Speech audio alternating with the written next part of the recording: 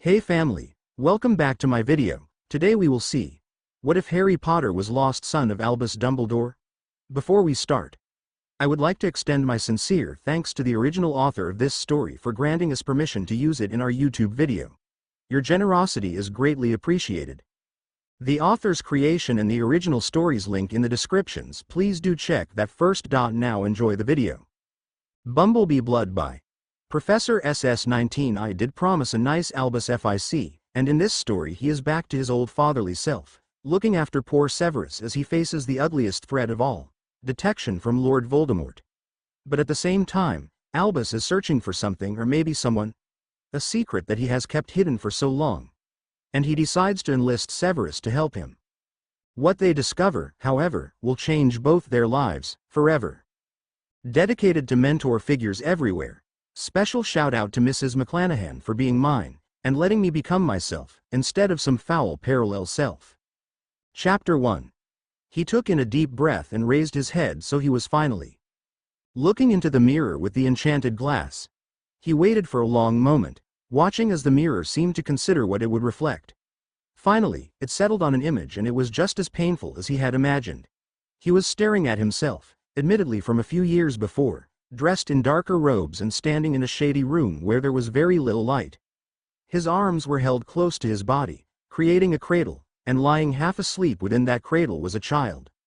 A baby, more precisely, of only a few hours old. He swallowed the lump that had formed in his throat and wished he had not decided to look into the mirror that showed him his heart's desire. "I'm so sorry about your wife, sir. There was nothing we could do." "She was not my wife," he answered abruptly. "The child?" "The child survives, and is perfectly healthy. You have a son." The nurse reached into the cot and lifted the bundle of white blankets and the tiny innocent creature resting inside. "Do you want to hold him?" He should have said no. He should have simply turned away and told them that he never wanted to touch the child. But he was foolish, so terribly foolish, and he had agreed. "Is he your first, sir?" The nurse continued as she crossed to him and carefully gave the child to him, adjusting the position of his arms to make them more supportive. He was about to answer when he was suddenly staring into the face of his child, and all words left him. The baby's cheeks were slightly flushed, but the skin was pale beneath that. Two perfectly shaped lips lay under the smallest nose he had ever seen, and there were the faintest wisps of hair upon his head. His eyes were round and wide with curiosity and wonder, stirred into awareness by the change of scenery, although he would not know what those emotions even were. The irises were a perfect shade of blue, and he knew where he had seen them before. "He certainly has your eyes, sir." Her soft words prompted him to look up at her. "He's perfect," he whispered, and he realized that the baby truly was, without a doubt, a definition of perfect. He was wonderful, unique, and completely sublime. He raised one finger and brushed it against the tiny clenched fist of his son, feeling the smoothness of the skin. The child was so fragile, so very vulnerable, and he never wanted to let him go, ever. He wanted to hold on to him in this one moment forever. He never wanted it to end, but it had to. He had made the decision long before the child had been born, but when he had looked into the face, his conviction had been shaken. Suddenly he wondered whether he was making the right choice, but in the end he managed to convince himself. This child was innocent. He was the physicalization of innocence, and he could not be dragged into a war that was not his fault. And he would be dragged in, that much was clear, so he would have had to let him go. He asked for some time alone with his son. He was not quite yet used to those words, no matter how many months he had had to understand what was about to change in his life. His son. He moved across the room and sat down upon a sofa, still cradling the child close to his chest. Those blue eyes were still fixed on his, unwavering. He adjusted the blankets slightly. "I'm sorry, child. I am so sorry, but you have to understand that I have no choice in this matter. I will not place your life at risk when you do not deserve it. If people were to find out about you, if they found out that I had a son, they would seek to destroy you. I have so many enemies, my dear child, and I wish there was something I could do to protect you. But the only way I can protect you is to pretend that you have never existed. I can place you in the care of someone who will look after you and raise you as if you were their own. That will be your new family, and you will never know about me." He paused, still looking into those blue irises and wishing, not for the first time, that he was not so powerful and popular. I love you, child. I want you to know that, because I loved you the moment I first saw you. And I will always love you, because you will always be a part of my life. Maybe, one day, when the war is over, I can seek you out and we can be reunited. I do not know how long that will be, but I will always be able to find you. He leant forward and pressed the gentlest of kisses to the baby's forehead. I love you so much, and know that I would give my life in a single moment to protect you. He noted to himself that the baby did not seem to cry, just watched him. You will be so brave. You have powerful wizard's blood flowing through your veins, my son. He had not named his child, because he did not believe he had that right.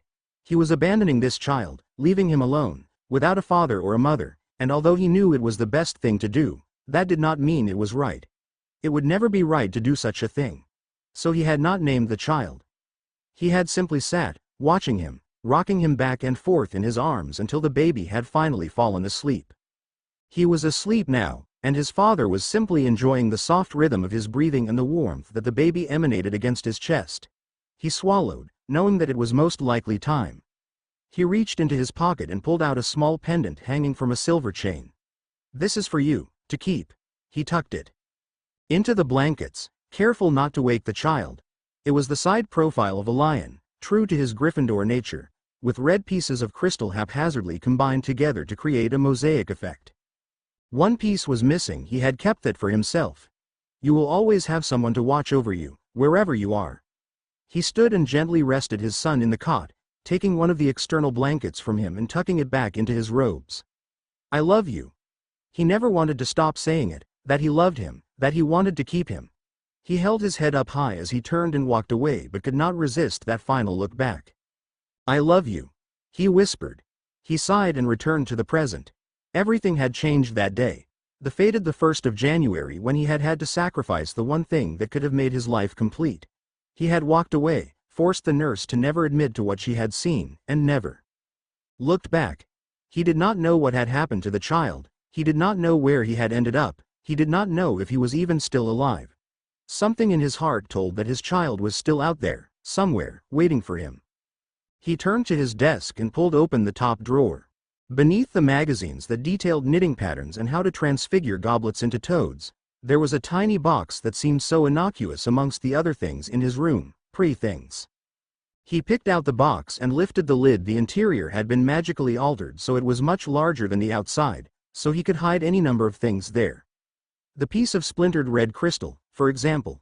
He had picked it up and held it in the palm of his hands so many times that the once jagged edges were now smooth.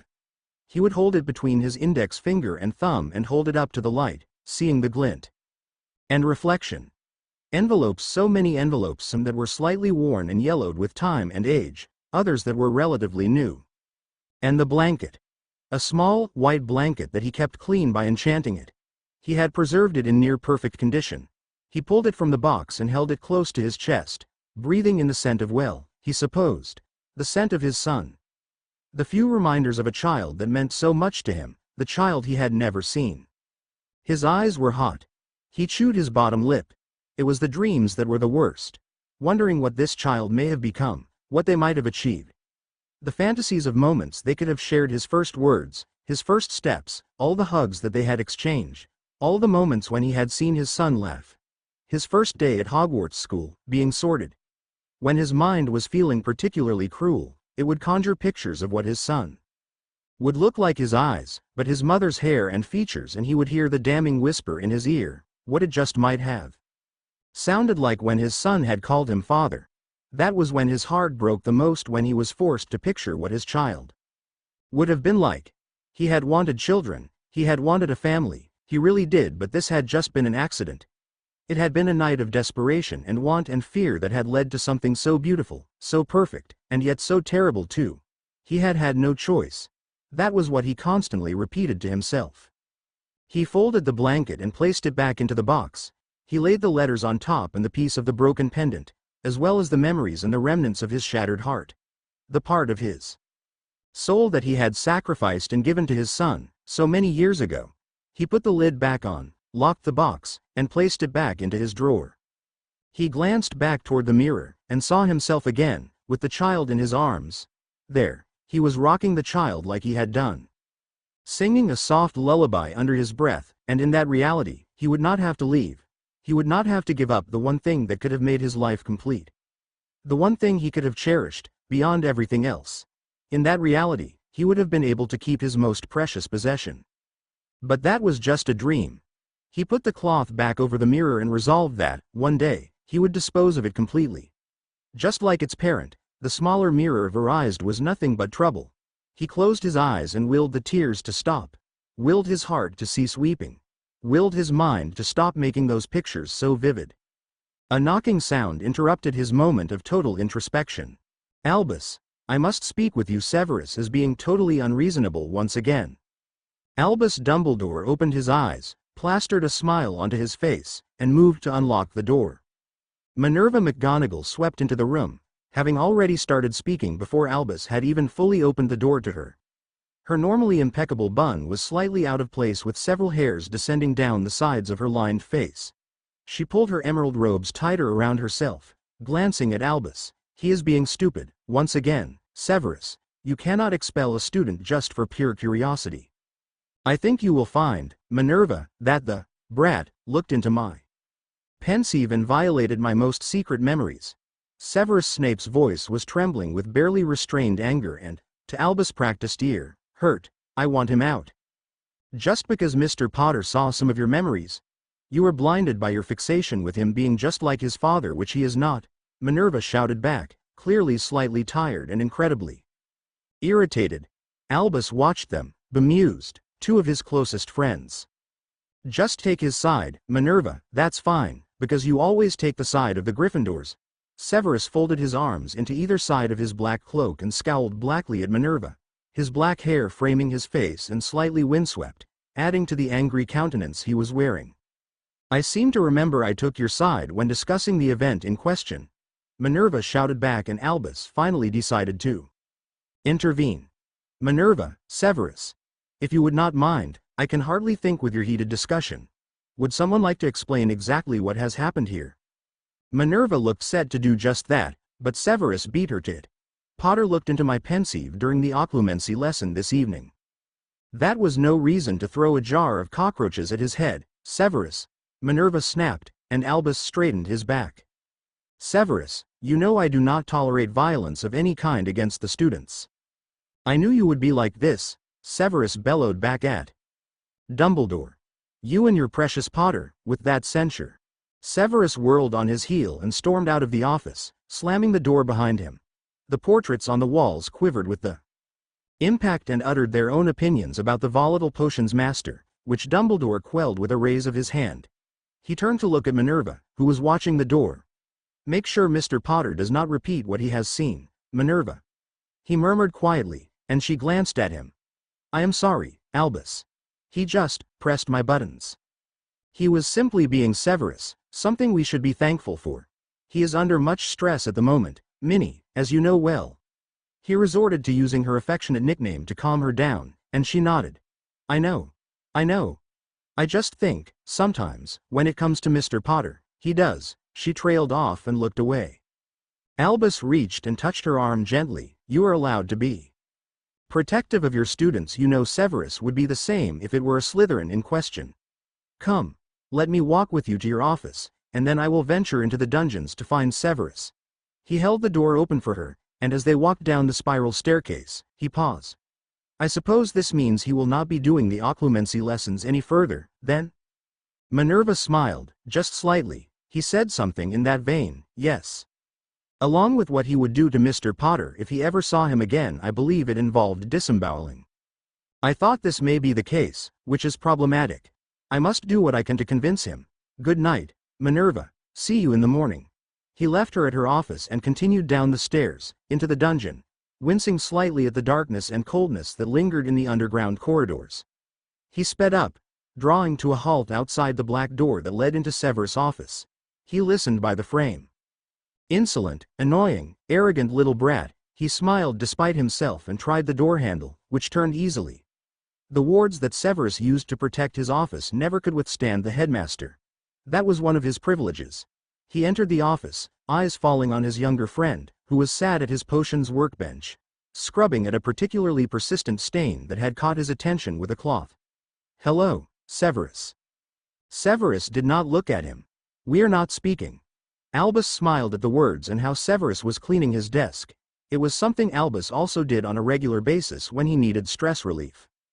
In that particular moment, Albus Dumbledore was probably the only person who would be allowed into Severus' office when Severus was this angry, and also the only person alive who would be able to come slightly nearer and then say, "Don't you think you are overreacting?"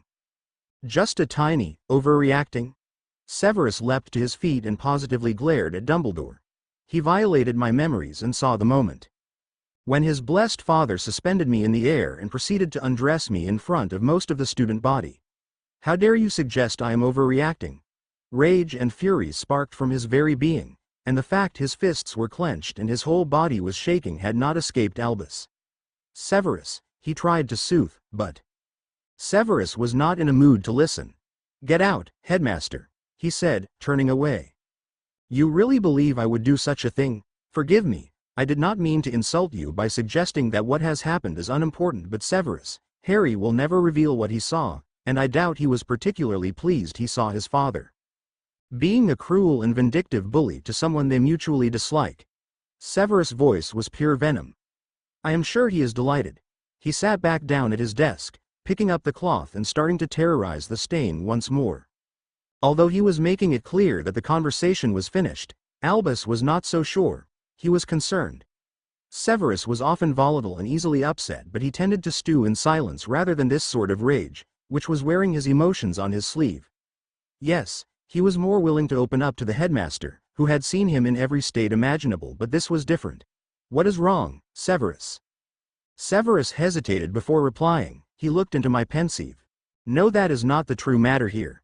"I can hear that." "Severus, look at me, my boy, please." He came closer, watching as Severus continued to clean the desk, even though the stain was now long gone. "Why are you using your left hand?" he asked suddenly. Severus stopped cleaning and was very quiet. Albus waited for an answer. Something was very wrong here. "What is it?" Severus looked in his direction and Albus saw something that chilled him to his very core. Fear. His friend was terribly afraid. Instantly he felt some sort of need to wrap Severus in his arms and tell him that everything would be all right, because he had never seen such an expression in Severus' eyes, not even on the night that Lord Voldemort had returned, a year before. He crossed to him and sat on the bench next to the desk. "Tell me."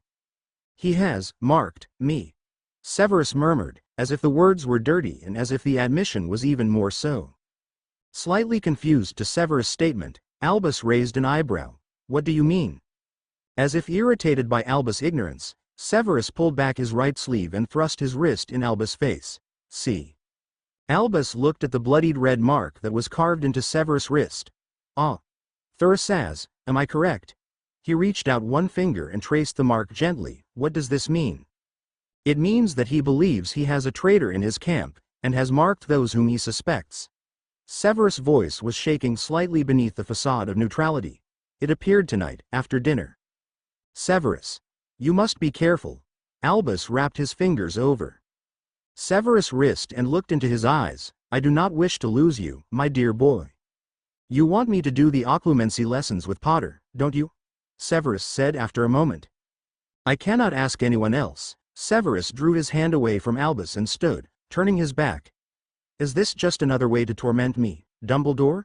He didn't see the wince of hurt from the headmaster. Using Albus' surname was a tactic so rarely employed to upset the older wisdom and convey just how hurt Severus was. "Severus," Albus admonished, "I would never intentionally hurt you, and you know that well. Please, consider what you just said. I need you to teach Harry occlumency because there is no one else better suited. I do not have the time, and you are more talented at it than I. You are incredibly gifted at occlumency, and I worry that if you do not teach Harry, then your position will be put at risk." Severus turned and looked at him. "And you think shameless flattery will change my mind?" Albus smiled. "I'm hoping so, yes." Severus folded his arms bitterly. "I will think about it." Albus beamed this time. "Thank you, my boy." He closed the gap between them. "What about Voldemort? How will you convince him of your loyalty?" "I have yet to know why he suspects me. I am sure he will inform me, in the near future. Probably the next time he summons me." Severus' countenance darkened. I fear he is testing me. And you do not know how to best answer his questions? Indeed? Albus felt pained. I wish I knew how to help you, my dear boy. I really do. But I cannot. He peered over his half-moon spectacles at the younger man. Promise me that you will be careful. I promise, Headmaster. You should get some rest. Good night, Severus, dear. Good night, Headmaster. Chapter 2 Bumblebee Blood. Thank you, one and all, for the magnificent reaction to the first chapter of Bumblebee Blood. Some of you have touched upon the real reason for this story. But what else did you expect from SS-19? As for Severus, and your fears, I solemnly swear that I will not kill Severus in this story. He will be alive, up until the final chapter. Does that reassure you? I hope that everyone enjoys this chapter as much as the last, SS-19. Chapter 2. It was Sunday afternoon. The weather was brilliant and bright, the sun streaming down on the grounds of Hogwarts and reflecting off the stone of the castle, transforming it into a gleaming fortress. The sky was clear blue, and the air was warm. It was comfortable enough. He was leaning against the trunk of the weeping willow that overshadowed the river, eyes closed. His book was resting on his chest, one hand still tucked amongst the ancient pages, marking his place with his thumb. The other was playing with the grass that was resting against his fingertips. He could hear the trickling of the small waterfall only a few meters away, and the buzzing of the insects that were busily going about their duty, oblivious to his presence in their little worlds. He was focusing on his breathing, feeling it enter his chest, linger for a few moments, and then release, feeling at peace. He shifted position, turning his head to one side. There was a sound that he did not recognize. Footsteps. He stayed in the pretense of being asleep, listening as the footsteps approached, faltered and then hesitated altogether. A minute when he knew his visitor was trying to work out if he was asleep, and clearly then decided that he was. Careful not to come too close and thus disturb the proverbial sleeping dragon, which he could be if woken without good reason or due intent. The footsteps padded toward him. Something was placed on the ground next to him, and then those steps started to recede. He finally decided to speak up. You can stay. Severus. I thought you were asleep. Did I wake you? Severus opened his eyes and glanced at the headmaster, who was stood a few meters away, expression a mixture of embarrassment and concern. No, I was simply enjoying the moment. Please, sit. He gestured to the ground, putting his book down and turning his attention to whatever it was Albus had brought. It was a small box. Is this cake? How did you guess? Albus replied with a smile as he forced his slightly creaking limbs to sit cross-legged upon the grass. You missed my invite to Sunday tea. He indicated the box, so I thought I would take Sunday tea to you. It did take me some time to find you. Pulling the lid off the blue box, Severus looked at him. This is the first place you looked, is it not? His eyes were knowing, and Albus knew he would not be able to lie to him. I know you too well, Severus. I know this is your favorite spot in the whole of the Hogwarts grounds. Albus looked around the clearing, near to the boundaries of the Forbidden Forest. The trees around the area were thick and almost pressing, which was enough to turn away the most curious of student. And yet inside there was this place where the trees parted and the river flowed, and it could be incredibly beautiful. Severus had discovered it when he had been a student, and since then, it had become his chosen place for reflection and general relaxation. Albus had sought him out many a time here, in various emotional states, although most of the time, when he was here, he seemed content. He especially liked the weeping willow, against which he was sat now. Ah, chocolate cake. You remembered, then. Severus appraised, still investigating Albus' gift. I am surprised it took you this long, headmaster, to realize that I like chocolate cake. It seems so unlikely, Severus. We have tried nearly every dessert imaginable in my office, and yet, I never thought to offer you chocolate cake, even if it does come from perhaps the most ingenious cake maker in Hogsmeade. Albus smiled at his younger friend. I even brought a fork. So I see. There was a moment of comfortable silence as Severus took a forkful of the cake and indulged himself in the mouthful, staring out at the river. Once he had swallowed enough of the cake to be able to talk once more, without spraying Albus with a shower of crumbs. I am sorry that I missed your invitation. I sent it to you this morning. I assume this means you have been out here for much of the day? Is there any particular reason for this self-reflection? Albus prompted, picking at the grass next to his foot, trying not to seem too curious in why Severus had removed himself from the castle. I was here last night, too, in fact. Severus answered, fidgeting with his fork. I needed some time to think. I find that is easiest to do when I cannot be disturbed. He continued to eat his cake, savoring the taste, before returning his gaze to the headmaster. I was contemplating my next move in terms of the Dark Lord. Albus nodded. I assumed as much. You just have to pretend that nothing is out of the ordinary. He will not want you quivering with fear. He admires you because you are stronger than that. But I understand your concern, Severus, dear. Do you think it is a serious threat? It took a while for Severus to answer. He had returned to staring out across the river, eyes focused on a point that was far beyond Albus' world. One does not know until they have seen the Dark Lord. I cannot judge his mood from afar.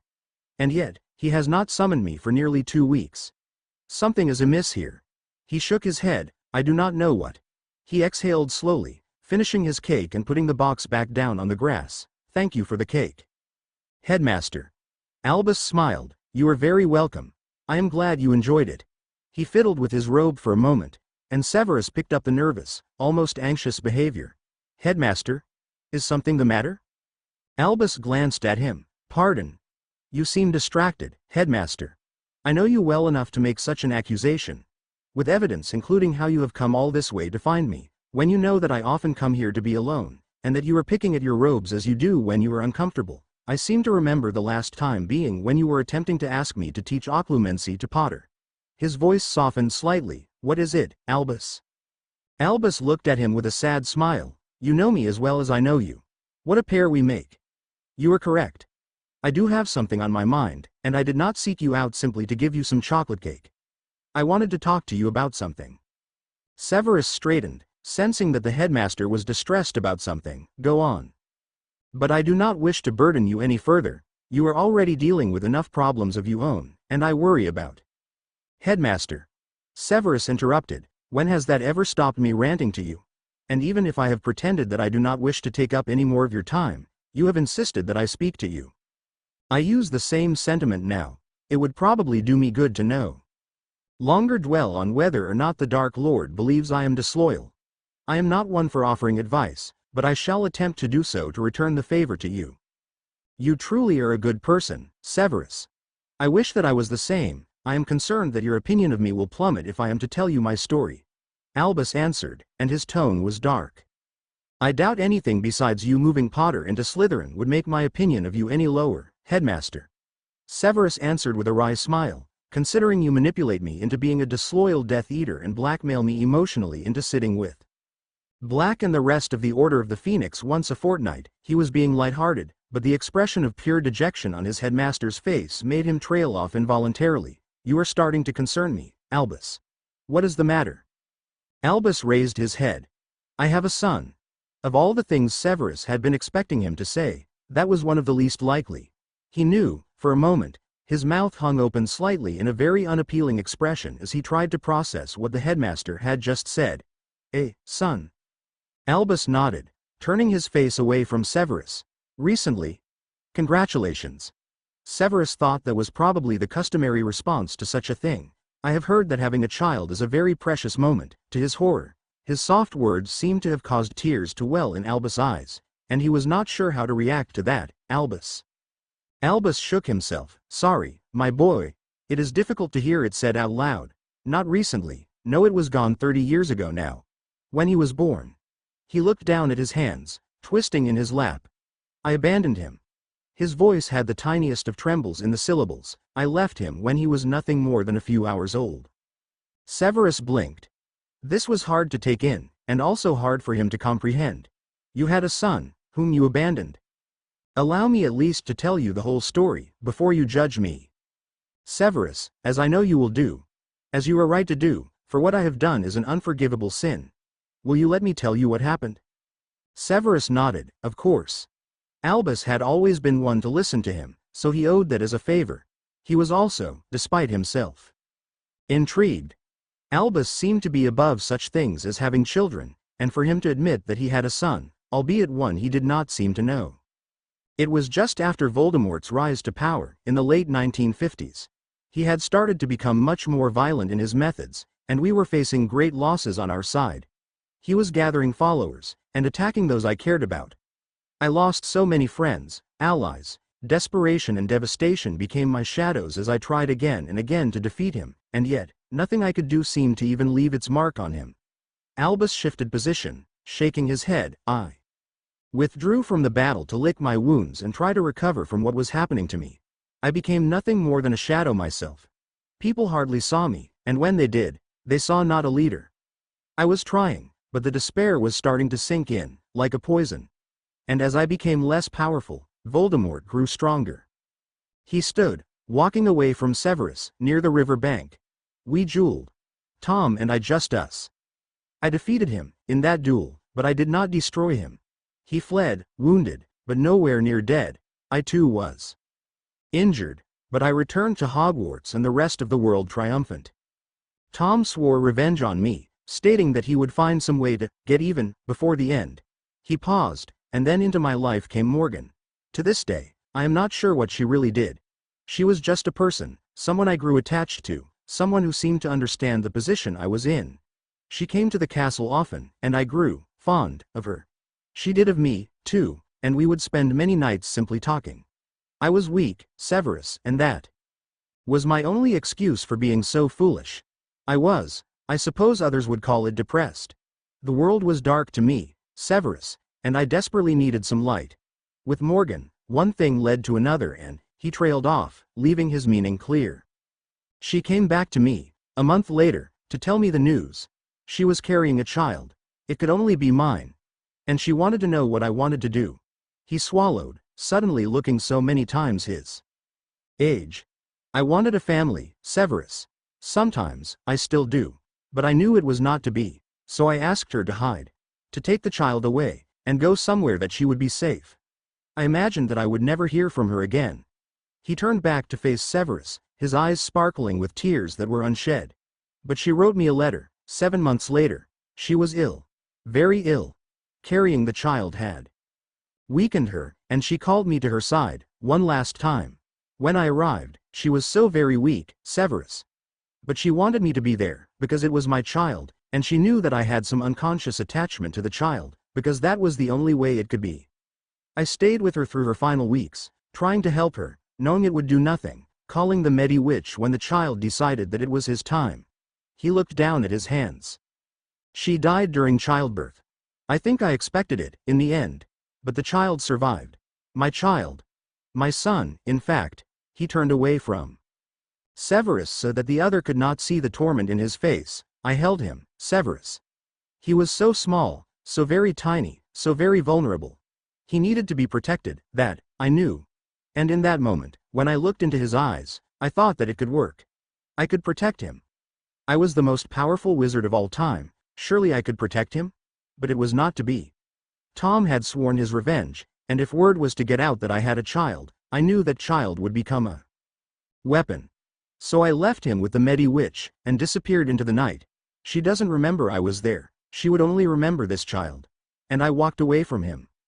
Severus sat still, waiting to see if the headmaster was going to continue his story, or whether it was finished. You did the right thing. He said finally, you were correct. The Dark Lord would have stopped at nothing to take that child from you.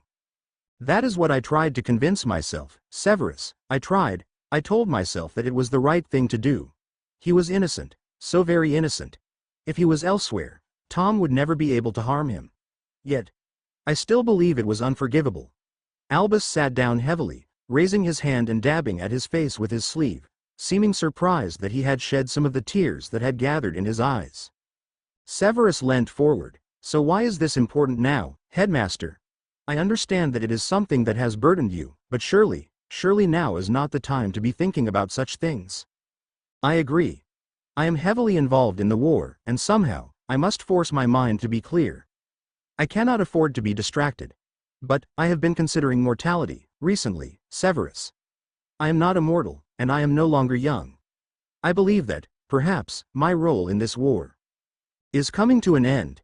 He raised a hand. Do not interrupt me, Severus, because you cannot deny the passage of time or the aging of the human body, mind and soul. I know the idea would frighten many of you, but I am not immune to fate. I have decided that, I want to find him. I want to find him, so I can look into his eyes, I remember his eyes more than anything, Severus, in that one memory I have of him. I remember that they were just like mine. I want to find him. I want to be able to hug him, just once. Albus raised his eyes to Severus. Will you help me? Severus stared at him. Me? I do not think I can trust another. You are the only one who knows that I have a son, Severus. But I cannot continue to pretend that he does not exist. I believe he has been placed in the Muggle world, because that was what I instructed on the parchment left with the boy. I wanted him to stay out of sight. You must know how someone could track down such a child. Albus. He could be anywhere in the world. You would have to find the Medi Witch, find out which orphanage he was placed in. There are thousands of families who may have taken such a child in.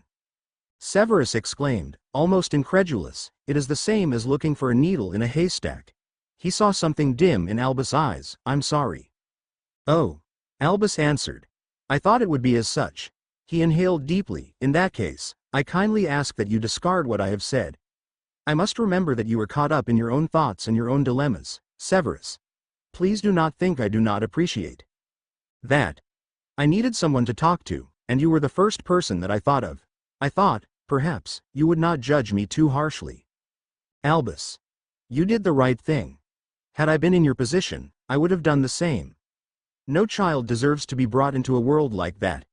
But I do not believe it will be as simple to find him as you are hoping. He reached out and touched the headmaster's elbow. I understand the sentiment. Try, by all means. But you are right that you also have things to be concerned about, headmaster. You need to focus on the war. We need you. He left the sentence unsaid that would prove he had some sort of emotional dependency upon the headmaster, and instead just tried to smile in what he hoped was a reassuring manner. Albus nodded. You are right. Thank you, Severus. I feel better for simply having spoken to you. And now, I think I will leave you read your book. I do not wish to take up too much of your weekend, after all. He pushed himself to his feet. I take it the cake was to your liking? It was indeed, headmaster. Severus picked up his book. I shall see you at dinner. Albus walked away, leaving Severus staring at the pages of his book. But the words were not going in. His mind had wandered. Was it possible to find the Medi Witch that Albus spoke of? Possibly, if he looked through the records, found those that would have been near to the area at the time, then he could ask if she had ever been left to deal with a child she did not recognize. He sat up straight. Surely that was possible.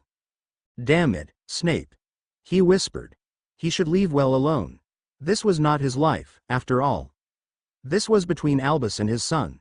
But still, if he were in this situation, Albus would move mountains for him. He stood, gathered his books and other things, and headed for the castle. Chapter 3 Bumblebee Blood. I love this little story so much. It's one of my favorites. Happy face. I am so glad everyone else is enjoying it as much as I am enjoying writing it. I did think Severus would probably like something as simple as chocolate cake. He seems the type. Death by chocolate, maybe. Anyway, on with the third chapter, in which we see just what a wonderful person Severus is, and we start to see what it means to be marked as a traitor. But I stand by my promise in the earlier chapter. I do want to remind everyone that this is and although it runs alongside canon in some respects, Voldemort isn't quite so subtle and silent as he was in the Order of the Phoenix. No, he likes to attack things. Namely the Ministry of Magic, SS 19 Chapter 3. Severus Snape was walking along the corridor leading to the second-floor staircase, robes billowing out behind him, face set in a scowl. He had not slept well last night, and thus was feeling grumpy this morning. He had already taken 100 points from Gryffindor in less than 1 hour, which was perhaps a record for him considering they were not from Harry Potter and his miserable friends, and students and staff alike were keeping out of his way.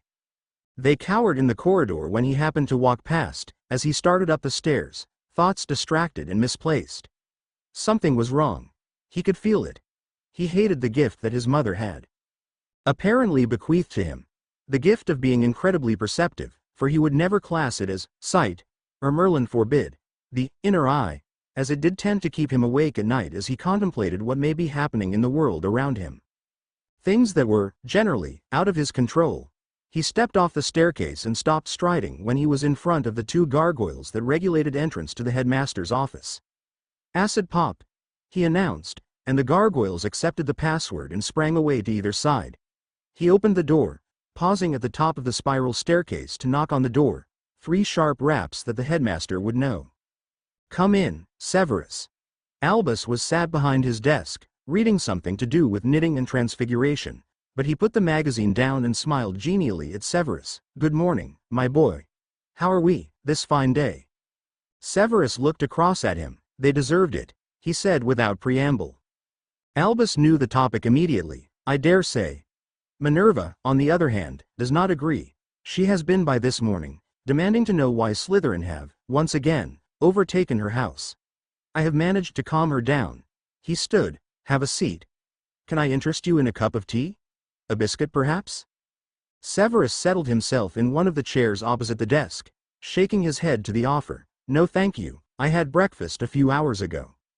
"So, how can I help, my dear boy? Is there something bothering you?" Albus asked, seating himself once more and leaning forward, blue eyes examining Severus, curious as to the boy's appearance in his office at 11 o'clock in the morning. "I have a contact at St. Mungo's," Severus said softly. "I asked them for some help. They helped me to compile this list." He pulled a piece of parchment from his pocket, and handed it to Albus. Albus read it, seeing a list of names and not quite fathoming. Severus raised his head. "It's a list of the Medi witches who were also doing midwifery at the end of the 1950s, and the counties they were primarily working in. I thought, perhaps, a name might ring a bell to you, or you could at least do some initial inquiries. About your son, I mean." Albus stared at the list, suddenly speechless. He swallowed and looked across the desk at Severus. "You did this?" "I thought I was too quick to dismiss what you asked me to help with." Severus' tone had turned apologetic. "I understand how important this is to you, and then I remembered Lucy at St. Mungo's, who owed me a couple of favors. We put the list together last night. It's probably no help, but I thought it was a start. I know you said that you did not remember her name, but I thought that you might be able to write some letters and find out if any of them knew of a child that was passed into the Muggle world." He rested his hands on the desk and pointed to the list. "I really do hope it helps. Whoever the boy is, you need to find him. They need to know the truth about who they are." Albus suddenly grasped one of Severus' hands in his. "You truly are a wonderful person, Severus Snape." His voice was trembling slightly, and his eyes sparkled. "I cannot believe you would do this for me." Severus smiled. "I assumed you would do the same for me if our positions were reversed. As I say, Lucy owed me some favors." Albus clenched his fingers. "Thank you. You have no idea what this means to me," he murmured, and Severus tightened his own grip. "I hope you find him. I really do." "I do not deserve you," Albus answered. "Well, I am glad that thought has finally hit you, headmaster," Severus replied, words tainted with sarcastic humor. There was a sudden explosive noise from the fireplace, causing both Severus and Albus to look toward it in alarm. Alistair Moody's face appeared in the flames. "Albus." Albus let go of Severus' hands and moved nearer to the fire. "Here, Alistair. What is the problem?" "Voldemort has set about attacking the ministry. We have stopped him, but there are casualties."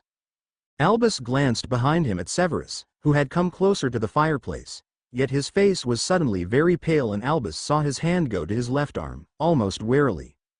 "How many?" "Several ministry officials. We got one Death Eater, but he doesn't seem to be part of the inner circle."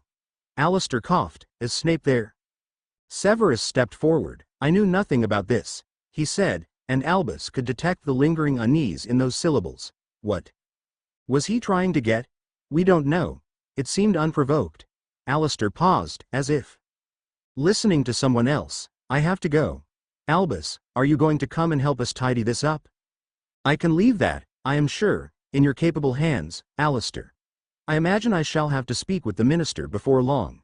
Be careful," he warned the younger Auror friend, before Alistair withdrew and Albus sat back against the floor, looking at Severus. "You did not know about this?" Severus shook his head. "No, I did not know anything about it." His expression was troubled as he lowered himself into a chair and, in a rare moment of vulnerability, buried his head in his hands. "He suspects me." His syllables were muffled by his palms, but Albus still heard. "No, you see, this is good. This means he will think the spy is elsewhere, surely, if it was information fed to the Order." Severus' head shot up. He would never feed anything like that to someone he believed was a spy. Granted, this works in my favor for the moment, but he still must think I am a threat for him not to include me in something as important as the Ministry of Magic. He massaged his forehead with his fingers. This is falling apart where we stand. Albus crossed to him and sat on the footstool near to the chair, reaching out and pulling Severus' hands back from him. Face, do not think like this. You need to believe he trusts you, Severus. You have done nothing to make him believe otherwise. Severus looked at him for a long moment before answering. He does not always need a reason. He just knows these things. Well, I just know things too, and I know that you are still held in some sort of favor. I believe that because you would not be here now if he suspected you to be a traitor. He had marked you, but I believe that is just to threaten you, to test your resolve. You need to stay strong on this, my boy. He smiled lopsidedly at Severus. Trust me. Trust you, headmaster? He paused, watching those blue eyes, implicitly. Good. Do you want to? Albus broke off when Severus suddenly recoiled, one hand suddenly covering his dark mark. In the middle of the day, Albus prompted, as Severus fought the nausea that was associated with the summons and raised his head. I'm scared, he murmured, almost too quiet for Albus to hear. Albus leaned forward. Listen to me. There is nothing for you to be afraid of. Not yet. You need to go. Severus pulled his arm tighter to his chest and, for a moment, seemed like he was going to shake his head and say that it was all too much for him. But he didn't. He stood and Albus did so simultaneously, resting one hand over Severus' sore arm. Make sure you come home to me. Severus nodded and pulled away from Albus, leaving the headmaster stood watching the door as it swung closed behind him. He counted the minutes and then finally crossed to the window, watching as a figure crossed the grounds and disappeared into the darkness of the forbidden forest. He pressed a hand to the glass and watched him go, knowing that he would have to find someone to cover his lessons and feeling ever more uneasy. Voldemort had never summoned Severus in the middle of the day. Why was his heart thudding so painfully? Why was his stomach twisting in such a terrible way? He turned back to his desk and looked at the list that Severus had brought him. The boy had done that for him, gone to St. Mungo's, had the courage to do the one thing Albus had never been able to do, to actually start searching for his child. Severus had done it without thinking, and it was that would spur Albus on, but only. When Severus was back in the safety of the castle, he put the list in the drawer and closed it, exhaling slowly. What if Severus never came back to the castle? He found his traveling cloak and snatched a handful of flow powder from the pot by the fireplace, throwing it into the fire and shouting. Cornelius' office. Cornelius Fudge was not one of Albus' favorite people, but he was Minister for Magic and for that reason, Albus always tried to remain polite and genial in his presence. Good morning, Cornelius. Cornelius was sat behind his desk, drinking from a glass of whiskey, paper white and seeming much older than he actually was. He barely glanced at Dumbledore. You're too late, Dumbledore. You know who has left his mark. Then you admit he has returned, Cornelius. You were, of course, warned. Albus murmured. He did not want to seem overly triumphant, but at least now things could be done about Voldemort. How many were killed? 14. Cornelius stood. Why were we not warned? Dumbledore? Do you not have a spy in his midst? Did you not tell me that, so many years ago? Albus stood straight. What are you suggesting, Cornelius? That I am losing my touch. I am suggesting, Albus, that we were not warned. Where was your spy? Cornelius shot back, and Albus felt the rage flood his veins. If my spy had been aware of such a thing, he would have informed us. He has been incredibly good, these past few years, Cornelius, and I will not allow you to besmirch his name. He is fighting for our cause even now, and is a much braver man than you could ever hope to be. Than any of us could ever be. You risk losing much of my respect, Cornelius, should you question his intentions. Cornelius did seem cowed by Albus' thunderous tone and blazing blue eyes. How do you know you can trust him? He demanded, still willing to speak above a normal level of voice. Albus folded his arms and stared at Cornelius. Because I know. Now, I suggest you tidy up the mess that has been created here and attempt to hide much of it from the Daily Prophet, although I imagine Miss Rita Skeeter has already found and written her story, although I believe you think that all publicity is good publicity. Consider this. Cornelius. Voldemort is very much alive. He stopped when Cornelius flinched. Yes, Cornelius, Voldemort, and if you do not wish to be considered a weakling by those who should respect you, you would do well to start being brave enough to at least say his name. It is just a name, after all. He stepped away. I bid you good day. There will be more attacks, and I would suggest that you must have leaks within your number. Perhaps, instead of casting aspersions on my spy and his loyalty, you could look through your own ranks and find out who is passing information to them. He turned and headed back for the fireplace, leaving Cornelius Fudge stood stunned and shocked, frozen in place. Lunchtime came and went. Albus forced himself to appear at that mealtime, even though staring at Severus' empty chair concerned him. He picked his way through some mashed potato, his appetite very much gone as he considered what might have happened to Severus. Meetings normally lasted only a few hours at the most. He shook his head and tore his eyes from the chair, tuning back into the conversation that Minerva and Pomona were having across the table. Did you hear about the attack on the ministry? Pomona was asking Minerva, who nodded in response. I assume this will finally jolt the minister into action.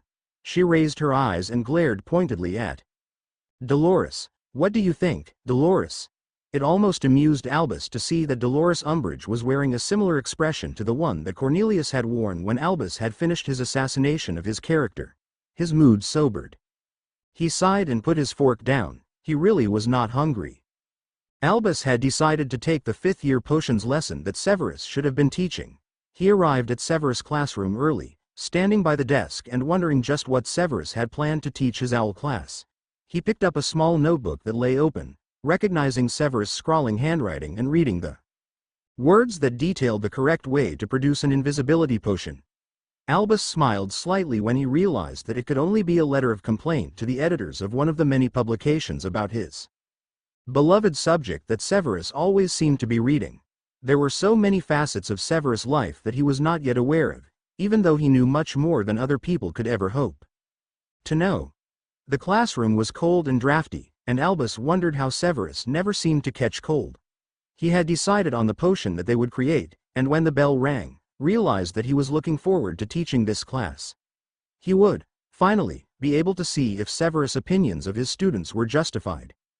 His presence was greeted by much approval from the Gryffindors and not particularly well-hidden dismay from the Slytherins.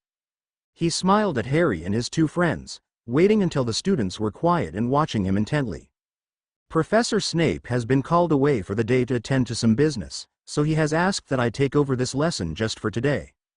He was well aware that Draco Malfoy had sat up in his chair, narrowing his eyes at Dumbledore, clearly wondering what Albus actually meant by his words. So, I thought we might brew something I find incredibly useful in everyday life, an elation potion. It helps to turn any day slightly more happier, and I believe you will find the instructions on page 61 of your textbook. He imagined that Severus had never asked his class to turn to page 61 in his whole near 15 years of teaching. I assume you know where to find your ingredients. You have 1 hour, and then I shall collect the results and leave them for Severus to examine when he is back. He started to patrol the classroom as he assumed Severus most likely did, and paused by Harry's desk when the boy looked up at him. Where is Snape, sir? Albus chastised him in his normal good-natured way. Professor. Snape is at a potions conference, that is all. Harry was, of course, aware that Severus was a spy. When Albus turned, he noted that Master Malfoy had been listening intently for his answer too. He assumed that Draco knew more about the Death Eater goings-on than most, knowing the affiliations of his father. Albus also knew that he was fond of Professor Snape, as were all the Slytherin students. For their head was just and fair and undeniably incredibly biased toward his young serpents. He wished that Draco had slightly more respect for him, because he would have been able to talk to him, but Draco Malfoy only ever spoke to Severus. After 60 minutes of brewing, Albus called the lesson to a close just before the bell rang. I can imagine that you must have much revision to do, so no homework assignment for this evening. I will remind you all, though, that owls are incredibly important and will determine much of your future career, so please, study hard and well. Dismissed. Harry approached him when all the other students, besides his friends, had left the room. What happened at the ministry? Professor? Albus pursed his lips, and how are you aware of such a thing? Serious. Harry replied, trying to look as though that was not breaking several rules at once. Is that where Snape is? Professor Snape is simply carrying out his duties, Harry. It need not concern you. I am sure he will also return to teaching you next week. I am glad he had agreed to teach you remedial potions, for I feel you will find it incredibly useful. Off with you now, my boy. He smiled kindly at Harry and watched as he left. The room was now empty, or so he thought, for there was a shuffling noise by one of the desks that suggested otherwise. Is something troubling you, Mr. Malfoy? Draco's blonde head shot up from behind the desk. No, I was tidying up. Albus nodded. Very well. Hurry along to your next lesson, he said softly, waving his wand at the board and clearing the mess he had created on Severus' desk over the course of the lesson. Draco stood and headed for the door, but then lingered. He turned back, as if about to say something. Albus did not look up from his desk, but was aware that Draco was struggling. As Draco finally decided not to talk to the headmaster and disappeared, Albus called after him, Your head of house will be fine, Mr. Malfoy. Severus' chair was empty once more at dinner, now past 7 o'clock. He had been gone for over 8 hours. Rumors had started to spread like wildfire amongst the students and staff, and Albus wasn't exactly sure how to quell them. This was out of the ordinary, and Albus was beginning to worry. More so than usual. He always worried when Severus was away, but this time. Did you say Severus was at a potions conference today, Albus? Pomona asked, trying to cover the absence, as Dolores was making notes on her clipboard. Albus looked over at her. He is indeed. He has been telling me about it for quite some time now. Wolfsbane, I believe, it is centered on this time. He turned his attention back to his plate and knew that he was being watched. He raised his gaze and his eyes met Minerva's, who knew very well that there was something out of place. Her eyes wandered to Severus' chair and then back to Albus, who exhaled slowly and tried to swallow another mouthful of shepherd's pie, despite the lump that had formed in his throat. It was the students sat by the left-hand side of the hall that saw it first, gasping and exclaiming as a silvery raven suddenly swept into the great hall. Walls clearly no obstacle as it moved through them in a manner similar to the ghosts. Landing in front of Albus at the main staff table, he reached out to touch the raven's crest, knowing what it signified as the raven did not speak, but simply looked at him. Albus leaned forward and murmured to the patronus, Tell him I'm coming. He stood, as the raven took off once more, knowing that he had attracted much attention but suddenly not interested in the stares and the murmurs. The patronus told him only one thing. Severus was here, but unable to make it to the castle.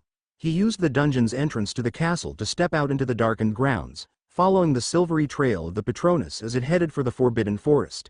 He followed it first at a walking pace, but then quickened it to a near run as he realized just how far away Severus was. It suggested that he had not been able to do much more than simply apparate. At night, the forest was much more oppressing than it was in the day, and even Albus felt slightly uneasy. He reached into his pocket for his wand and lit the tip with a non-verbal lumos, eyes still fixed on the patronus. The bird had landed a few feet away, and Albus could see by the light of his wand the figure that had cast the patronus originally. He pointed his own wand in the direction of the castle, creating his phoenix patronus. Go and fetch Poppy Pomfrey. Bring her here, he commanded, before crossing to Severus and kneeling beside him. Severus? Are you still conscious?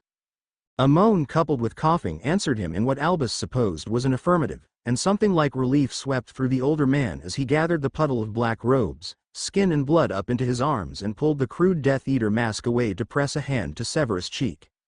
Severus Raven Patronus, still sat on the branch of the tree, was creating enough light for Albus to see Severus' eyes, that were open and focused on his face. He cradled him close to his chest, listening to Severus' stuttering breathing and realizing that he was incredibly cold. Finally he was able to speak. Poppy's coming, Severus. Where does it hurt? Severus seemed unable to respond, turning his head away and his eyes fluttering close. No, Severus. You need to stay conscious.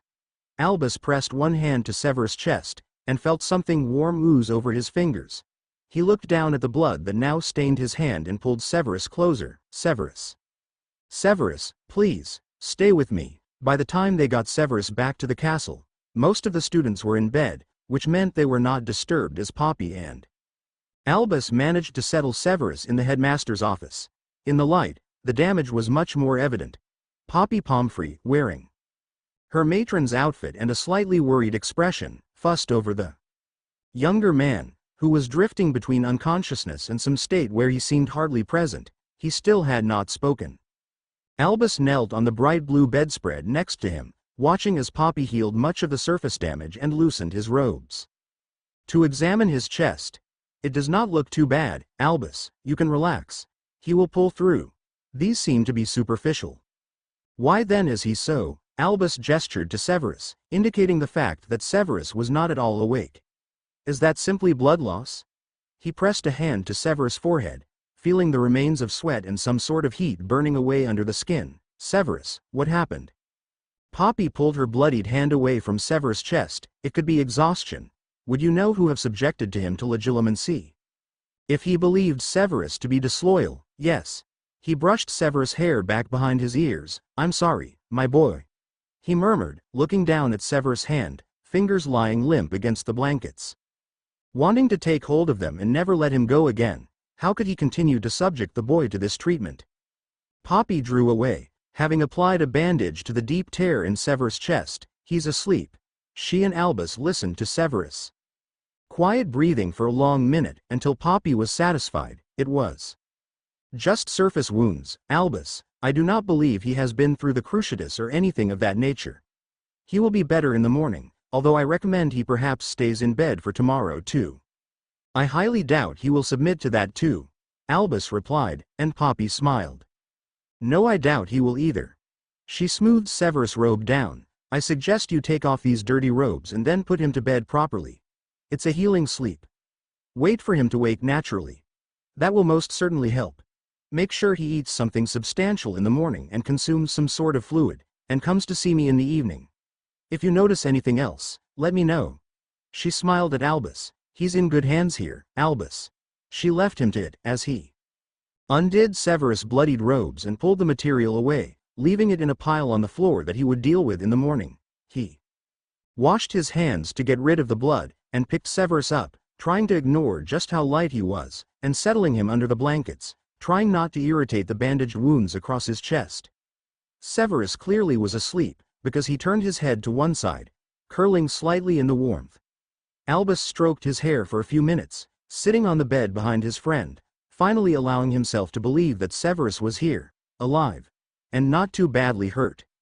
He was planning to watch over him the whole night, but sitting here, comforted by the warmth and listening to Severus next to him, he suddenly felt tired.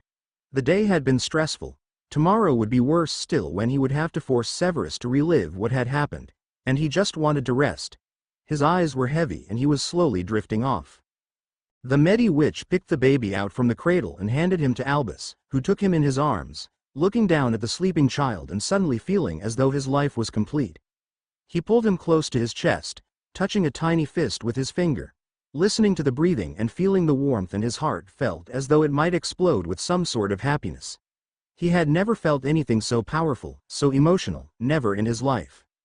He's waking up, the Medi witch murmured, and he smiled at her. Thank you, Poppy. The child's eyes flickered open and he smiled at his son, looking down into his eyes, seeing them for the first time. Black eyes, or perhaps very dark brown. No, definitely black, black like onyx in the midnight sky. Chapter 4 Bumblebee Blood. This is the fifth and final rewrite of this damnable chapter, which has twisted and squirmed whenever I have attempted to approach it, so here I am, determined to write it. I have finally found an angle I am happy with. SS19 Chapter 4. Diagon Alley was busy at midday, Albus Dumbledore thought to himself as he cut through the crowd sleekly and headed toward the apothecary on the corner between Nocturne Alley and the mainstream street. He was wandering, but practically invisible, so he was not stopped. He did not care for publicity today. People would demand answers from him, and he was not willing to give them. He pulled his hood back and stepped into the apothecary, letting the door swing closed behind him and focusing on the dark shelves and even darker corners of the shadowy shop. He was here to pick up something for Severus. Although he was not sure what, just yet. It was supposed to be a surprise, after all. The boy was awake and back in his office. He had woken at 11 o'clock that morning, and had been quiet. More so than usual. Severus was always subdued when he returned from Death Eater meetings, but this was a different sort of quiet. He had hardly spoken to Albus, and had spent a long time in the headmaster's ensuite bathroom. Albus hadn't been able to hear anything, but after Severus had left, a peculiar shade of white, he had a terrible feeling that the other had been throwing up, which was most unusual. But Albus had let him go, knowing that Severus preferred to be alone when emotionally unstable. He saw it as a weakness, showing emotion. Albus understood him enough to let him go. He hated to infringe on the other's solace, anyway. The jars of pickling animals and shelves filled with various herbs and liquids in tiny glass bottles were not particularly inspiring. He was an accomplished potioneer, of course, but sometimes he felt out of his depth when Severus decided to experiment with something new. Much choice, is there not? Albus turned to see who had spoken to him. A hunchbacked woman was stood watching him, holding a basket that seemed to be filled with eyeballs. She saw him looking, predicting the unknown. This was her offer of explanation, and Albus realized she was a seer, or at least, someone who claimed to see the future. He nodded vaguely in her direction. He was not fond of seers, except those he had a personal affinity for, such as Sybil. He believed that most were frauds, who liked to scaremonger and cause much havoc. "You are looking for someone," she said, prompting him to look at her again. "Isn't everyone?" he replied, as airily as possible. The eyes in the basket seemed to be watching him, and he felt slightly unsettled. "Someone important. The prince. He has the answer." She tilted her head to one side. "I see a black future. Do not flinch, Professor Albus Dumbledore. Flinch, and you will lose your most precious possession." Prince? What prince? There were no princes in the wizarding world, of that, Albus was sure. Yes, indeed. The prince. The Prince of Wands. Or perhaps the Prince of Swords. She seemed to be rambling to herself, as she shuffled away. Albus watched her go, before looking back to the shelves. "Can I help you, sir?" The apothecary owner had finally returned, and glared at Albus in the dim light. Prince of Wands. Or perhaps the Prince of Swords. Albus turned his head and watched where the woman had once stood. He did not like to believe seers.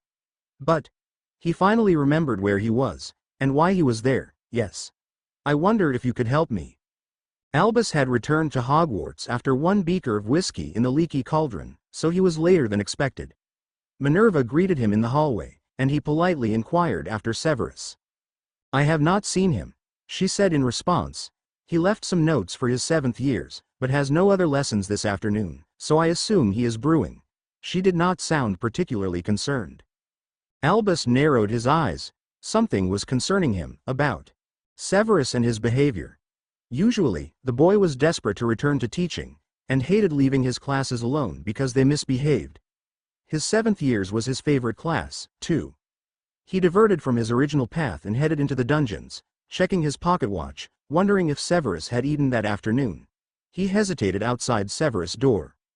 The wards were strong. Incredibly strong. Albus was not sure if he could penetrate them. Clearly, Severus did not wish to be disturbed. He knocked, instead. "Severus? I went to the apothecary in Diagon Alley and brought something back for you. Bribery and corruption." He smirked, as he looked up and down the drafty dungeon corridor and wondered if installing enchanted windows really would ruin the atmosphere, as Severus so vehemently stated. There seemed to be no response. Severus? Maybe Severus was not in his office, although the wards suggested he wanted to be alone. Albus did not like these mood swings. "Severus, do not make me force my way in." Still nothing. He raised one eyebrow at the door handle, allowing Severus one final moment to reveal himself. He had to smile. He was picturing the 11-year-old boy who had entered Hogwarts such a long time ago. Albus would never have been able to tell, back then, that Severus would become quite so important to him.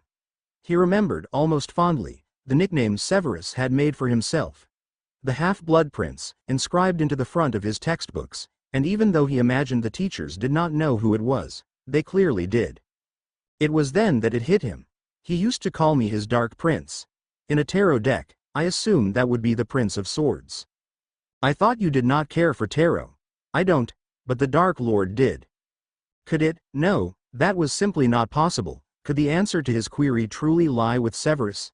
No, he would know, surely, if Severus was. It was just a seer. She would never be able to. But then how would she know that Severus had referred to himself as the Prince of Swords?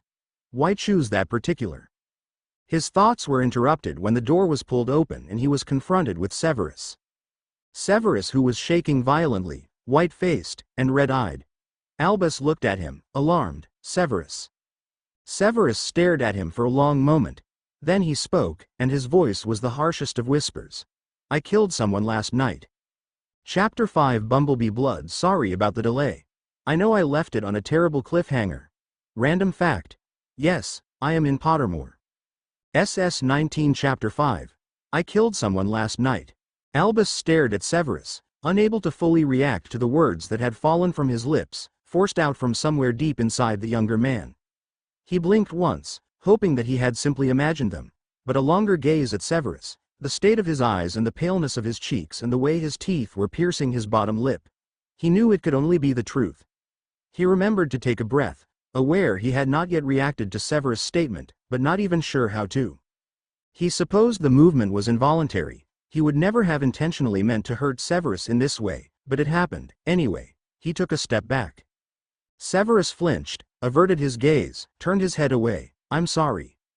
Albus shook his head. No, Severus, I'm sorry, that's not what I meant. I knew it would be this way. You cannot stand to look at me. I had no choice, Severus shouted in response, voice trembling, and before Albus could say anything, he had turned away, slammed the door closed, and Albus was left in the corridor, still reeling.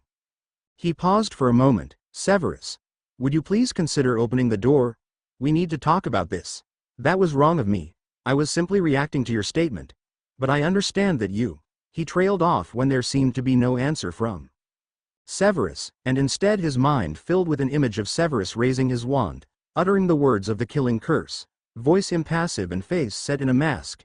He imagined Lord Voldemort's delighted laugh, the praise he would heap upon Severus, the fact it must have been a test. He hardened and sharpened his voice like a knife.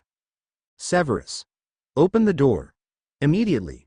He did not like speaking to Severus as if he were a mere child, but sometimes, a reminder of authority helped to cut through the protection that Severus built around himself. It worked.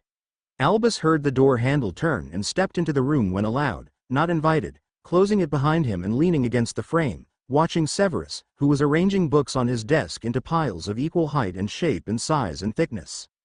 This continued for at least 5 minutes, before Severus raised his head. It was a muggle. The pure disgust in his tone worried Albus, knowing it was aimed only at himself, and not the fact it was Lord Voldemort who manipulated such hatred and death, and Severus.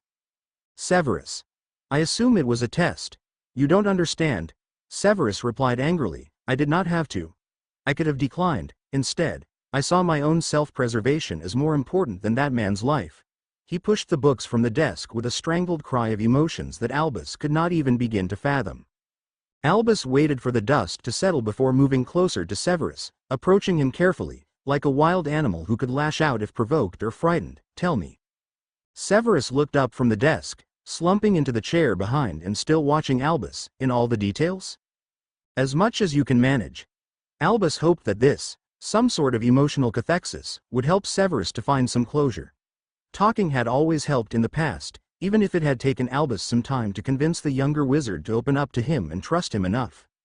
Severus nodded, knowing that he would only have to speak when he was ready, that Albus would wait until he was able. He ran his tongue across his bleeding bottom lip, tasting metal, scratching his nail against the wood of his desk. It was the aftermath of a raid.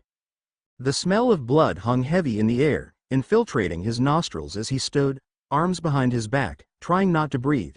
He watched the Dark Lord, standing with his back to them, surveying the burning wreckage of the building, ignoring the screams and cries of his prisoners. He wished he was able to block his ears, raise his hands, stop the sounds hurtling through his skull and pounding against his brain. His teeth started to gnaw his bottom lip, hidden behind his mask, the only sign that belied his anxiety. There were 10 prisoners. Women and men. The children had been left to burn, and there were 10 Death Eaters present. I do not know if we have all been marked or if only a couple of us, hidden, like weeds in a meadow. He will never reveal that, but I just counted and knew then that each of us would be assigned a victim. And I knew, also, that he would make me wait. A little fun, tonight? Lord Voldemort murmured to those present. He turned and favored them with a terrible smile. One each, I feel, is fair. Eagerness corrupted the atmosphere even further, and he found his palms were sweaty, and he would not meet the Dark Lord's gaze, not even when it rested upon him for a long minute. He simply stared at some point on the ground, because he would not let those red eyes penetrate his shields and find the fact that his stomach was churning and he was so sure he would be sick. He made me wait until the end. He let me sweat and panic and become more anxious, knowing that I had not killed, before, and knowing the affect that knowledge was having, on me. Blood ran thick along the floor. Burnt flesh was left to smolder upon the floor. The screams had lessened into nothing. One man left, staring at the remains of his family, too stunned and too shocked and too devastated to do anything beyond that, and he raised his terrified brown eyes to the last Death Eater who had yet to act. Severus. I have left the privilege of going last to you. Voldemort's voice, soft, caressing, encouraging, and yet he found his legs could not move. I was petrified. Now, Severus. We all have things to do. Please remember that I want you to do this. Would you like a little prompting? He could not even draw his wand. That was too difficult. Drawing his wand, to torture and kill. No, he couldn't, and he wanted to plead with Voldemort, but if he moved or opened his mouth, he was sure the bile would spill from his lips and he would not be able to talk. I could not respond to his command. He came closer. Red eyes looked into his. What is the matter, servant mine? He would not look at that gaze. He would not. Here, let me see. Voldemort pulled the mask away, exposing a face that was pale beyond natural standards, putting one cold finger under his chin and tilting his face upward. I looked into his eyes and I saw it. The doubt. It was the doubt that woke him. It was like electricity, suddenly thudding through his nerves, his very survival instinct, begging him to do something, to react, to shut himself off from the situation and let his body work. He jerked his head upright, drawing his wand, stepping over to the prisoner and ignoring the strangled plea that fell from his lips. He stopped, breathing difficult, choked with sobs and trembles. His hands were twisting together painfully. Albus crossed the room, kneeling next to him and taking those damp hands in his. You are doing very well. Keep going. Severus shook his head, eyes tightly clamped shut, but somehow a tear was managing to escape. I can't. Yes, you can. You have to. Let yourself feel, Severus, it will help. I promise. Severus opened his eyes and glanced at Albus, sat before him, just waiting. I didn't want to. I know. But you are right, you had to, Severus, he would. I didn't kill him outright. Severus interrupted him. I used the cruciatus first. I made him writhe on the floor, and the Dark Lord, he said well done, and I couldn't stop. Why couldn't I stop? He wrenched his hands away from Dumbledore, standing up, hurtling away to the other side of the room. Don't touch me. I don't want you tainted. It doesn't stop. I went further. My own spell, for enemies, and yet here I was, using it on some muggle who had never known anything of magic or wizards. He just was there, on the day, when the Dark Lord came, and I was. He broke off, shaking his head. What is wrong with me? Please, stop, please. But he carried on. He carried on. Severus. So I waited until he asked me to kill him. I waited until he begged me. I waited until he was pleading with me. What does that make me? Severus slumped against the wall, emotions nearly spent. I killed him at the end. Avada Kedavra. Well done, Severus. A whisper, close to his ear. Very well done, indeed. It was just an act, Severus. Albus tried to soothe, not sure whether to go to Severus, or if the boy truly would lash out now. He seemed to be close to the edge of his very control. No, he bellowed back, it was not an act.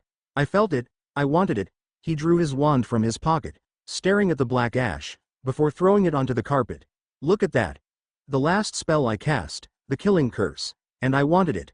I wanted to kill him. I wanted to feel what it was like to have that power. The power of life and death. At my very hand. I have become the very evil I sought to destroy. Albus did not like this train of thought. Not at all.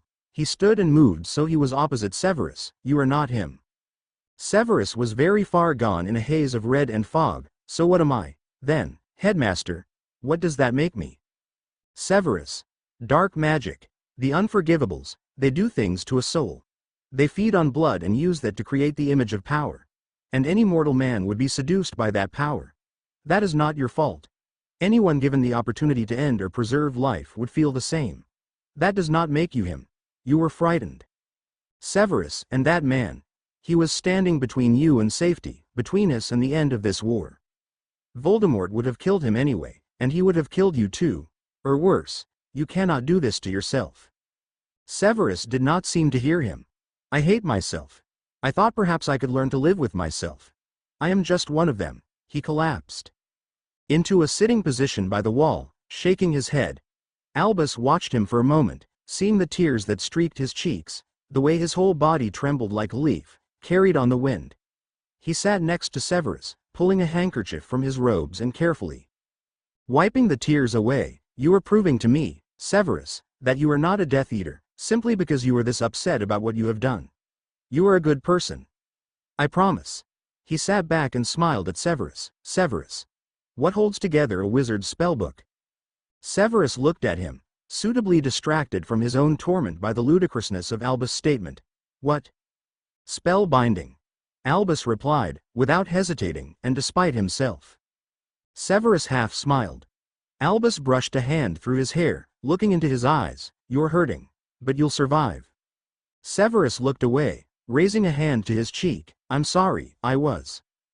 Don't you dare apologize to me, Severus Snape. Don't you dare apologize to anyone. You will never have to apologize to anyone. Now, how about we go and find some dinner, You need to eat something. He prodded Severus' ribcage. You're starting to get thin. Severus nodded, clearing his throat, and was about to stand up, when Albus suddenly hugged him. And for the record, even if you were the darkest soul, tainted beyond all belief, I would still be here. Severus pulled away to look at him, to challenge him. Why? Just because. Now, clean yourself up. You look like a first-year student homesick on the first night. He pushed Severus to his feet, watching him disappear into the bathroom, and stood himself leaning against the wall. But Severus' question echoed in his mind. Why would Albus still be there? Albus' comment had been emotional, purely instinctive, something he had just wanted to say, and it had tumbled from his lips. Why, even if Severus Snape had killed 20 people that night, men, women or children, would Albus had still been able to sit with him, to wipe the tears away, to reassure him, to help him, to protect him? Why? Chapter 6 Bumblebee Blood issues addressed in the last chapter will return later, I am sure. For now, we return the storyline. I think Albus needs a little prompting, don't you? He really is slow on the uptake. Enjoy. SS-19A knock at the door alerted Severus to a visitor. He raised his head from his book and waved his hand distractedly at the entrance to his chambers, returning his attentions to his book when it started to open. Severus. Albus greeted him with that usual joviality and Severus glanced across at him. Good morning, headmaster. I was thinking. Albus announced, walking in even though he had not been generally invited. It's a beautiful day outside. Is it? Severus responded, still absorbed in his book. Indeed it is. And I thought that a picnic would be an extremely good idea. Albus continued, gesturing to his picnic basket. I'd like it very much if you could join me, Severus. No, Severus answered, turning the page. Albus looked disappointed. I was hoping you would say yes. I do not care for picnics. Severus had still not raised his head. Albus came closer. I wanted to spend some time with you. The last week, you have been particularly difficult to speak to. Nearly a week had passed since Severus' last Death Eater meeting, and he had been particularly reserved since then. The other teachers had noticed it too, and Minerva had mentioned it casually to Albus in conversation. Albus had been quick to reassure her that Severus was simply under stress, but the boy had ignored 3 of his invites to tea and Albus had taken matters into his own hands. He was not sure if the murder of the Muggle had truly shaken his younger friend, and wanted to be there to support him. Severus closed his book. I take it you will not accept no, as an answer? Albus grinned, delighted. I absolutely will not take no for an answer. You need some fresh air, and a little sunlight on your face. I have packed sandwiches, yes, cress ones before you ask, and some cake, and I know a perfect spot where the students won't spot you being a creature of the day. Severus seemed about to roll his eyes, but instead he stood and held his hands out. After you, then. I really do not see how you can sit in your dungeons, all day, and never come outside, Severus. Albus chastised gently, glancing at Severus, who was admiring the lake before them. "I do come outside, I go to the place in the Forbidden Forest. I just prefer to be indoors," Severus replied, returning his attention to his half-finished plate of cress sandwiches. Albus spent a moment listening to the sounds of the birds and the gentle breeze, watching as Severus flicked his hair back behind his ears for perhaps the umpteenth time. "How are you, really?" A long pause. "Coping." Severus glanced across at him. "Have you done anything further about your son?" "I have written a letter to someone I believe may have been the Medi witch who helped Morgan and I, but I have not received a response as yet. I have been focusing on the war more than my own gains, after all." Albus carefully stretched his legs out before him, wincing slightly at the sound of creaking bones and wishing that the onslaught of age was something else he could fight. "Maybe she will come back with something, and if not, we can continue looking." Severus finished his sandwich, brushed the crumbs from his fingers, smoothing the picnic blanket down and seeming to relax just a little more. "We?" Albus repeated. "We are doing this, are we?" Severus smirked. "Unless you would not like my help, headmaster. I have other things to do with my time." Albus did not reply to that, but smiled to himself. "It is pleasantly warm, is it not?" Severus made an affirming noise in the back of his throat. "Now, watching a bird as it made passage across the cloudless sky, looks like a raven." "Like your patronus, Severus. I have always admired that patronus. You realize, of course, that the raven is the opposite of the phoenix?" Still observing the bird, "I had never really thought about it. I always wondered if we were destined to be reunited." "Do be quiet, headmaster, your sentimental twaddle offends me." Severus' eyes were closed and he was enjoying the sun, so Albus refrained from embarrassing him any further. They enjoyed a further 10 minutes in silence, companionable and gentle, neither feeling the need to break the peace and simply content to just be. Albus' thoughts, however, had turned morbid. He was wondering how many moments, like these, he could share with Severus. How long would it be before this was their last? It could be this very moment, and he wanted to keep telling Severus just how important he was, so the last things Severus may hear from him would be compliments and praise. The thought of not seeing Severus at breakfast, or paying him a visit in his office, or exchanging their verbal banter, it pained him. "Headmaster, are you quite well?" Albus had not realized he was staring at Severus. "My boy? You are staring at me," Severus pointed out. "I was just thinking." Albus trailed off, shaking his head. He couldn't tell Severus what thoughts were chasing through his mind, and the images that had started to haunt his dreams. "Albus," Severus murmured, voice soft, "please stop worrying about me." He should have known. Severus could read him easily. "It's difficult, my boy. I can't switch off those feelings, not easily, anyway. I just wonder if moments like these, moments where we can simply be, are numbered. That is the nature of life, headmaster. Death could come to either of us at any time. Do not dwell on what is certain. Dwell in the present." Severus answered, and Albus raised an eyebrow. "That is rather wise of you, my boy. Where did you pick up such wisdom?" "I seem to remember you telling me it. A year ago, before the Dark Lord had decided to return." Severus smiled. "Not that I do not appreciate your concern. But you have more important things to be concerned about. The war, for example." Albus reached across the rug and patted Severus' hand. "I will always consider you important, perhaps more so than the war." "More important than Potter? That is unfair play, Severus," Albus replied, responding to Severus' tone of humor but wondering if there was more truth in the question. Severus did not press the matter any further, and their picnic ended in soft friendship. Arriving back in their respective offices much later that evening, Severus and Albus both found letters waiting for them. Albus frowned at the unfamiliar handwriting. It was not the minister, who was known for messaging him often, so he broke open the seal and started to read the parchment. Severus, many floors below in the dungeons, was doing the same, but he had recognized the handwriting. He lowered himself into a chair as he read.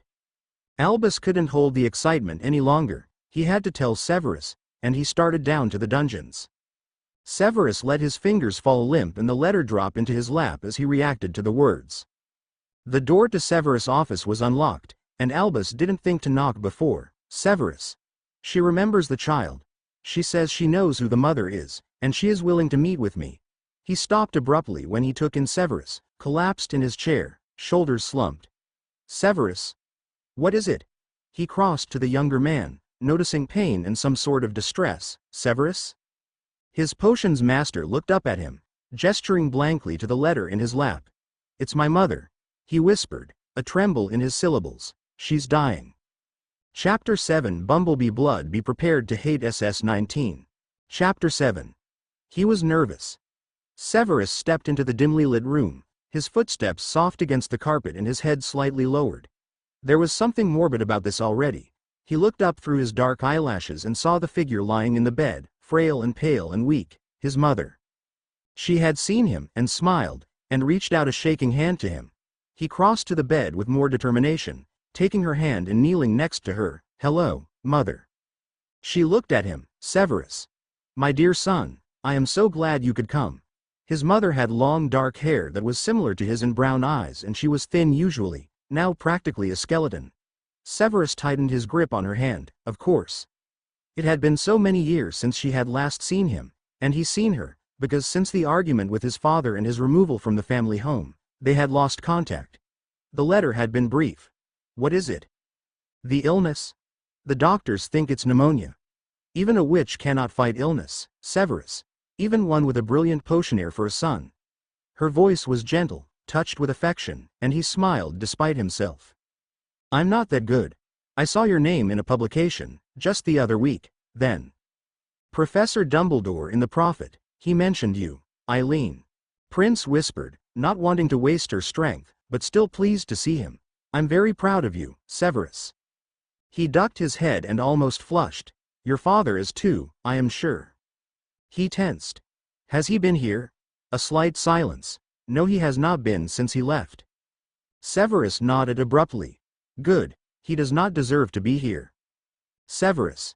She chastised softly, I do wish you and he would try to reconcile. He is your father, after all. Why should I have to? This was the main argument between them, after all he did to you, and to me. Why should I have to be anywhere near him? Because I am his son? I do not want to be? She paused. Let's not talk about this here. He sobered. I am sorry, mother. You know that he and I will never understand each other. He does not know what I am, and I do not understand what he is. I know, Severus. I know. I just wish you had someone who would protect you when I am gone. He looked at her. Do not be so ridiculous. This is pneumonia. Nothing more. You might feel weak now, mother, but many people survive this. It is nothing to worry about. There was something almost hopeful in his voice. He still loved her, despite everything, and he did not wish to lose her. Better his father than her. Severus. I find myself tired. I think it has to be my time. Are you happy, though? At Hogwarts? He looked at her for a long moment, and then answered with something involuntary. Very. I can see it. It's him, isn't it? He is looking after you. That's good. That helps me. She reached out and brushed the back of her hand to his cheek. I love you so very much, Severus, and I'm sorry. Sorry? Sorry for what? It was never your fault, mother. It was always him. He knew the mind games that his father had used to play, the controlling element, the words that had corrupted both him and his mother. No, I mean, and she looked at him, but could not find the words. Never mind. I am so glad that you are here, Severus, my boy. He was nervous. Albus stepped into the brightly lit office, raising his head to look at the woman sat behind the desk. She smiled at him in welcome, and he felt some of the emotion dissipate. Good morning. She stood and held out a hand for him to shake. Professor Dumbledore, is it not? Albus, please. He replied, sitting down when offered. This was Olivia, the woman who had apparently been at the birth of his son, who knew where the boy had been placed, and he wanted to dispense with the pleasantries and demand to know the answer to the question that had plagued him, but instead he waited. He would show restraint, of course. Olivia regarded him, and he her. He was not particularly sure if it was her. There was something familiar in her face, but it had been 30 years ago, and he wondered if she recognized him. She had, of course, been forced to make a vow not to tell anyone of what she had seen. But she could tell him. If she was so willing, he cleared his throat to break the uneasy silence. I was very grateful for your letter. I remember it very clearly. He was a small child, and I remember the reasons for your decision. A slight pause. I also agree with them. Are you sure about this? Entering a child's life, so many years later, it will bring much pain and confusion, for the both of you. Albus fiddled with his fingers. I know that. Whoever he is. I know that he will think me a coward for abandoning him. But I could not bring him into that war and risk him being harmed. Now, he is an adult, and I fear that if I do not reconnect with him now, I may never see him. The time feels right. She watched him, and he realized that he did recognize those eyes, and you are ready for the fact he may reject the knowledge. He stared at her, but then nodded. Yes, I just want to know. Very well. She stood and reached into one of the drawers. I have here the record of the person I gave the child to. I do not his name, or his current location. But this is the record of the mother, and from there, you should be able to go further. She lost a child, I believe. She lived in Manchester at the time. But I know very little else about her. She pulled out a sheaf of parchment, holding it for a moment. I would prefer you did not disclose where you have retrieved this information from. It's a little unconventional, but I think he deserves to know the truth about who his father is. He nodded, desperate to see what was written on that piece of paper. Here. I hope that it helps. She passed the parchment to him, and he scanned the medical information, the baby's birthday, his weight, distinguishing characteristics, the adoptive mother. Everything seemed to freeze, but there was no denying the two words that lay on the parchment. Eileen Snape. Ha ha ha ha, continues to laugh evilly. Oh, am I in for some fun now? I wonder where Albus is going now. He won't believe this, but will he be in time to speak to Severus' adoptive mother and reveal himself? And how on earth he is going to tell Severus? Also, Eileen means shining, hence the shining prince from the earlier chapter. If you had figured it out, well done. If you didn't, well, I am in. Albus, Severus' lover, so why would it be anyone else? You may now love me once more. Hugs. Chapter 8 Bumblebee Blood. Only one update tonight, as I have had a very hectic week and have not had any time to write sad face, but will make up for it next week. SS19 Chapter 8. Albus Dumbledore stared at the piece of paper before him, the name that described who his son had been given to, and found it suddenly difficult to breathe. His chest felt tight as he clenched the parchment into a curled fist. This cannot be. He murmured, and Olivia glanced up at him. The record is correct. No, no, you don't understand. She cannot be. The very idea, no. I have to speak to her, but she was dying. Severus had said. He had received a letter. He had said his mother was dying. Eileen Snape. But perhaps she had more than one child. A boy she had given away. Maybe the child had died, but Severus' birthday was January 9th and Albus' child had been born on January 1st. It was too much like coincidence, but Albus could not bring himself to accept it. He would speak to Eileen and she would clarify everything for him. And he would not have to deal with the fact that Severus, his intelligent and brooding and mysterious potions master, could be the child he abandoned 30 years before. He would not be able to deal with that. The house was quiet when Albus arrived and he hated to disturb it, but he had to know the truth. He spoke to the nurse who was attending the household, explaining that he was a friend of the family and wished to pay his respects to one of his past students. He was trying to stay calm and composed, yet something was making his hands tremble and his heart pound uncomfortably. The nurse nodded and smiled a sad smile and led him to the bedroom, where Albus was treated to the image of Severus asleep, half in the armchair and half collapsed on the bed next to his mother. Albus' eyes were drawn to the woman lying frail and weak in the bed, one hand gently stroking Severus' hair. Eileen, he announced, and she turned to look at him. Professor Dumbledore. Oh, Albus, please. You are not my student anymore, my dear. He smiled and crossed closer to the bed. I will not stay long. I am honored by your visit, she replied. Severus speaks incredibly highly of you. Albus let his gaze linger on his professor for a moment. He is very talented. You should be very proud of him. How are you feeling? She paused, tired. Her eyes dropped from Albus. It's been a very long 60 years. I will be glad of the rest. Eileen. I need to ask you something. Something important, and I am sorry to bring it up now, but this may be the last chance I have. Albus clasped his hands together in his lap and interlinked his fingers until the knuckles turned nearly white. It's about Severus. She watched him. Yes? An awkward silence that he found difficult to break.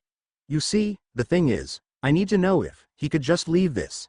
He could just walk away and leave this in the past and not have to pry any deeper into a past that was not his. The child was gone. Forgotten. Just a memory, and yet, he should just leave it? Severus. Is he your child? Eileen stiffened and whatever color she had left drained from her face as she stared at Albus. Pardon? She glanced at Severus too. Check she had not woken him, and then returned an angry gaze to Albus. What are you suggesting? He raised his hands to pacify. I have received information about a child that I have been seeking. A child who was passed into the Muggle world when he was just born. And you were named as the child's surrogate mother, but it could be a mistake. It is clearly a mistake. I am so sorry to have bothered you with this. He was about to stand when Eileen spoke again. The information is right. It was Albus' turn to stare. He's not. He is my child in terms of I am the one who has brought him up and cared for him. But he is not biologically mine. I gave birth to a stillborn child in January 1960 and to save pain, I was given. Severus. She soothed his hair as Severus shifted position but did not wake. Toby always wanted a son. To not provide him with one would have been dissatisfying. Severus needed a mother, and I needed a child. It was almost as if she was challenging Albus to disagree. He is almost certainly, however, my son. Albus half smiled. I know. His smile faded. Is there anything different about him? Only his eyes. His eyes were blue but I enchanted them to seem closer to dark brown, like his father's. Eileen grimaced and coughed, Albus leaning over to pass her a tissue. Blue eyes. Albus repeated softly. His eyes returned to the still dozing Severus. Could it really be? It's funny. Eileen whispered once she had recovered herself. His eyes, they were almost the exact same as, well, yours. Albus looked away. She watched him. That's not possible. That's what I thought. But Severus, he can't be. Her voice had gained a tremble. Why? His mother died giving birth. I was heavily involved in the war. I couldn't bring a child into that. He would have been nothing more than a weapon. A burden. I had no idea he would come to me. Albus uncharacteristically rested his head in his hands for a mere moment. How am I going to tell him? Eileen blinked and steadied herself. He's yours. I always wondered if I would meet his true family, but I never thought, but he would never have been a burden. A child is a wonderful gift. She trailed off. You left a letter with him, didn't you? A letter to his prospective parents. Yes. It asked you to protect him and to guide him and to love him in the way I never could. There was a necklace as well. I promised one day I would use it to find my way back to him. Albus straightened. Well, thank you. You have raised him very well and you were clearly his true parents. So, between us, thank you for looking after my son. You have to tell him, she said softly, you have to. No, I can't. It will destroy his life. He has a mother and a father. Eileen interrupted. Severus hates Toby, and it's mutual. Has he never told you about his father and their relationship? She frowned when Albus shook his head. They do not get on with each other. Listen to me. I have done as you asked. I have protected Severus to the best of my abilities and for that, I am sorry that I could not do more. But you need to make the same promise to me. She reached out for Albus' hand, which he took. You have to protect him. You have to guide him. And for Merlin's sake, you have to love him. He needs it. He may seem aloof and untouchable, but he has been that way since he was a small child, and the best thing anyone can do for him is to sit beside him and put an arm around his shoulders and simply listen to him. She smiled. He's a wonderful child. I know. Albus whispered. I know. He does care for you. You can see it. He wants the relationship that you two have. But you have to look after him. Severus can be so reckless and foolish when someone he loves is in danger. She stopped that sentence abruptly and Albus wanted to interrogate further but knew it was inappropriate. Eileen, please know this. I love Severus. I really do, and I will not let anything hurt him. She nodded and smiled at him, just as their so far silent companion stirred and raised his head. Albus. He smiled, and then looked to his mother. I thought I heard talking. Albus was simply keeping me company. Eileen murmured, letting her hand drop from Albus. She coughed again, and Albus saw Severus wince. I shall leave you two in peace. Good day, Eileen. Goodbye, Albus. And thank you. I think you know what for. He nodded and closed the door. Albus was to be found several hours later sat in his office, staring at a photograph in his hand.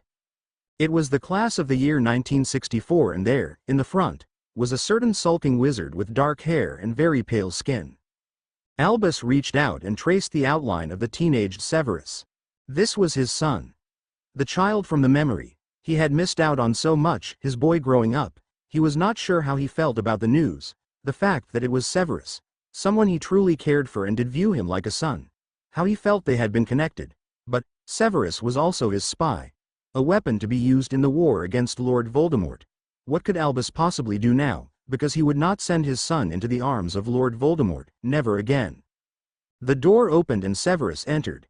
He leaned against the wall and was silent before looking to Albus. She fell asleep. Albus put the photograph face down on the desk and stood. "I'm sorry." Severus made some sort of affirming noise under his breath before stepping forward. "That's what the nurse said." He lingered by the sofa, playing with the ruby material, a frown crossing his forehead. "I should have spent more time with her." Albus wanted to interrupt, but he would just let Severus talk. He was guilty of not spending enough time with someone too. Pneumonia. She should not have died from that. He seemed to be shivering. She was my mother." He sat down heavily on the sofa. Albus settled beside him. Severus turned to look at him. "Do you realize something?" "What's that?" Albus answered gently, reaching out and tenderly straightening Severus' collar. "You are all I have left in this world." Severus shook his head. "Well, all that I care about, anyway." "Don't be silly, Severus." Albus couldn't bear the quiet dependency in Severus' voice. His black eyes were sparkling. "Will it stop?" He swallowed. "Everything. When will it stop? All the change and the torment and the death, will it stop?" Albus put one arm around Severus' shoulders and pulled him close. "Hush, don't. All I want is some stability. Don't take that from me, headmaster, please." Albus simply tightened his embrace and closed his eyes so Severus could not see the tears that sparkled in his blue gaze too. He held Severus, and did not let go. He held his son, and did not let go. Chapter 9 Bumblebee Blood. After some interesting revelations in the last chapter, one of our characters is about to come to terms with some life-changing information. But will he have the courage to tell his son the truth? Somehow I don't think so. SS19 Chapter 9. He took in a deep breath and raised his head so he was finally looking into the mirror with the enchanted glass. He waited for a long moment, watching as the mirror seemed to consider what it would reflect. Finally, it settled on an image and it was just as painful as he had imagined. He was staring at himself, admittedly from a few years before, dressed in darker robes and standing in a shady room where there was very little light. His arms were held close to his body, creating a cradle, and lying half asleep within that cradle was a child. A baby, more precisely, of only a few hours old. He swallowed the lump that had formed in his throat and wished he had not decided to look into the mirror that showed him his heart's desire. Albus Dumbledore stared at himself, the reflection of his past self, holding his son in his arms. His son. He had spent much of the past few weeks searching for the child, not allowing the child to leave his thoughts, and now at the end of it all he had been given an answer. An answer to his question. Where was his son now? He had found the answer, and now had to react to it. The fact that Severus Snape was the boy he had given away so many years ago. He turned from the mirror and lowered himself into his chair, shaking his head and letting it fall into his hands because he could not hold himself upright. He felt drained, as if his very strength had been stripped away. This was not how he had imagined it to be. He had thought that he would find the name of his son and he would go to him and he would tell him the news and things would be good. But instead, his son already lived with him, in Hogwarts Castle, and many times had expressed such a sentiment about them being like father and son. More Albus being a meddling parent. So why was this so difficult for him to comprehend? Because it had not been real. It had been one of their fantasies, a dream, a joke shared between them and used as a barb when necessary. Others said it. They were like family, and they just laughed and shook their heads and it could never be real. But Severus. He did love Severus, absolutely, with all of his heart, and he cared so much for the boy. But Severus was a weapon. A weapon to be used against Lord Voldemort. A spy. He was sent to Lord Voldemort to find out information and bring it back to Albus so that he could win the war. How could he possibly do that now? How could he push Severus into Voldemort's waiting arms and allow him to suffer and be hurt and risk death now that he was the boy Albus had lost so long ago? The more Albus thought about this, the more disgusted in himself he became. What right did he have to now pull Severus away from Voldemort because he had learnt this one small truth? He had admitted before how much he cared for Severus and still forced him to carry out his duty. Or at least did not stop him when Severus refused not to go. And now Albus knew just how important the other was. He could change that. What did that make him? He opened the drawer in his desk and pulled out the blanket that rested on the top. He remembered, with vivid clarity, wrapping the baby, up in this fabric and holding him close to his chest, knowing that a bond was being formed that would never be undone. That one day he would be reunited with this child and would be able to care for him in the same way. But all those things he had missed. Severus' first birthday, in fact, every single birthday, Christmases, the first day at school, picking him up from the ground when he fell, talking to his teachers about his progress, the pride as he watched his son grow and the way he could pick his child up in his arms and hug him and feel his son hug him back. His sorting, Albus had not missed that. In fact, he had been there, but he had treated Severus with such apathy that he had hardly paid attention, far more interested with who was sorted into Gryffindor, and he had missed Severus gaining his green and silver tie. There had been no paternal connection then. He had gone through his school days tormenting the younger wizard by choosing to favor Gryffindor. His son had nearly died in his 6th year. What if James had not gone to rescue him in time? What if Severus had been mauled and killed by a werewolf? Albus would never have known. Would have he cared beyond the grief at losing a student? He clutched the blanket in a clenched fist and felt tears burn his eyes. He did not deserve any pity. He deserved this self-hatred, and the hatred that he would receive should he ever reveal this secret, how he had abused his own child, albeit unwittingly and unknowingly, but he would have to pull Severus out of the war. Severus could not go back to Voldemort. That was impossible. Albus would find someone else and he would keep his son here where he was safe, and he wondered if it was wise to tell Severus. Severus, who was in so deep and tied so tightly to his two masters in a web of deceit and distrust and danger. Severus, who was still mourning his mother and was frightened for his very life. Severus, who had recently murdered another human being. Severus Snape, his son, was a murderer and had been a Death Eater. His son, whom he had imagined would grow up to be a figurehead for the wizarding world, someone to carry the Dumbledore name into a future where there could be war, someone to protect those who needed protecting, and instead, Severus was a spider, content to hide in the dark and the cold and commit dark and cold deeds at the command of a master who abused him and tortured him to ensure subservience. All at the request of his father. A knock at the door, and Albus raised his head. He was aware of the tears streaking his cheeks and he stood, turning away to face the window with the blanket still clasped in his hand. Come in. Surely it would take only a moment to steady himself? Good afternoon, Headmaster.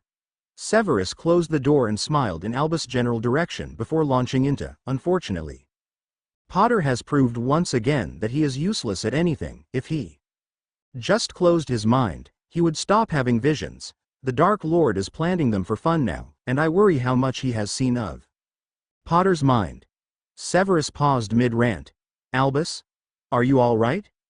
Albus, struck by the sound of Severus's voice and realizing this was the voice of his son, a voice he had missed hearing words that should have been so important, his first word, his first full sentence, the first time he said, Father, or perhaps, Dad, Albus wasn't sure which he preferred.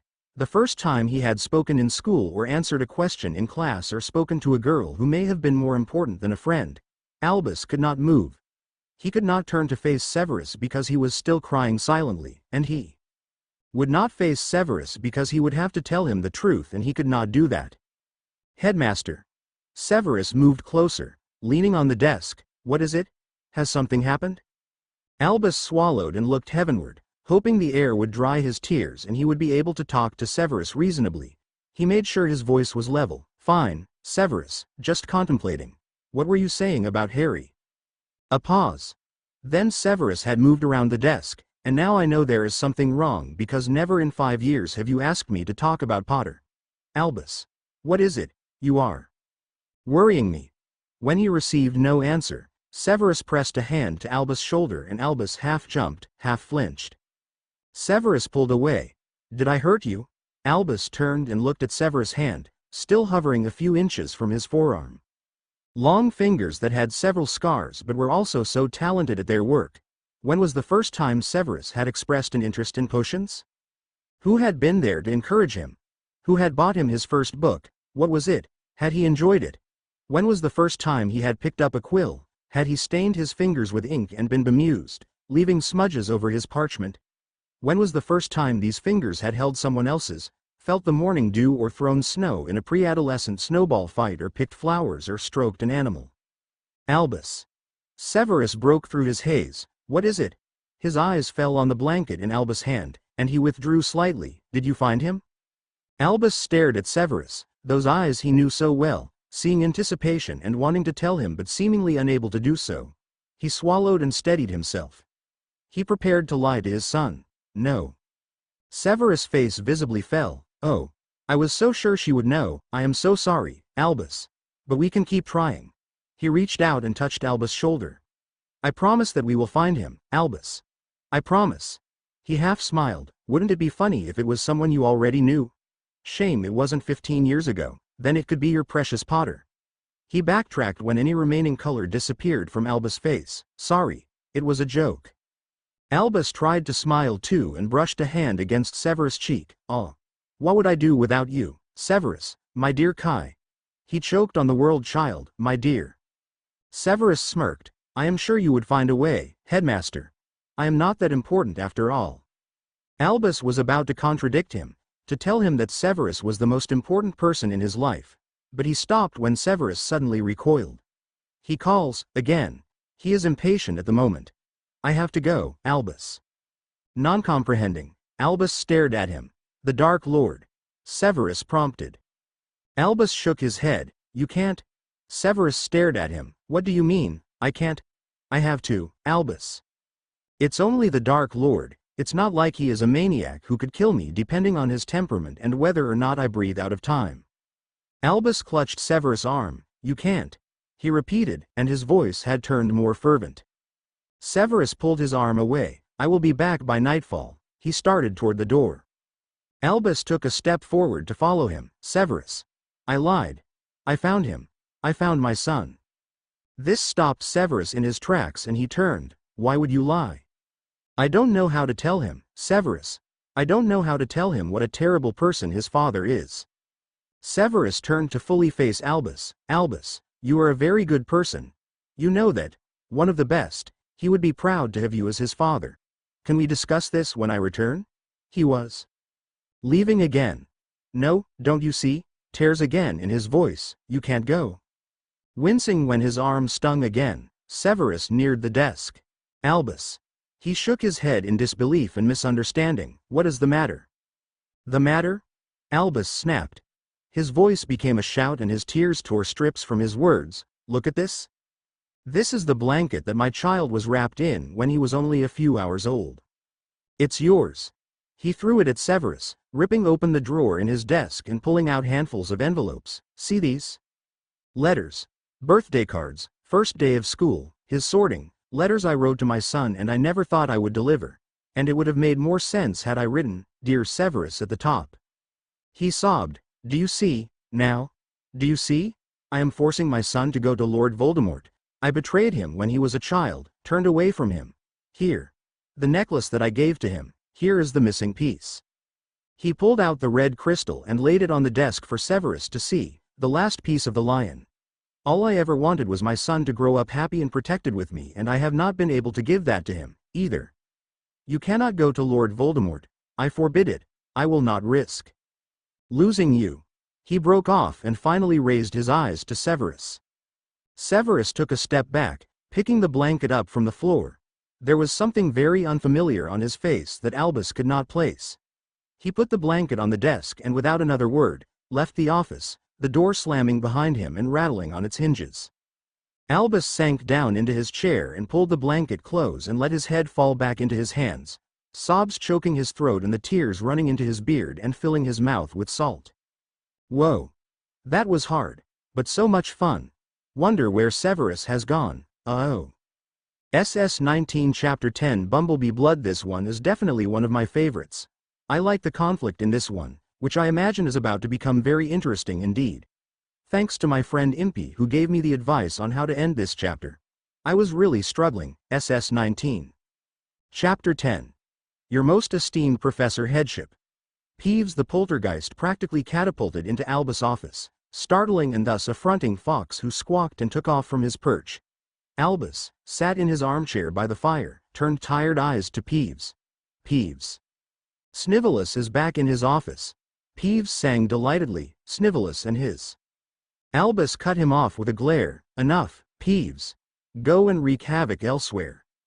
Being a poltergeist, Peeves did not understand sarcasm and took this to be a literal command, taking off again and disappearing through the wall. Albus stood a moment later, picking up the box from his desk. Fawkes cawed at him, and he glanced in the Phoenix's direction. Do not tell me to calm down, Fawkes. If he has gone where I think he has been, then I have every right to be angry. How dare you? The voice made Severus jump and whirl, as if he had been caught doing something he should not have been. Blood spurted from his leg once again, and he growled something in Albus' direction, angry at the interruption and the disturbance. Leave me alone. Albus did not seem to be in a particularly accommodating mood. I do not know why I bother with you, sometimes, Severus. His voice was shaking slightly, angry beyond belief, staring at Severus, who was attempting to bind the wound in his thigh. You continually push me over and past my boundaries. You always find a way to cross the line. Do not lecture me, Dumbledore. Severus spat in response. I have no desire to speak with you. That's a shame, Severus, because we are having this conversation, whether you have the desire to or not, Albus answered. I do not wish to speak to you, Severus shouted, putting his leg down and wincing as weight fell on the injury. He stormed off in the direction of his bedroom, but Albus simply raised a hand and the door slammed shut before Severus could reach it. Severus, having done too much, too quickly, staggered and fell against the wall, eyes closed as he pressed one hand to his thigh. Please, Headmaster. Leave me be. I can't. Albus breathed. I can't let you do this anymore. Do what? Severus raised his head. My duty? My job? Nothing has changed. Everything has changed. Albus took a step forward, slightly alarmed when Severus flinched away. Severus, this is just as hard for me to accept as it is for you, and I wish you would. Accept what? Severus interrupted. That you and I happen to be related? That you gave me away? Someone is playing a very sick practical joke on you, Dumbledore. Look at me, and look at you. There's your truth. Even if it was true, it wouldn't make you my father. I already have one of those. Your mother told me that you and he hardly speak. Albus murmured, and Severus glared at him, interrogating her on her deathbed. Were you? Startled at the venom in those words, Albus winced. You know that is not true. I found out when I went to St. Mungo's. The only person who would know your true identity would be your mother. She told me that you were adopted. She had a stillborn child. They gave her you, as I asked, to keep you safe. Fine job that did. Severus responded, and Albus looked at him. Pardon? What does that mean? Severus turned away. I don't believe you. Severus, do you think I wanted this? Do you think I wanted our whole relationship, more than that? Our whole world, to be changed?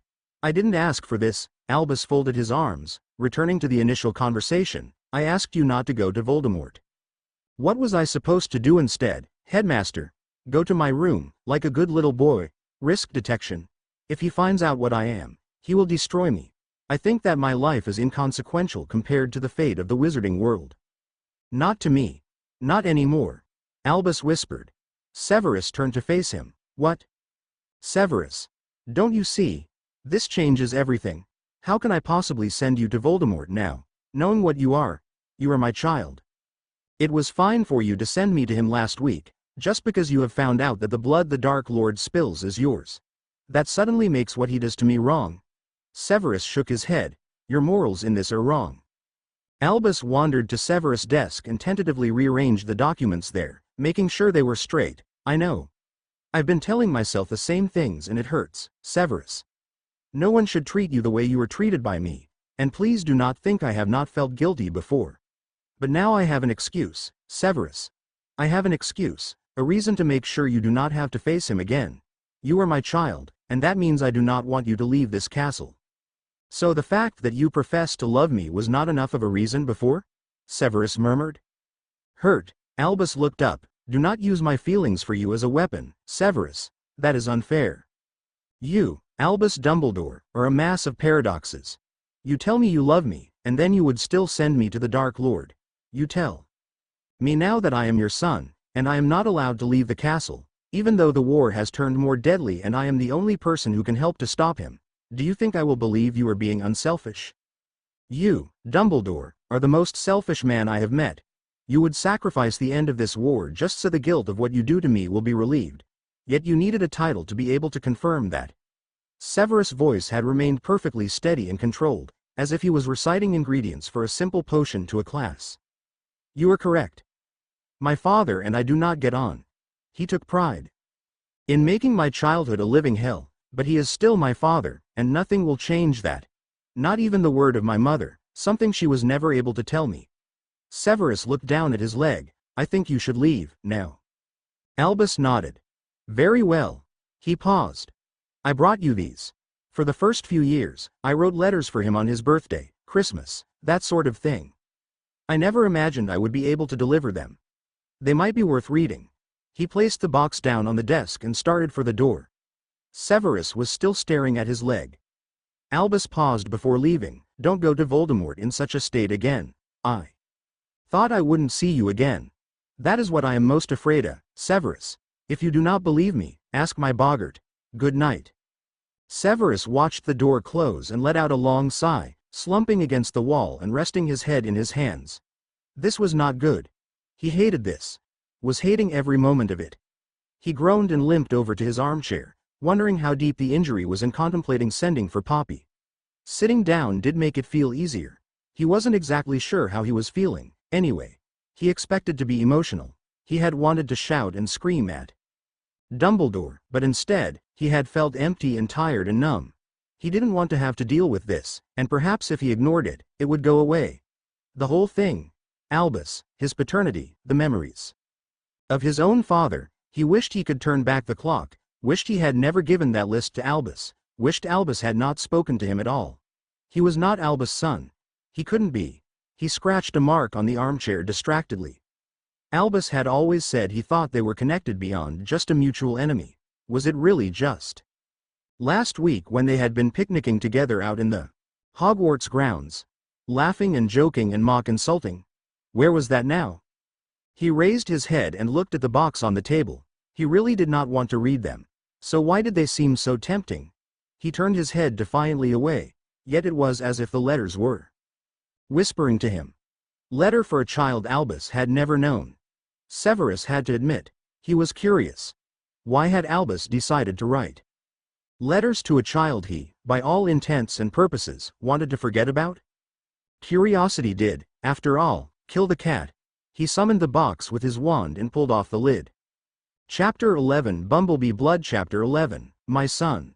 Today is your first birthday, January 1st. I considered celebrating, finding a birthday cake and lighting one candle as they do in Muggle homes. I thought you might like that. I was walking through Diagon Alley yesterday, before the celebrations for the new year, and there was a mother with her newborn child, wrapped up warm against the cold. I stopped to talk to them. I do not know why. She recognized me, of course, but I was more taken with the child. He had blue eyes, you see. Like you. I asked to hold him, and she let me. While I was rocking him against my chest, she told me that I would make a natural father, and asked if I had any children. I lied to her. I told her I did not, and she thought no further of it. It was hard to give the baby back to her, my dearest, to hear her murmur his name and watch her give him a hug. I walked away. Happy birthday, my son. Happy birthday, wherever you are. Know that, even if I lie to those around me, you are always a part of my life. I will never forget you. How could I forget you? Love, always, your father. Would you shut it up? I don't know how, Toby. Please, don't shout. You will keep Severus awake longer. Perhaps he is ill. Ill? He looks sickly and weak. He needs some strength. Toby, he is only one. Do not raise your hand to him. You will not disobey me, woman. Severus, confused by the shouting and the crying, continued to wail, imprisoned in a cot that was too small, and so very cold. My dearest son, I realize that this is not your first Christmas, but in some ways, I suppose it will be the first that you remember. 3 years old, 4 next week. Christmas at Hogwarts is always very magnificent and homely. You should see the Christmas trees, my son, they stand meters above, like giants, dressed in green and flickering candles. There is also, always, much merriment and the exchanging of gifts between the students and the staff. I took a moment, this year, to think about you more than I usually do. I was tempted, when Christmas shopping, buy a blanket in red and gold I would think would suit you perfectly. It would keep you warm during those winter nights, and although I am sure you are well looked after, another blanket never hurts, I find, or a pair of socks. I do hope they look after you, my son. You are so very precious. One day, maybe, we will be reunited and I can explain that to you myself. You mean so much to me. Happy Christmas. I hope that the Muggle legend brings you lots of wonderful things. Love, always, your father. Standing in the corner, face to the wall, hands clasped before him. He was trying very hard not to cry, but the belt hurt across his back. The room was cold and dark and bare, the plasterboard chipped and the skirting boards scratched. The curtains were open so the breeze could penetrate, and he was shivering. Waiting for that call, the harsh shout of his name. He wanted to wrap his arms tighter around himself, but that would lead to a harder beating. He just wanted to sleep. Severus, come here, you little brat. My dearest, I imagine you have started Muggle school. Minerva informs me it is around the age of 5, so I cannot be far wrong. I am trying to imagine what you would look like now, in a Muggle uniform like the picture she showed me. Not that I have told her about you, of course, although I believe she suspects. I was simply showing interest in the English part of her family. You would still be so small, with such a long path ahead of you. So much to learn and to see and to do, and I wish I was there with you, to help you and guide you. I imagine your adoptive father does that, though. And I hope your mother picks you up when you fall down, and makes sure it does not hurt too much. Study hard, my dear. You have great things ahead of you, this I know well. You have powerful wizard blood in those veins, and one day, we will meet and I can show you where you have come from, and what you have left to do. I love you. Always, your father. They were laughing at him. His clothes. His shirt was too long, and his shorts were too short. There were bruises on his shins and his knees were badly cut. They had pushed him over. He looked down at the grit in his palm and felt his eyes burn. He would not cry here, he would not let himself show that weakness, but they were still laughing at him. He smells funny. Look at his scabs. He is the poor kid. His dad beats him. Look at him, all snotty and crying. And they walked away and left him stood in the cold, with blood running down his knees and traitorous tears running down his cheeks. My son, happy 10th birthday. 10 years, a decade since you were born, a decade since I last saw you. A decade since I held you in my arms and heard your heart beating and felt your breath on my cheek. And I miss you, still, in the darkest of the darkest nights and in the quietest of the quietest moments. My memory lingers on you, so small, and I have thought, more than once these past few weeks, to try to find you. But to what end? I refuse to confuse you and tear you away from the family that you have only just started. No. I have no right. I gave you away. I was not brave enough to face the consequences. He would use you as a weapon, my child. This you have to understand. He would find some way to take you from me, and I could not bear that. I would not place you in that sort of danger. You must believe me when I say that I only did this. I only caused this pain, to keep you safe. Happy birthday, my son. I hope that you receive all that you have asked for, and know that if you were here with me, I would have a cake, and candles, and several brightly wrapped packages to open, just for you. But you will receive that, anyway. You have no need for me. I still love you. I will always love you, your father. It was his birthday, today. The curled fist pounded into his stomach and he coughed and spluttered and staggered forward, to be jerked back by his collar. He was 10 years old, today. The sound of the belt being undone. He had wished, upon a star, for a present, or something. Perhaps another blanket for his bed. His shirt being torn, yet again, he had no clothes to wear to school, now. He closed his eyes and he imagined a cake with candles and several brightly wrapped packages for him to open. The belt tearing skin and making him wince, just for him. My dearest and most precious son, this will be my final letter. It is too painful, and I shall never pass them to you. You would be 13 now, practically an adult. I wonder if you have come to Hogwarts. I search the eyes of the Gryffindor students, looking for you, a hint of you, with those blue eyes. Ravenclaw. Perhaps? I expect you would be intelligent. Before you were born, I had a dream of putting a red and gold tie around your neck, and seeing the emblem of the lion on your robes. That was my aspiration for you, my child, to see you become what you should be. Wherever you are, I am sure you are happy and safe, and that is all that matters to me. Know, in your heart, that I love you, and if our paths should cross, I am sure I will know it instantly. Perhaps you will feel it, too. They say the bond between a parent and a child is stronger than any love, and a hug for strength and protection, always, Albus. Look who it is. Snivellus. Hey, Snivellus. What do you have on under your trousers, Snivellus? Would you like a cloth for your dirty nose, Snivellus? Shut up, leave me alone, or I will hex you. Now, Mr. Snape. There is no need for that. Put your wand away, and a point from Slytherin. Run along now, boys. Yes, Headmaster. Blue eyes boring into his black, as something akin to a smirk twisted his young mouth and he turned away, thinking only the most terrible things, waiting for them to befall Albus Dumbledore. Severus folded the last letter back into a smaller square and placed it on the desk before him, not entirely sure how to feel. The letters were soft and genuine, and he believed that Albus really did care for the boy he had once held in his arms. But that child was not him. He was different, corrupted, dirty, and most of all, worthless. He was a spy. He did so to atone for his sins, and he could not believe that Albus would want him, even now. What a disappointment he had to be, Severus, now, a Death Eater, a murderer. He stood and stared into the fireplace dejectedly. When he had been a child, he had dreamed of someone who might be able to take him away from everything that had happened. He exhaled slowly, raising his head. He would talk to Albus, he would talk this through, and whatever conclusion they came to would suit them both. He started toward the hallway, picking the letters up and tucking them into his pocket. He was halfway across the entrance hall, nearly at the stairs, when his left arm burnt. Chapter 12 Bumblebee Blood. Chapter 12. Severus bowed deeply before the Dark Lord, waiting for the soft bidding before raising his head. Lord Voldemort was seated before him, safely ensconced in his ivory throne, watching Severus with a distinctly impassive expression. "Good evening, Severus." "My lord." Severus answered softly, aware it had been not long since they had last met, and that he was alone, which generally was either a very good thing or a very bad thing, and he was unable to judge the Dark Lord's facial expression or tone of voice. One could not know the mood of the Dark Lord until he revealed it, after all. "How can I serve you, my lord?" Voldemort raised himself to his feet, still examining Severus. "In our last meeting you seemed distracted."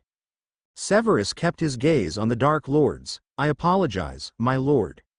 "Where was your mind, if it was not with me, and my words?" Voldemort continued, and Severus could detect danger in those quiet syllables. This, as with everything else at the moment, was a test, and if he should fail, it would be with his life that would pay the price. "I was concentrating, my lord. I did not mean to exhibit impassiveness, if that is what has offended you." "Not offended, no, intrigued and incited my curiosity, yes." "It is most unlike you to be distracted, Severus, and you must forgive me, but I believe the reasoning is important. Are you quite sure that you were not contemplating other things?" Severus was replaying the last meeting in his mind, wondering if the Dark Lord was alluding to something he had seen, rather than something he suspected.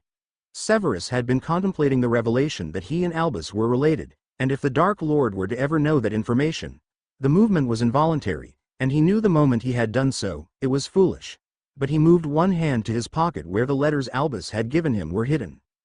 That did not escape the Dark Lord, who continued to contemplate him. "Severus, you are hiding something from me." He crossed the gap between them and reached out to grasp Severus' wrist. He drew back the sleeve and examined the mark on Severus' pale skin. "When one is bearing this mark, it is probably best to let the Dark Lord know all of your secrets, Severus. I suspect you of betrayal." and I am sure that you know what the price of betrayal could be. I am loyal to you, and you only, my lord. You know that well." Severus allowed a little vehemence to filter into his tone, anything to convince the Dark Lord of his unwavering support. Voldemort smiled mirthlessly and nodded. "We shall see." Keeping a hold of Severus' wrist, he brushed his hand against the pocket in Severus' robes and they both heard the rustle of parchment. Severus tried not to let the anxiety show on his face, and instead acquiesced when Voldemort pulled the letters from his robes. He raised his head as Voldemort attempted to judge Severus' reaction before pulling away. "And what are these? Something of importance?" Severus did not respond. Responding with something nonchalant would be as dangerous as reacting as if these pieces of parchment did mean something, and the Dark Lord would read them anyway. He watched as Voldemort unfolded the first letter and scanned the words with interest, glancing towards Severus partway through and then returning his eyes to the writing. "Who gave you these?" "Severus." "Was it Dumbledore?" Lying was not a possibility. "It was, my lord." "Confirm if I am understanding this situation correctly. Albus Dumbledore has a son?" Severus swallowed. "Yes, my lord." Voldemort processed this information with a gleeful smirk. "How very interesting." The expression changed when his eyes returned to Severus. "And why, pray tell, are you in possession of these letters?" Severus hesitated before responding. "He has asked me to find him, my lord. He wishes to make contact with his child once again." "Indeed?" Voldemort considered. "Why did you not bring this to me immediately?" "My lord, I did not see the relevance or the importance. The child may not even be alive. He is of no importance." "Do not tell me what is and what is not of importance here, Severus." The Dark Lord's tone had hardened. He moved closer to Severus. "When you find this child, you will bring him to me." He reached out and brushed his finger quickly against Severus' cheek. "When you find him, and bring him to me, I will know that I can trust you completely." He placed careful emphasis on the words and Severus understood what it meant. "What if the child is dead?" "Then you can bring me Albus Dumbledore, Severus. Whichever you prefer. You may leave." As Severus bowed and turned to go, Voldemort spoke again. "Do not fail me, Severus. I would remind you that you cannot hide from Lord Voldemort. Either bring me Dumbledore or his child." A pause. "Whomever it may be." Chapter 13 Bumblebee Blood. Okay, so here we go people. Chapter 13 of Bumblebee Blood, marked in my notes as a monumental chapter as Albus and Severus face each other after certain revelations have rocked both their worlds, and not in a good way, either. I have done very little planning for this chapter as I wanted it to feel raw and emotional and I have the destination written on paper in front of me, but no directions as how to get there. Let's see what happens, shall we? SS 19. P.S. I know many of you are waiting for an update for Tricks of the Mind. For whatever reason, that story just will not behave and write itself. It is about as disobedient as Severus, really. I am working on it though. Chapter 13. He took in a deep breath, raised his fist and tapped his knuckles against the wooden door. There was a pause, and then a weary "Come in." He lowered his fingers to the door handle, turned once and pushed the door open. "Headmaster?" Albus looked up and across the room at him. Severus. He was seated behind his desk, book in hand and a fire roaring in the hearth.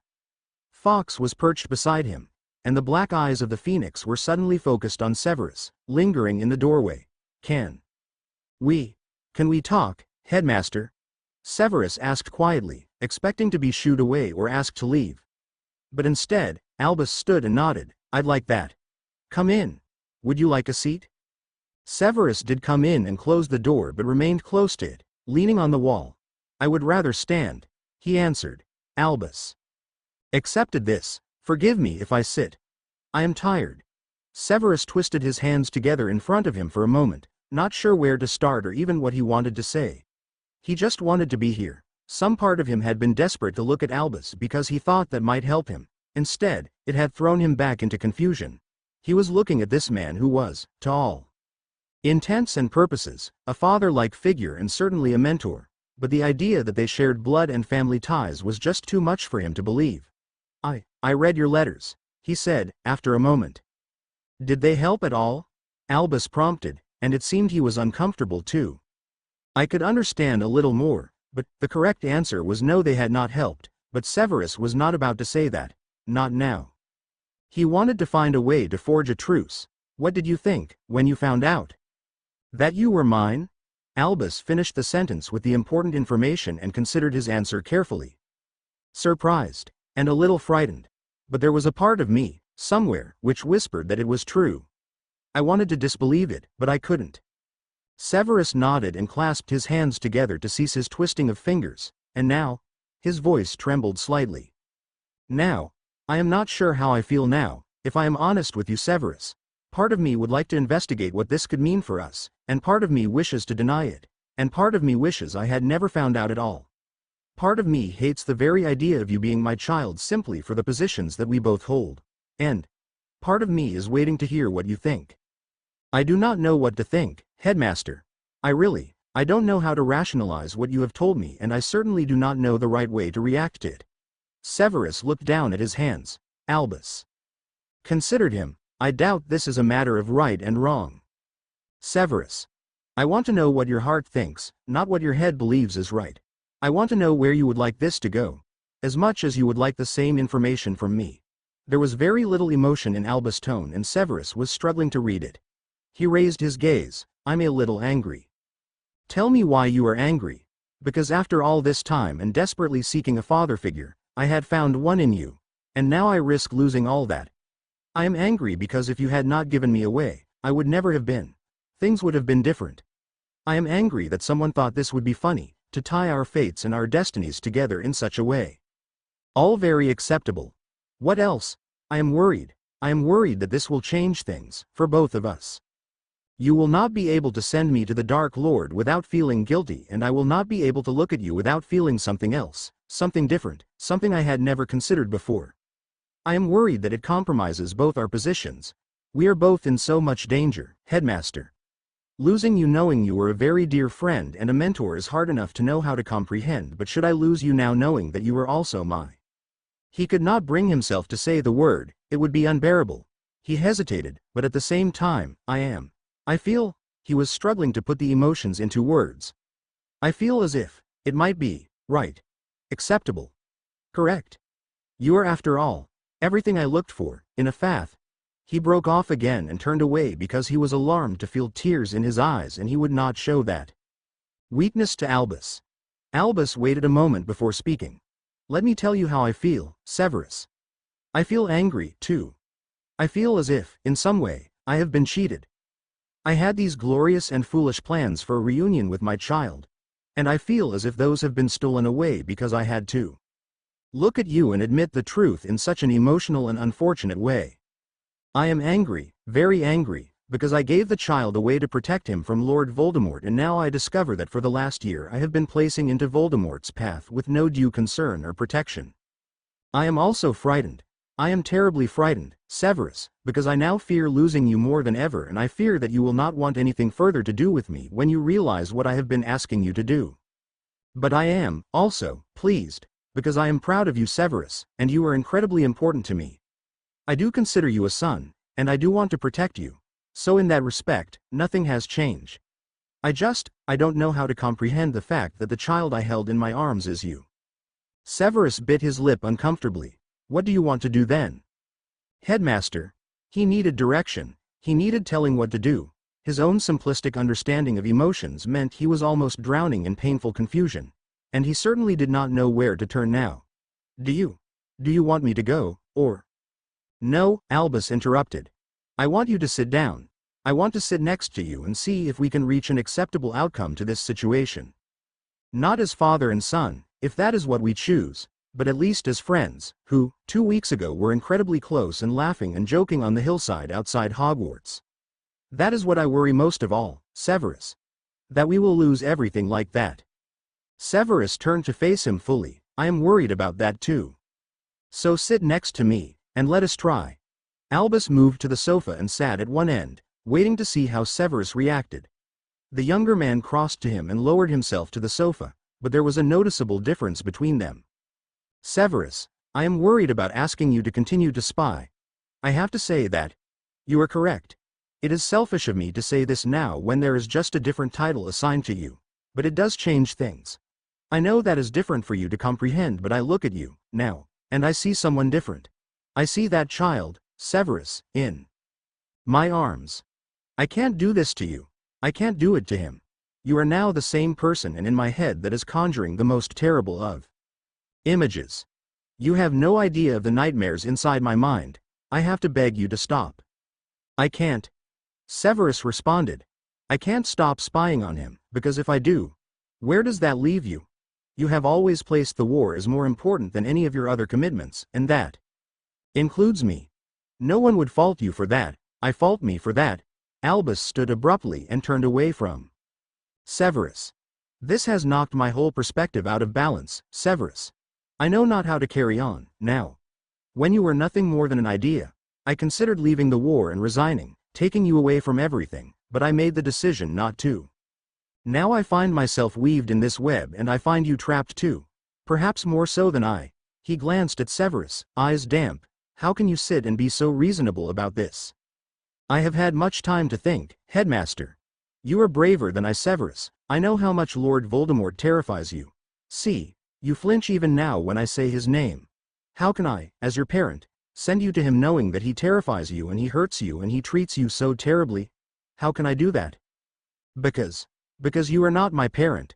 Severus murmured, and Albus stared at him. Pardon? Severus looked up at him. You are not, that. If it helps you, you are not my. He still struggled with the word. I do not want another father, Headmaster. I do not need parents. Despite himself, Albus half smiled. Oh, but you do. You need someone willing to stand up for you, someone who will love you unconditionally, no matter what you are. Something in his final words seemed to strike a chord within Severus and cause some terrible impact, because suddenly the boy was on his feet, and then there is that. How could you even want me as your son? Look at me. I am a Death Eater, someone who takes pride in hurting others, someone who has the mark of the Dark Lord burned into his arm. You cannot be proud of that, associating that with your name. I am a murderer, Headmaster. That Muggle. How does that make you feel, to know that I could be that? How could you possibly want me after that? As per usual, Albus could not stand the self-hatred in Severus' tone. Stop that talk. We have spoken about this. I do not just mean that night, Albus. What about the mistakes I made when I was a child? I'm a Slytherin. I chose to go to the Dark Lord. I was a prisoner in Azkaban on trial for torturing others. You tell me you have forgiven me for those things, but how could you want that tied to your name? Albus held up a hand. Severus. You are not the only one with a scratched slate. There are others of us too who have actions that we regret. I do not care what you were. All that matters to me is what you are now. I care for you, for your past, your present and whatever future you there will be. That would not change whether you were my son or not. I admit, it took me time to come to terms with it. But that is only because it is you. It is still you. That is why I do not want you to go to Voldemort. Because it is you, Severus, and you mean so much to me. Albus. I will not do that. I cannot. I must return to him, and I am sorry for that. I truly am. Nothing you can say will change my mind on that. Severus' tone was suddenly almost cold and certainly firm. His eyes met Albus and held them. I will destroy him, for what he has done to me and countless others. You cannot stop me. Albus crossed back to the sofa and invited Severus to do the same. He waited until his companion was sat beside him before tentatively reaching out and taking his hand. He measured their fingers together for a moment, noting the similar length and thinness. It was Severus who moved his hand slightly, not to pull away, but so his fingers could slot into the gaps between Albus, their hands interlinked. Albus looked back to Severus. I don't know how we learn to deal with this, my boy. I don't want it means for us now or in the future. All I know is, I don't want to lose you. Severus nodded. I do not wish to lose you, either. I say that we leave it there for tonight. What do you think? Far too much emotion. It makes us melodramatic. Did you want something to eat, perhaps? Albus was about to stand when Severus tightened his fingers. Albus looked into his eyes. Was there something else you wanted to tell me? Severus stared at him, and was silent for a long moment. Albus watched him. Severus? He wanted to tell him. He wanted to explain what had happened. But he couldn't. He couldn't say that, not now. He would deal with the Dark Lord himself. No, nothing, and although he was sure Albus knew he was lying, he dropped Albus' hand from his. To those of you starting to panic, we are nowhere near finished yet, and I stand by promises I made in the earlier chapters. Chapter 14, Bumblebee Blood. Chapter 14. If it isn't my two favorite customers. Katerina Laux was the owner of the small and rather intimate restaurant on a practically forgotten Muggle London street. The restaurant served perfectly good food and the owner was incredibly friendly, and so well known to her two latest visitors that she was rewarded with a beaming smile from Albus and half a smile from Severus. "Hello, Katerina. How is business?" "Simply smashing, my dear Albus. Come, I suppose you would like your usual table?" She waved them into the restaurant, closing the door behind them. "Is this a special occasion?" she asked of Albus, as Severus started undoing his traveling cloak. No, just passing through and I thought we should eat." Katerina smiled at Albus. "Any further thought to what I said the last time you were here?" Albus mock glared in her direction. "Katerina, you know what I told you, if Severus ever heard you say such a thing. It was also, now, biologically immoral, but Albus left those details out. Instead, Katerina simply raised her eyebrows as she examined Severus. "Looks like he needs it. Poor boy looks thinner and paler every time I see him." She laughed wickedly and Albus couldn't help chuckling too. He did like her sense of humor, and the bewildered expression on Severus' face. "Now, let me remember. Red wine, Merlot, 1945? On the house." She brandished menus at the two wizards and then disappeared off to the kitchen. Severus stared after her. "That woman is exactly like you, Albus." He shook his head, bemused, opened the menu and started to read. Albus smiled at this practice. "Severus, every time we come here, you open the menu, read it for 10 minutes and then say, 'I'll have the same as always.' No point in changing habits, Albus. Now, be quiet a moment. I am contemplating what I fancy to eat." Severus' brow furrowed in. Albus acquiesced to the younger man's request, perusing the menu himself. This was a stroke of genius, he thought, on his part. He had invited Severus to dinner at their favorite and most regular restaurant, a tradition between them that had slowly passed into being a cornerstone of their friendship. It was normal for birthdays and Christmas, but Albus thought perhaps, by bringing Severus here, they could try to find some normality in their relationship. He was pleased that Severus had accepted. "Chosen, yet?" Before Severus could answer, Katerina was back, depositing 2 glasses onto the table in front of them and sloshing the red wine into the receptacles. She grinned brightly at them both, before conjuring a pad from her apron and a pen. "So, what can I get for the gentleman?" Severus was still reading the menu, so Albus raised his eyebrows exasperatedly and smiled at his friend. "I will have the lobster, please, Katerina. You know it's my favorite." Katerina nodded. "Expensive tastes as always. Are you paying, then?" Albus gestured toward Severus. "No, Severus is." Once again, Severus' head shot up at the sound of his name. "Pardon?" "Nothing, dear." Albus patronized. "Are we eating tonight, Severus?" Severus, affronted now, narrowed his eyes at Albus and finally regarded Katerina. "Same as usual, please." She smiled at him, an almost motherly gesture. "Medium rare, or would you prefer it leaping around the plate?" Albus knew the answer to this one, too. Whenever Severus was particularly embroiled in Death Eater gatherings, the sight of blood on a plate from steak was enough to turn his stomach.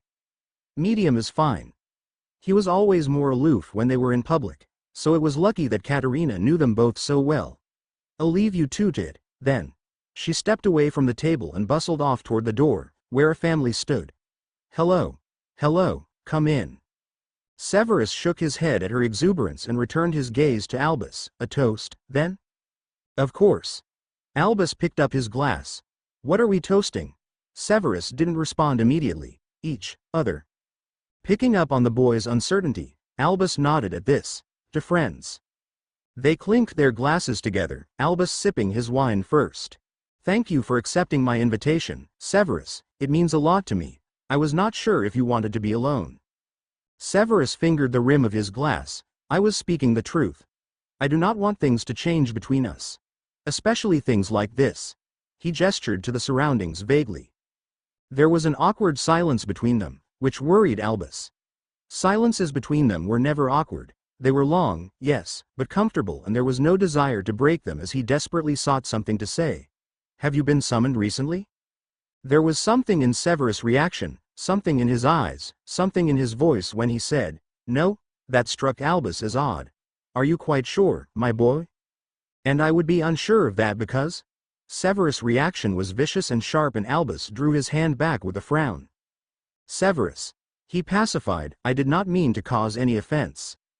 Rather than apologizing immediately as he would normally do, Severus instead took a mouthful of his wine and stared bleakly out the window. Albus watched him. "You do know that you cannot lie to me, Severus?" Severus was biting his bottom lip, before his eyes finally returned to Albus. "I am sorry. I do not know what is wrong with me, at the moment. I am snapping at everyone, including you." Albus twinkled. "No change there then, my boy," he examined Severus more closely. "But, Severus, you do know that you can tell me anything? If there is something troubling you, I am here. I will always be here to help you." Severus simply stared at him, his gaze intense, and it made Albus feel uncomfortable. "Talk to me, Severus. Tell me." Severus shook his head. "It is nothing, and unimportant at the moment. Let us speak of something else. Something less dramatic." Severus was tired, Albus could tell. He wanted to change the subject so that he could stop focusing so much on controlling his emotions. Something about this saddened Albus. He wanted Severus to be able to show Albus anything and tell Albus everything. But still, Severus did not trust him enough for that. Something must have showed on his face, because the ever-perceptive Severus leaned forward. "Albus, I trust you. I am just uneasy about revealing my true self. That is all. But you should be able to talk to me. You should not bottle everything up, it will destroy you." Albus looked away. "I wanted to be able to help you." You do help me, it's just I cannot trust those in authority, not after my father, it's just the way I am." Severus was trying desperately hard to make Albus feel better. "Please. Know that out of everyone in my life, I trust you the most, Albus." Albus was staring at him. "Why didn't you trust your father?" Severus winced and drew back. "I did not say that. You said, you cannot trust people in authority because of your father. What does that mean?" Albus persisted, and did not relent even when Severus appeared very uncomfortable. "Tell me." In very uncharacteristic behavior which shocked Albus, Severus tried to laugh it off, and failed miserably, too. Albus hardened his tone and leaned forward. "Severus." Like a shot, Severus was on his feet. "I need the bathroom." With those words, he was gone, leaving Albus to stare at him, utterly bewildered. He was interrupted by Katerina, bringing over some bread. "Everything all right?" Albus shook his head with a sigh. "I don't know." He looked up at Katerina. "We both received some news, a few days ago. It's rather life-changing." Concern crossed the owner's face. "What sort of news? Bad news?" "No, it should be good news, but of course, Severus and I don't know what to do next.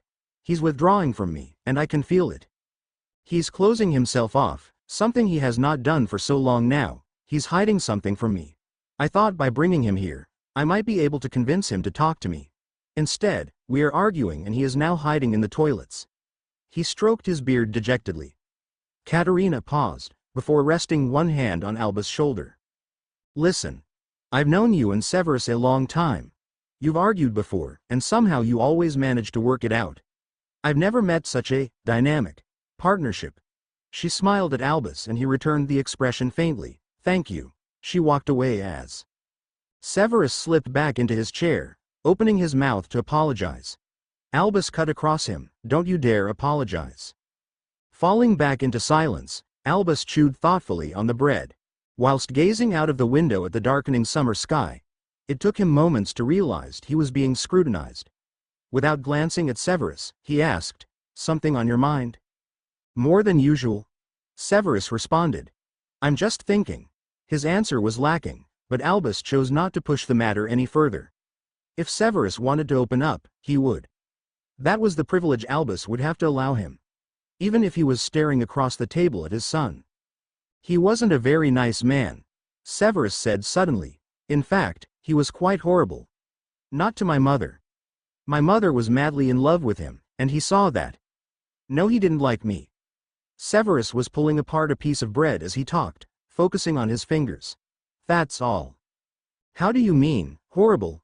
Albus picked up the unspoken details, and he was suddenly afraid. What did Severus mean? Still Severus didn't answer, and Albus leaned forward. What does that mean? Their gazes were locked, and Albus was sure that Severus was about to say something else, when their meals arrived, and the moment was lost. Severus instantly looked away, and Albus knew then that he would never be able to get Severus in the same position again. Considering the intensity of the early evening, the night seemed to progress quite well. Severus, mollified by good food and the wine, became rather more relaxed, and although they did not touch upon topics that involved themselves or their lives, his dark humor certainly came into play, and he kept Albus in near hysterics for much of the meal. Both of them, slightly tipsy after the second bottle, made their way back into Hogwarts and up to Albus' office. Still smirking at one of his jokes, Severus collapsed down onto the sofa and Albus offered him a hot chocolate. Severus shook his head. No, I think sleep would be much more. He was already halfway there, leaning toward unconsciousness. And sitting on the sofa, seeming so comfortable and relaxed, Albus wasn't sure what made him do it. It was a terrible crime, one he had sworn never to commit. But there he was. He watched Severus, and when Severus glanced up at him, eyes slightly unfocused, their gazes met. Albus forced himself into Severus' mind before the other could even react. There was only a strangled shout of, "Albus!" Albus pushed against the hazy mental barriers, through memories of himself and Severus, pushing further. Severus was trying to fight him, and pain threatened Albus as it reverberated through Severus. The younger man was struggling, because Albus seemed very clear-headed and focused. He knew what he was searching for. Severus was tired and he had very little strength to call upon. Finally, Albus caught the thread that he was searching for, and following it, he found himself ensconced in Severus' childhood, looking down on Severus, collapsed on the floor, already bleeding, and there was man undoing his belt. Albus was viciously thrown from Severus' mind when his own concentration slipped. The younger man was on his feet now, clearly in pain. How dare you? Albus could not quite believe what he had done either. Leaning against his desk, he looked at Severus and saw fear and fury. Severus. I never. Severus was leaning heavily off balance, and Albus realized there was something more than anger there. The other was exhausted. He leapt forward and caught Severus before he fell, pushing him onto the sofa to help him rest, and then sat back, mind spinning around a truth that seemed set in stone. The truth that Severus, his son, was an abused child. Once again, a chapter that does not sit right with SS-19. I must be tired. Thank you for reading. SS-19. Chapter 15. Chapter 15. Severus. Severus, would you please answer me? We need to have a conversation about this. Would you please open the door? This was not how Albus liked to spend his Sunday mornings. He seemed to be stood outside Severus' office door quite often recently. Normally he had some inkling of how best to proceed. Normally he was not the reason why Severus was in his office. Normally he would be welcome. Unfortunately, this time, he did not know how best to proceed. He was the reason why Severus would not come out, and he was certainly not welcome. He had committed a rather great sin, a violation of the trust between them, and no amount of groveling earlier in the morning had cooled Severus' anger. Severus, please. I was wrong and I need to apologize to you. Still no answer. Do not make me force the door open, Severus. I do not see why that should worry you, Dumbledore. You seem to revel in forcing yourself into places you are not welcome to. Severus' voice was harsh and acidic, and coupled with the use of Albus' surname. Severus, if we are going to do this, and we are going to do this, I would rather not be stood in the corridor. However, I do not wish to open your door without your permission. Allow me some dignity, Severus, please. Allow me entrance. The door handle turned, and Albus was finally allowed to enter Severus' office. The potions teacher was sat behind his desk, quill in hand, marking pieces of parchment. He did not look up, he did not speak, he did not even acknowledge Albus' presence. He just continued to mark the work in front of him, parchment scratched by the quill. Albus neared him, trying to judge Severus' current state of mind. He could tell even from this distance that robust and strong mental shields were in place, and defensiveness was emanating from Severus in waves. His knuckles were white from where he was clutching his quill, and his eyes were narrowed.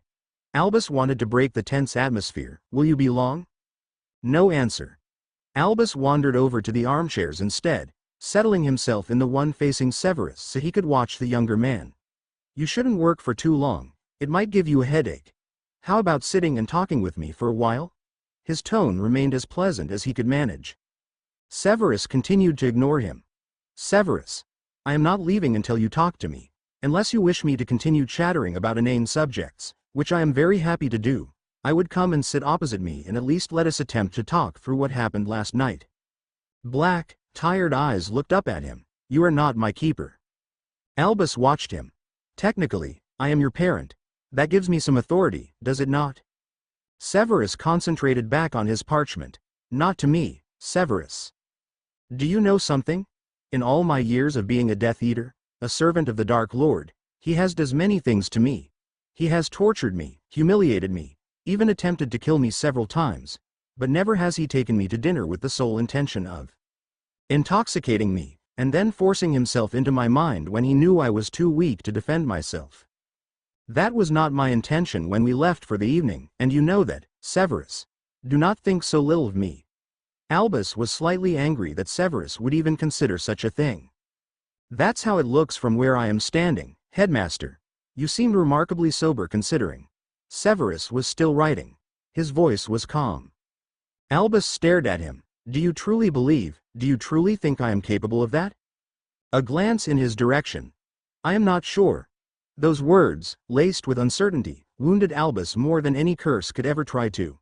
He looked away from Severus, wondering he was truly hurt thanks to the pain in his chest. You think I could do that? You think I could manipulate you in such a way? You think I could set out with that intention in mind? To violate your mind? Severus, it was an accident. One does not cast the Legilimens spell accidentally, headmaster. There needs to be motive, there needs to be intent, and there certainly needs to be desire. Albus got to his feet, shaking. Very well, perhaps there was motive. To find out why you insist on hiding things from me. Intent, indeed. I intended to discover why you will not look me in the eye when you mention your adoptive father. And I desired to know so I could try to help you. Forgive me for loving you, Severus. Severus slammed his hand onto the desk. If you loved me, you would respect that I have some secrets that I do not wish to divulge. No, Albus argued. It is because I love you, it is because you are my child, that I need to know these things. Severus scraped his chair back from his desk and stood. Well then, why don't you just push yourself past my defenses and find out for yourself? Clearly I am unwilling to answer your questions. Perhaps you would like me to drink Veritaserum? I have some here. In fact, he pulled open his cabinet and showed Albus the phial. The whole bottle should work. It will make me tell my darkest secrets to you. Shall I drink it now? Don't be so ridiculous, Albus answered. Put it down. It'll make me tell you though, how my father used to lock me in a cellar when I cried, hoping to scare it out of me. How I pretended not to exist when he was home and did not eat for days, drinking water from the attic tank. It'll tell you why, damn it, I cannot trust authority and I cannot have a father figure. Happy now? Or would you like more details? Would you like to know how many times I cried? How many stairs he pushed me down? How about the time when he used handcuffs and chained me to the radiator when it was piping hot? Still have the burn marks on my back. In fact, would you like to see them? Would you like to know how he abused every trust I placed in him? So when I look at you now, I can only see you as trying to hurt me. I cannot even accept that you may have been worried about me, and that was why you pushed into my mind. I can only see that you wanted to hurt me.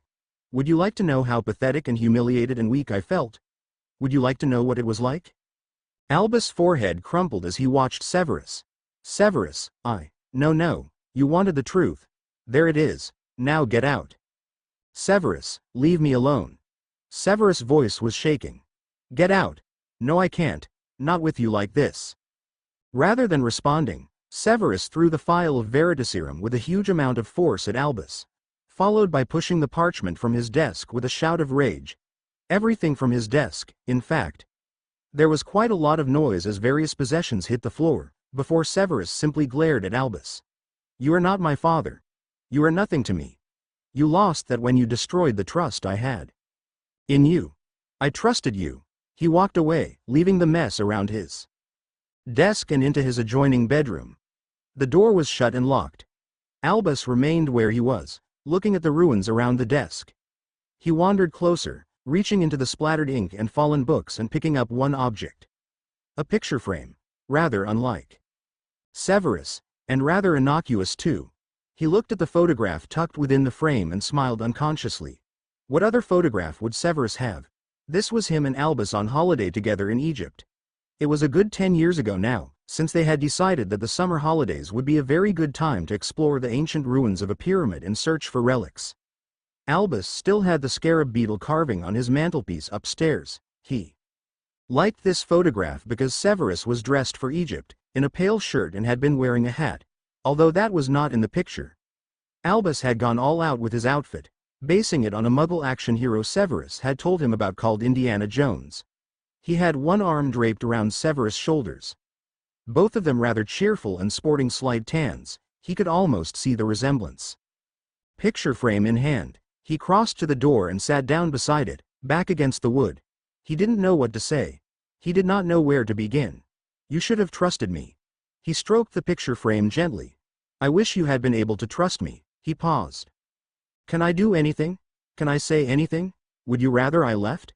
He did not receive a response, so he simply took the picture from the frame and pushed it under the door.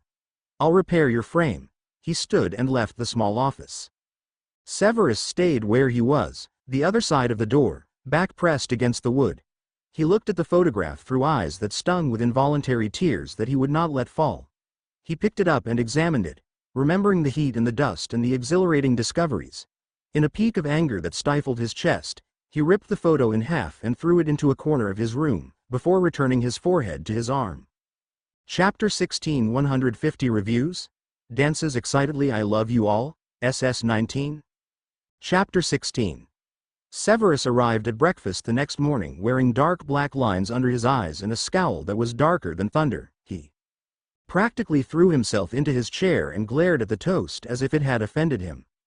Various members of staff glanced at him but did not comment, instead continuing to talk amongst themselves. Severus decided that eating the toast was a better punishment than berating it, so chewed the dry bread and attempted to tune in to his colleagues. I cannot believe that a student managed to penetrate my office and look through the files. It was rare to see Poppy angry and unsettled, and this attracted Severus' attention. He narrowed his eyes, as Minerva leaned across to interrogate her further. A student looked at your files? Poppy nodded. Yes, but it's peculiar. It was only old files. I have yet to work out which one was taken. She looked toward Severus, who was showing more interest in the conversation. It's not even complete medical records, as I keep anything recent separate. It would be from a while ago. I will need to complete a full inventory to find out which files, if any, have been taken. Severus raised an eyebrow. Perhaps your security is inadequate? Minerva glanced at him. Just because your office is about as impossible to access as Sybil's prophecies are to believe, Severus, does not mean we are all quite so paranoid. I like to be defended. Severus shot back, more venom in his voice than he had intended. Minerva watched him carefully for a moment, detecting more than his usual grumpiness behind his words, but offered no comment. He had lost his appetite and pushed his plate away. Where is the headmaster? Away on private business. Minerva answered, still scrutinizing him. He said to me he does not expect to be back until tomorrow now. Severus stood, something uncomfortable twisting in his stomach as he tucked his chair back under the table and headed for his classrooms. A quiet period in between two classes found Severus in the staff room, contemplating a half-empty goblet of pumpkin juice in silence. He had been alone for 20 minutes, until the head of Gryffindor arrived, closed the door and announced his name in a loud voice. He glanced toward her. Did Pomona send you? She looked at him. She did mention that you looked rather melancholy. I thought that perhaps I should visit you. Severus did not raise his head. This is a staff room. You can come and go as you please. Indeed. That also means I can sit wherever I wish, too. Minerva sat opposite him and examined the book he had abandoned. Although I should not show too much interest in my generally private Slytherin counterpart, my extraordinary senses are suggesting that there is something the matter. Severus half smiled. Would those be your feline senses? We are incredibly perceptive animals, Severus, as you know well. So, are you going to enlighten me, or do I have to guess? She leaned back in her chair, watching him. Severus exhaled slowly before raising his gaze to hers. It's not It's not something I can talk about. Ah. So it is confidential, then?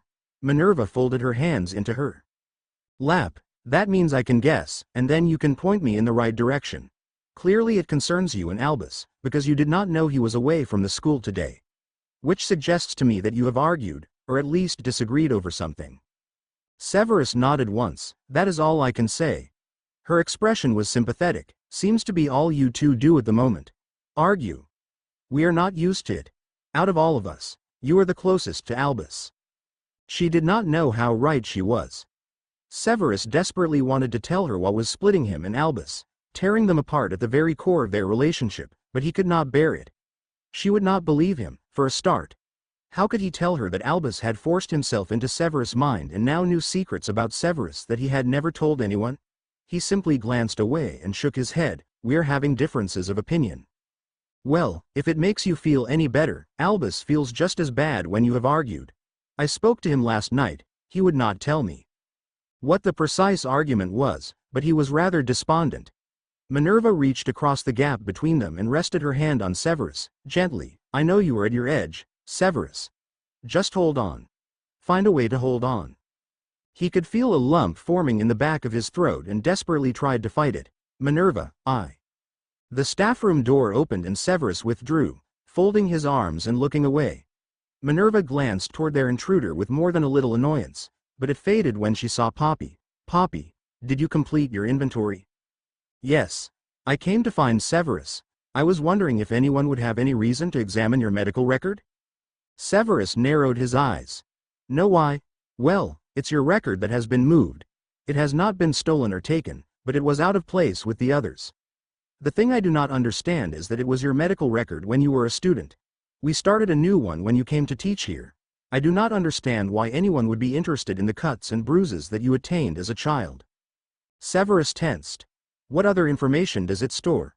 Only what we would have needed to know: parents' address, who to contact in an emergency, any conditions. Severus. Albus Dumbledore stood outside a small house in an isolated village. He checked the address against that on the parchment, and looked back to the house. He drew his wand and headed for the door of the house, leaving the piece of parchment behind. He raised his knuckles and tapped them against the door, waiting for it to open. Chapter 17 Bumblebee Blood. I'm sorry, I'm sorry, I'm sorry, I'm sorry, SS 19. Chapter 17. Tobias Snape. Albus Dumbledore asked when the door opened. I'd like to have a talk with you about your son. Albus was rather pleased with himself. So far, he had not blasted the door down, nor set the building on fire, not killed Tobias Snape. Where he stood. This was an achievement, he thought. The last 6 hours had been an enlightenment for him. And not of the positive type that Muggles spoke about. No, this was more of an epiphany. He had taken a copy of the child Severus medical record from the hospital wing and stolen away to his cottage by the coast to read it. What he had found had worried and frightened and unsettled him. Poppy's medical records had listed several bruises and cuts that were unexplained. Always when he came back from the holidays, Albus remembered. Now, the reluctance the boy had always shown to go home. What had Albus done, sending him back here? Every time Severus had faced him and asked him to stay at Hogwarts and Albus had only seen defiance, had that defiance actually been fear? He had sat in his cottage and looked back at himself, not as Severus' father, because he could not have possibly known then, but as a simple headmaster. How had he not seen the fear in those dark eyes? Why had he been so determined to see Severus as the bad child, as a memory, the memory of Tom Riddle, when in truth, he had been nothing more than a child? The idea that it was him alone that had driven Severus to Lord Voldemort was too much for him to bear, and he shut it from his mind. But now, he had Tobias Snape. And he would have an explanation from him, whether it was willingly or not. He did not condone violence of any kind, at any time, for any reason. But he would use it now. He would find out exactly what had possessed a man, and a simplistic, ordinary man at that, to feel and think he had the right to hurt a child. To raise his hand to a boy. To make Severus' life a living hell. And he hoped to find out that information before Severus arrived, too. I have no son. Tobias hissed. Albus raised an eyebrow, resting his hand on the side of the door. Really? Well, who is Severus then? A pet? Tobias tried to slam the door hard, hoping to trap Albus' fingers. Albus was smarter than that. He drew his wand and pushed it under Tobias' chin. I wouldn't, if I were you. Now, invite me into your house, like a good housekeeper, and ask me to sit down. Unless you wish me to cut out your tongue. The words were acid in his mouth and he wished he did not have to be this way, but at the same time, this was something new for him. His brain, mocking and arrogant, had chosen to torment him with the clever images it had concocted of a young Severus. A child with dark hair and dark eyes and pale skin, trying to escape. And Albus should have known. He should have known. He should have known that his child was suffering. But no, he had lived in his own perfect reality, thinking his child was being taken care of by a loving family, winning wars and glory, and hardly thinking about the child he had left behind. Abandoned.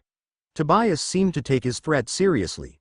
He was a large man, both length and width, and did not seem to take much care of himself. His eyes were brown, the same as Severus now, but they held none of the depth of Severus. They were cold and hard and unfriendly. He glared at Dumbledore but let him in. What about him? It has come to my attention that he has not had a particularly happy childhood. Albus waited until Tobias had sat down, watching how the man hesitated. I was hoping you could explain to me. Explain what? Tobias answered, still watching Albus' wand.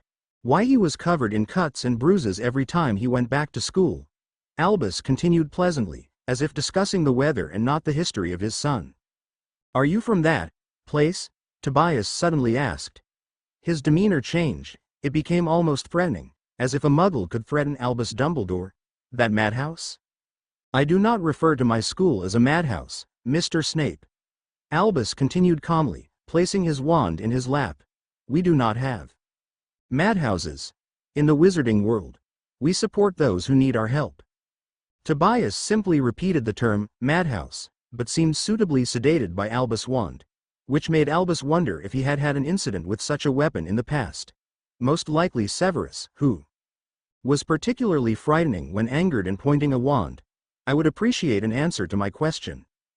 Tobias glared sullenly at him. Albus almost recognized the expression, and that infuriated him. He stood, suddenly tall in the small living room. Did it give you pleasure to abuse a child, Tobias? Tobias looked up at him, and refused to answer. Did it make you feel powerful, to make a child cry? Did it help to make up for other inadequacies, Tobias? Not sure why this is important now, Tobias interrupted. I have not seen him for years. You did not deserve such a child, Tobias. You never deserved such a person as Severus is. Albus felt the sudden, almost primal need to defend Severus. To defend that was his child, to tell everyone how brave and selfless he was.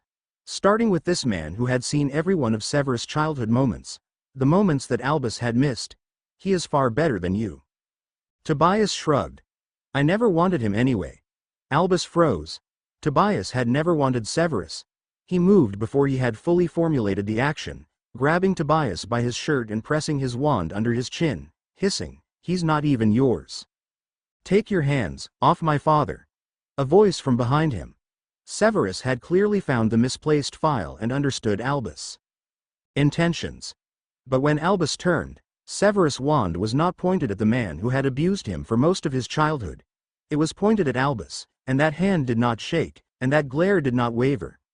Albus dropped Tobias immediately, and stepped back, only to see Severus cross to stand in front of the muggle. If you don't mind. His voice was hard and cold, and Albus was suddenly confused. Severus, you have no ties to him. Why? Because you say so, Severus demanded in response, one eyebrow sharply raised. Am I not allowed to make that decision for myself? You said you do not regard him as a father, Albus replied, frustrated and impatient with Severus and disappointed in himself for his loss of control. And that gives you the right to threaten him, headmaster? That gives you the right to storm into his home and push a wand under his chin? Albus shook his head. I don't understand. You never do, headmaster. You never understand because you do not know what it is like to have a real family. Albus flinched. Severus seemed to realize he had overstepped the line, but neither did he retract his statement. Albus glanced away, but Severus was not finished. I don't need this, headmaster. I don't want you trying to make amends for whatever happened in my past, but he hurt you. So, He still brought home the money to clothe me and feed me and keep a roof over my head.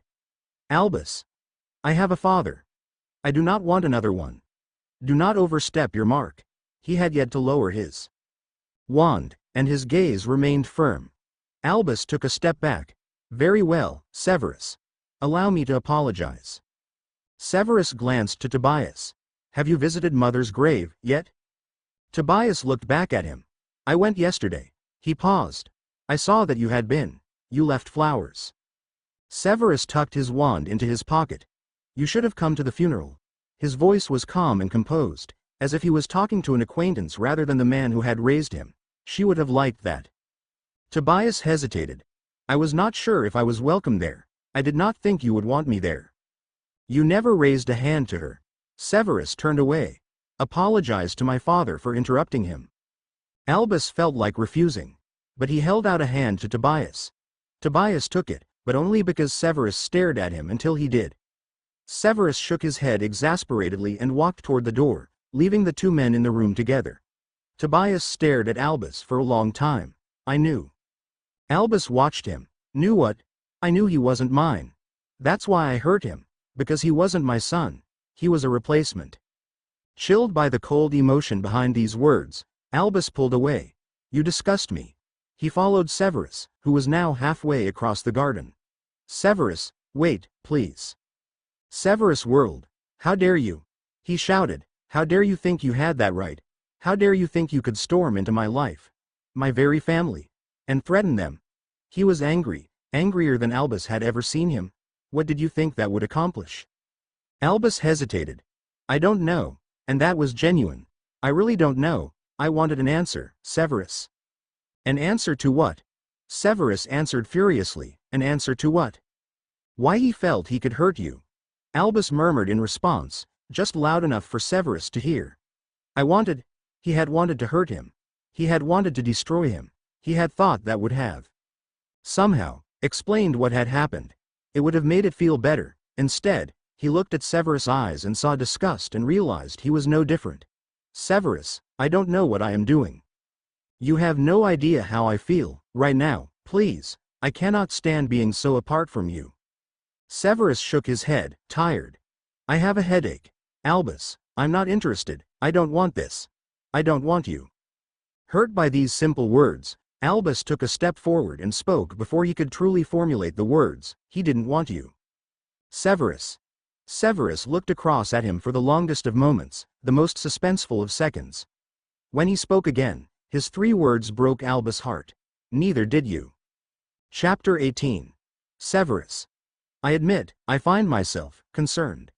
The Dark Lord swept toward his follower, stood mere meters away in the once grandeur, now neglect of the mansion Voldemort owned but no longer cared for. You seem very, dare I use the word, he paused, before. Tired. Of all the perfectly logical, appropriate, relevant and predictable adjectives Severus was expecting the Dark Lord to say, the word tired, with palpable levels of concern was not it. It threw him slightly and he knew surprise showed on his face. My lord. Voldemort awarded him with the slightest smile which admittedly unsettled Severus more for it seemed so foreign on the serpent-like features. You believe I do not have such concerns for my followers, even my most trusted advisor? Such a poor opinion of me, Severus. Severus regained control over himself and his so-called impressive impassive facade. Certainly not, my lord, I was just surprised for I feel I hide it well. I am privileged by your concern and thank you for it, my lord. The smile morphed into something which Severus could only identify as frustration and again he was wrong-footed and confused. He did not feel he had said anything to offend, my lord. Voldemort waved his hand in a tangible manifestation of that frustration. I remember the days when you did not fill the air with shallow platitudes that you feel I wish to hear, Severus, and I remember how well I respected that trait. A gamble, then. You were less inclined to torture, back then, my lord. Oh yes, Severus could be brave. He could gamble, he could take the risk. He kept his eyes on Voldemort's face, chancing the slightest raise of his eyebrows to support his point.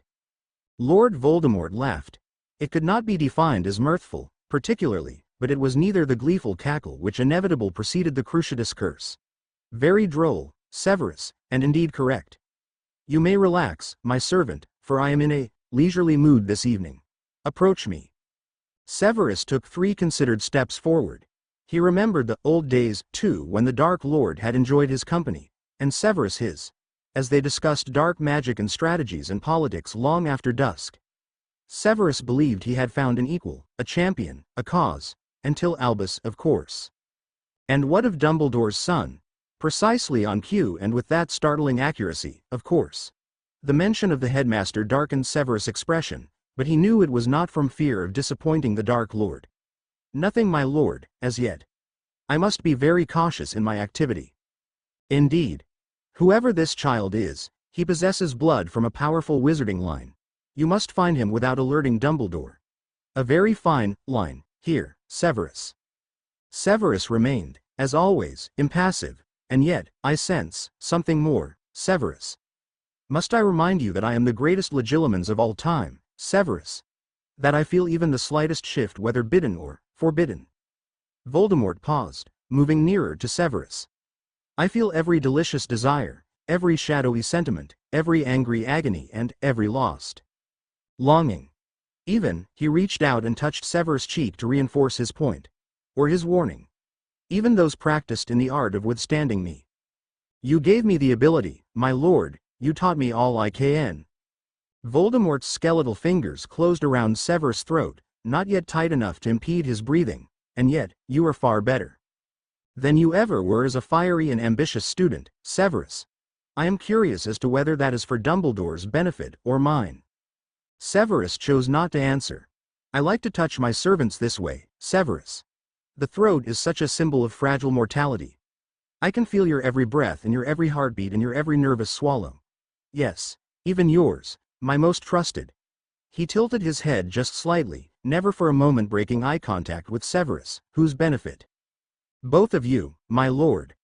I choose not to have all my thoughts examined and analyzed. I advise, and I can do so perfectly adequately without what I ate for dinner last night being up for discussion." Severus' voice was firm and calm and reasonable. Voldemort did not remove his hand.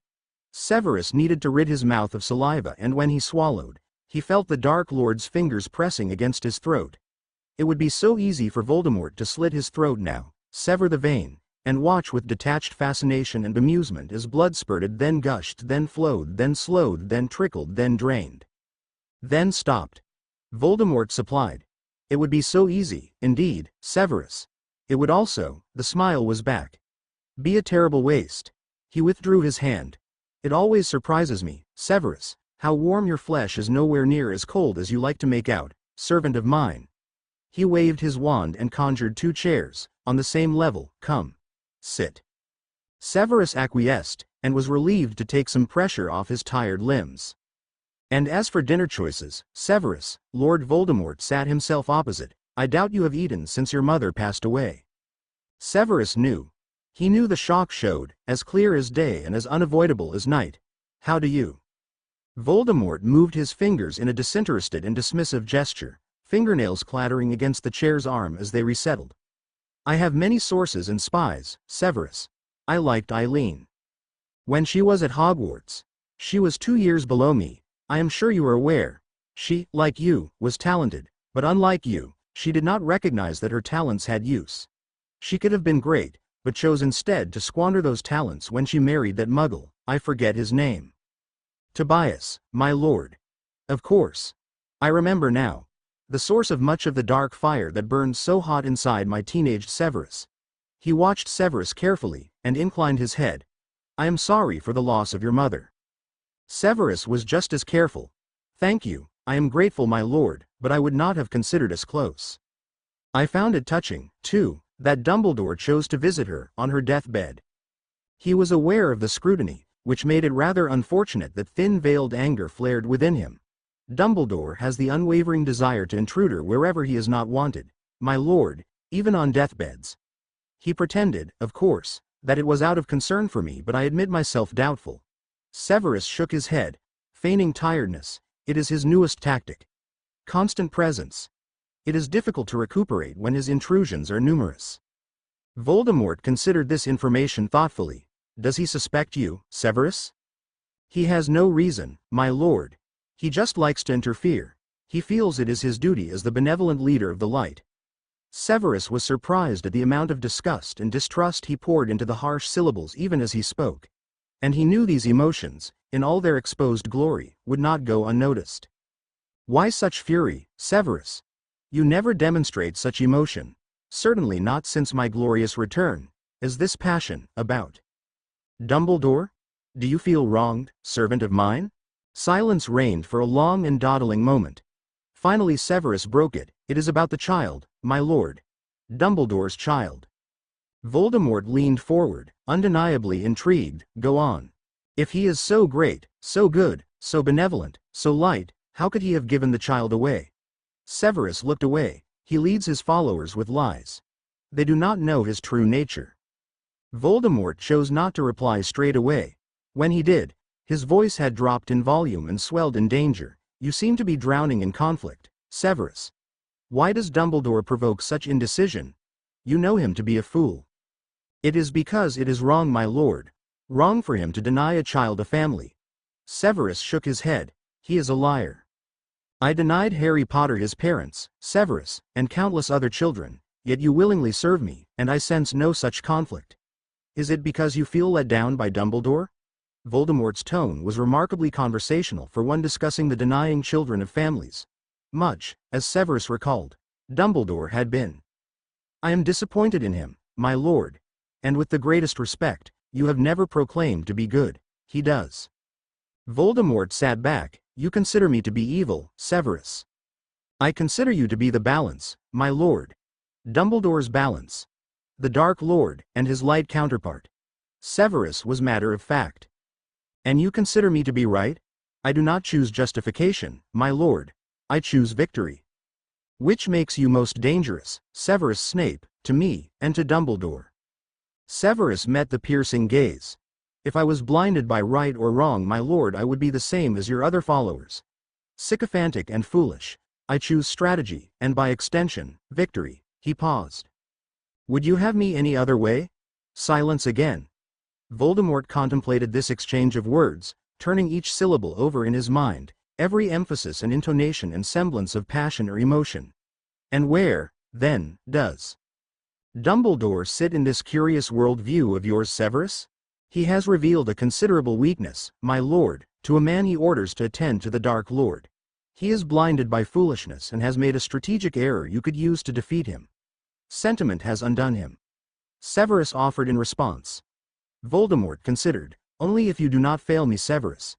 If you were to fail me, Dumbledore would be protected. Inspired, even, by the sentiment which you deem foolish.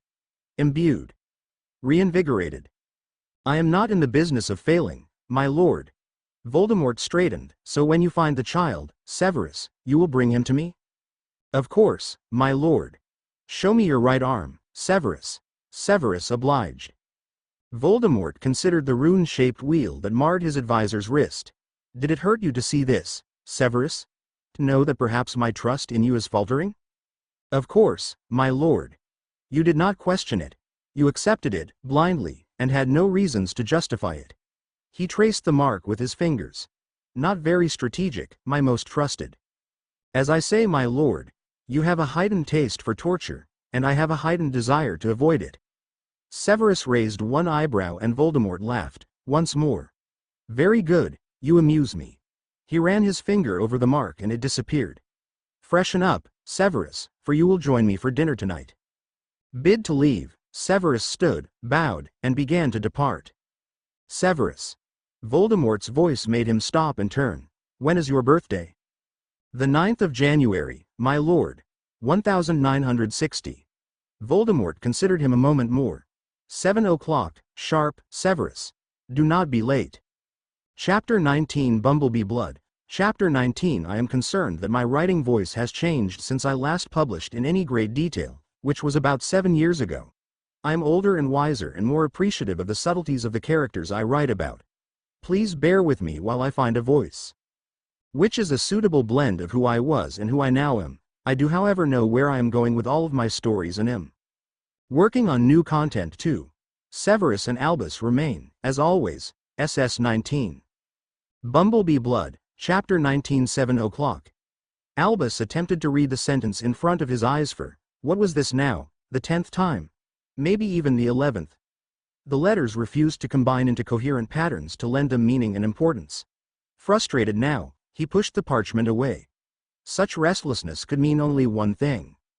He stood and moved to the window, his familiar perch of pensiveness.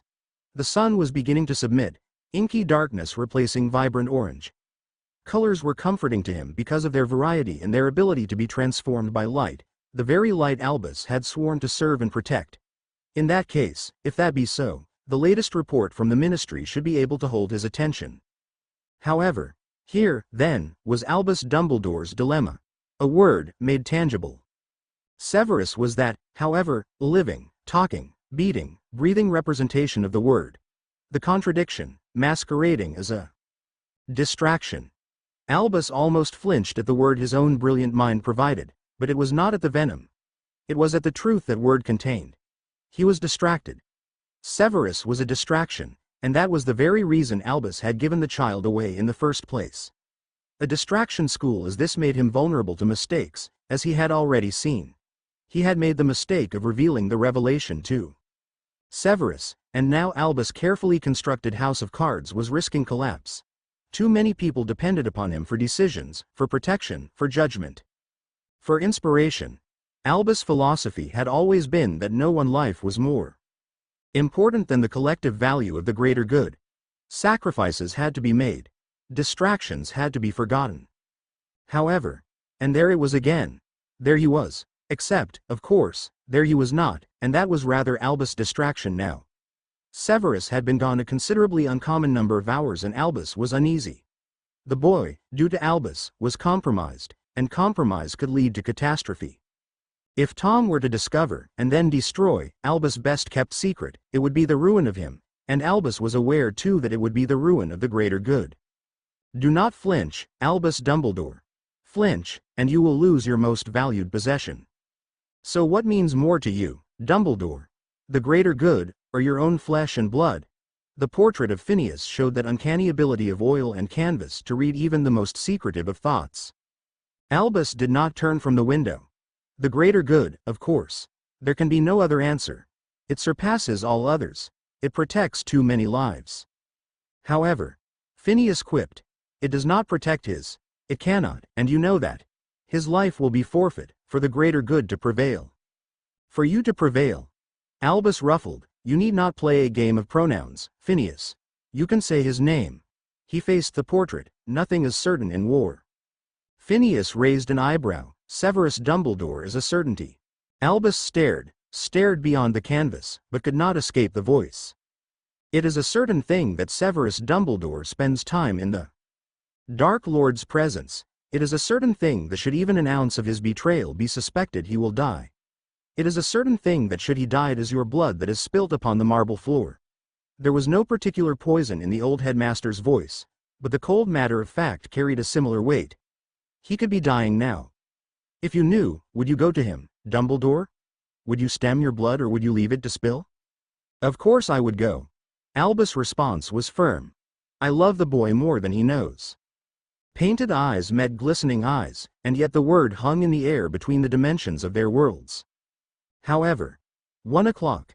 The cliched inky darkness was gone and the black was obscured with gray. Still he stood beside the window, watching, waiting, wavering. Rouse them then, Dumbledore. Send for the Order of the Phoenix, and put them in harm's way to save him. You know it has been too long and as you say, nothing is certain in war. Some of them may survive. Albus ignored Phineas. Or convince yourself that you will wait another half an hour, before you commit. What difference would that make, after all? He would know. He would know if Severus had been discovered, and he would act then, he was sure of it. However, 5 o'clock night was over. No sign, no sign. A red sun. Rising. I would know. I would know. So certain, Dumbledore. You are always so certain. The arrogance of a Gryffindor. Phineas shook his head. Certainty is no match for subtlety. As riddles are no match for plain speaking, Phineas. Albus was angry, and he did not truly know why, or who at. Speak plainly, then, Dumbledore. I cannot risk the greater good for the life of one person. no matter who that one person is.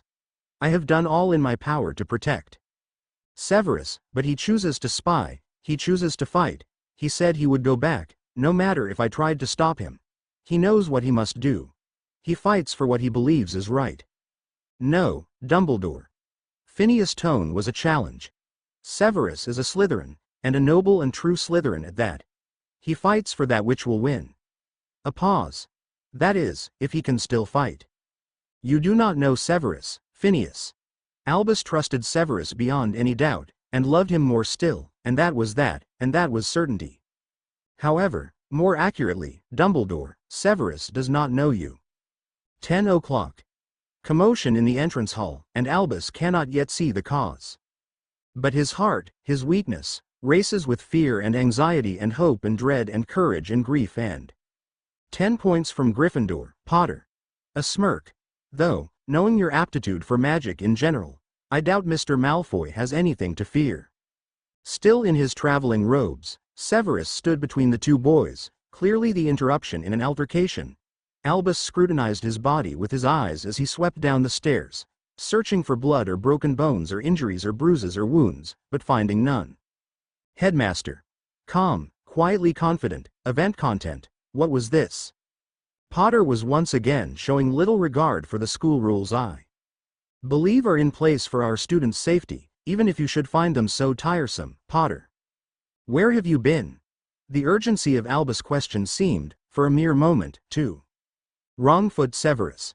On private business, Headmaster, as I believe you sanctioned.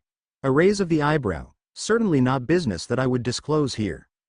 With hindsight gifted to him by the future, Albus would later know how he could have prevented all that would follow, every event, but there was no such gift of foresight given to him. We all know what that means then. Derision from a Gryffindor, ever the catalyst. Do not attempt to comprehend that which your feeble mind cannot fathom, Potter. Danger in Severus' tone. Come, Mr. Malfoy, I had dinner with your father last night and we spoke much of you. I almost sent people. Albus would always blame the tiredness, the weariness, the distraction. To find you. Severus appeared bemused. His hand rested on Malfoy's shoulder, and Albus saw the younger man straighten, buoyed by the gesture from his godfather, paternal in nature. But, alas, you did not. Severus' voice was empty, and within that emptiness was accusation. There was no need. All was well. Severus fights for that which will win. Albus saw it, for the briefest of moments, and he would never know if it was bidden or forbidden. The stark perversion of that which he shared with Severus, wine, food, conversation. How could he, this spy, this man, this son, like the old days, then? Severus stepped forward, holding out a hand. Headmaster, you seem unwell. Albus flinched. Severus withdrew. We had much to discuss. Severus supplied, and any company was forgotten as faltering father and secret son locked wills in a battle of, what? Indeed. Albus replied, equally cordial and challenging. What, I wonder, could require such time? The paternal gesture again. Albus saw how the young Slytherin responded once more. He craved that bond with Severus, that much was certain. However, well, Headmaster, your son, for one thing. Chapter 20 Bumblebee Blood. Chapter 20 We find ourselves in such strange times. I hope that, even to just one person, my stories might bring comfort, escape, or peace. Please forgive any typos. Being an online teacher at the moment means far too much screen time and lapses in concentration. This remains one of my absolute favorites to write. Much love, SS19. If surprise was a person, Severus imagined he or she would look exactly like the expression that registered on Albus' face for a fraction of a second, before it was hurriedly chased away and replaced with genial grace and artificial amicability. How very amusing, Professor, but only my students will possess such a title. Severus watched Potter and Draco exchange a glance charged with some shared incredulity that still could not totally assuage the hatred that existed between them. Draco looked to Severus, and Severus manipulated his lips into a small smirk, a joke. Draco. Now, you have lessons to attend that do not involve provoking the sensitive Mr. Potter. Potter seemed ripe to interject, but Albus held up a hand, though his gaze still had not left his potions master. Both boys have classes. "Professor, a word, if you would not mind, in my office." Severus considered refusing. This was his timetabled morning off, hence why he had acquiesced more easily to staying with the Dark Lord overnight. He had students' essays to scrawl over and correct. And brewing he wanted to do. But something in Albus' gaze, something hard and sharp, convinced him that it probably was not prudent. He followed the headmaster back to his office, trying not to feel like a student in trouble, though Albus was perfectly cheerful, smiling at those who crossed their paths and greeting staff with a bright, "Good morning." Severus for his part stayed impassive. When inside the headmaster's office, Albus moved toward the large window and stared out of it, back to Severus. Severus pushed the door closed and lingered, smoothing the cuffs of his robe before he realized it made him look nervous, and he willed his fingers to still. The portrait of Phineas was regarding him from across the small room, with a very strange expression that Severus could not place. He wondered if he should break the silence. Was that what Albus was waiting for? He surveyed the headmaster's form. Hands clasped behind him, shoulders straight, but with visible tension. He felt like he should break the silence, so he took a step forward, resting his curled fist on the corner of the desk. "Headmaster."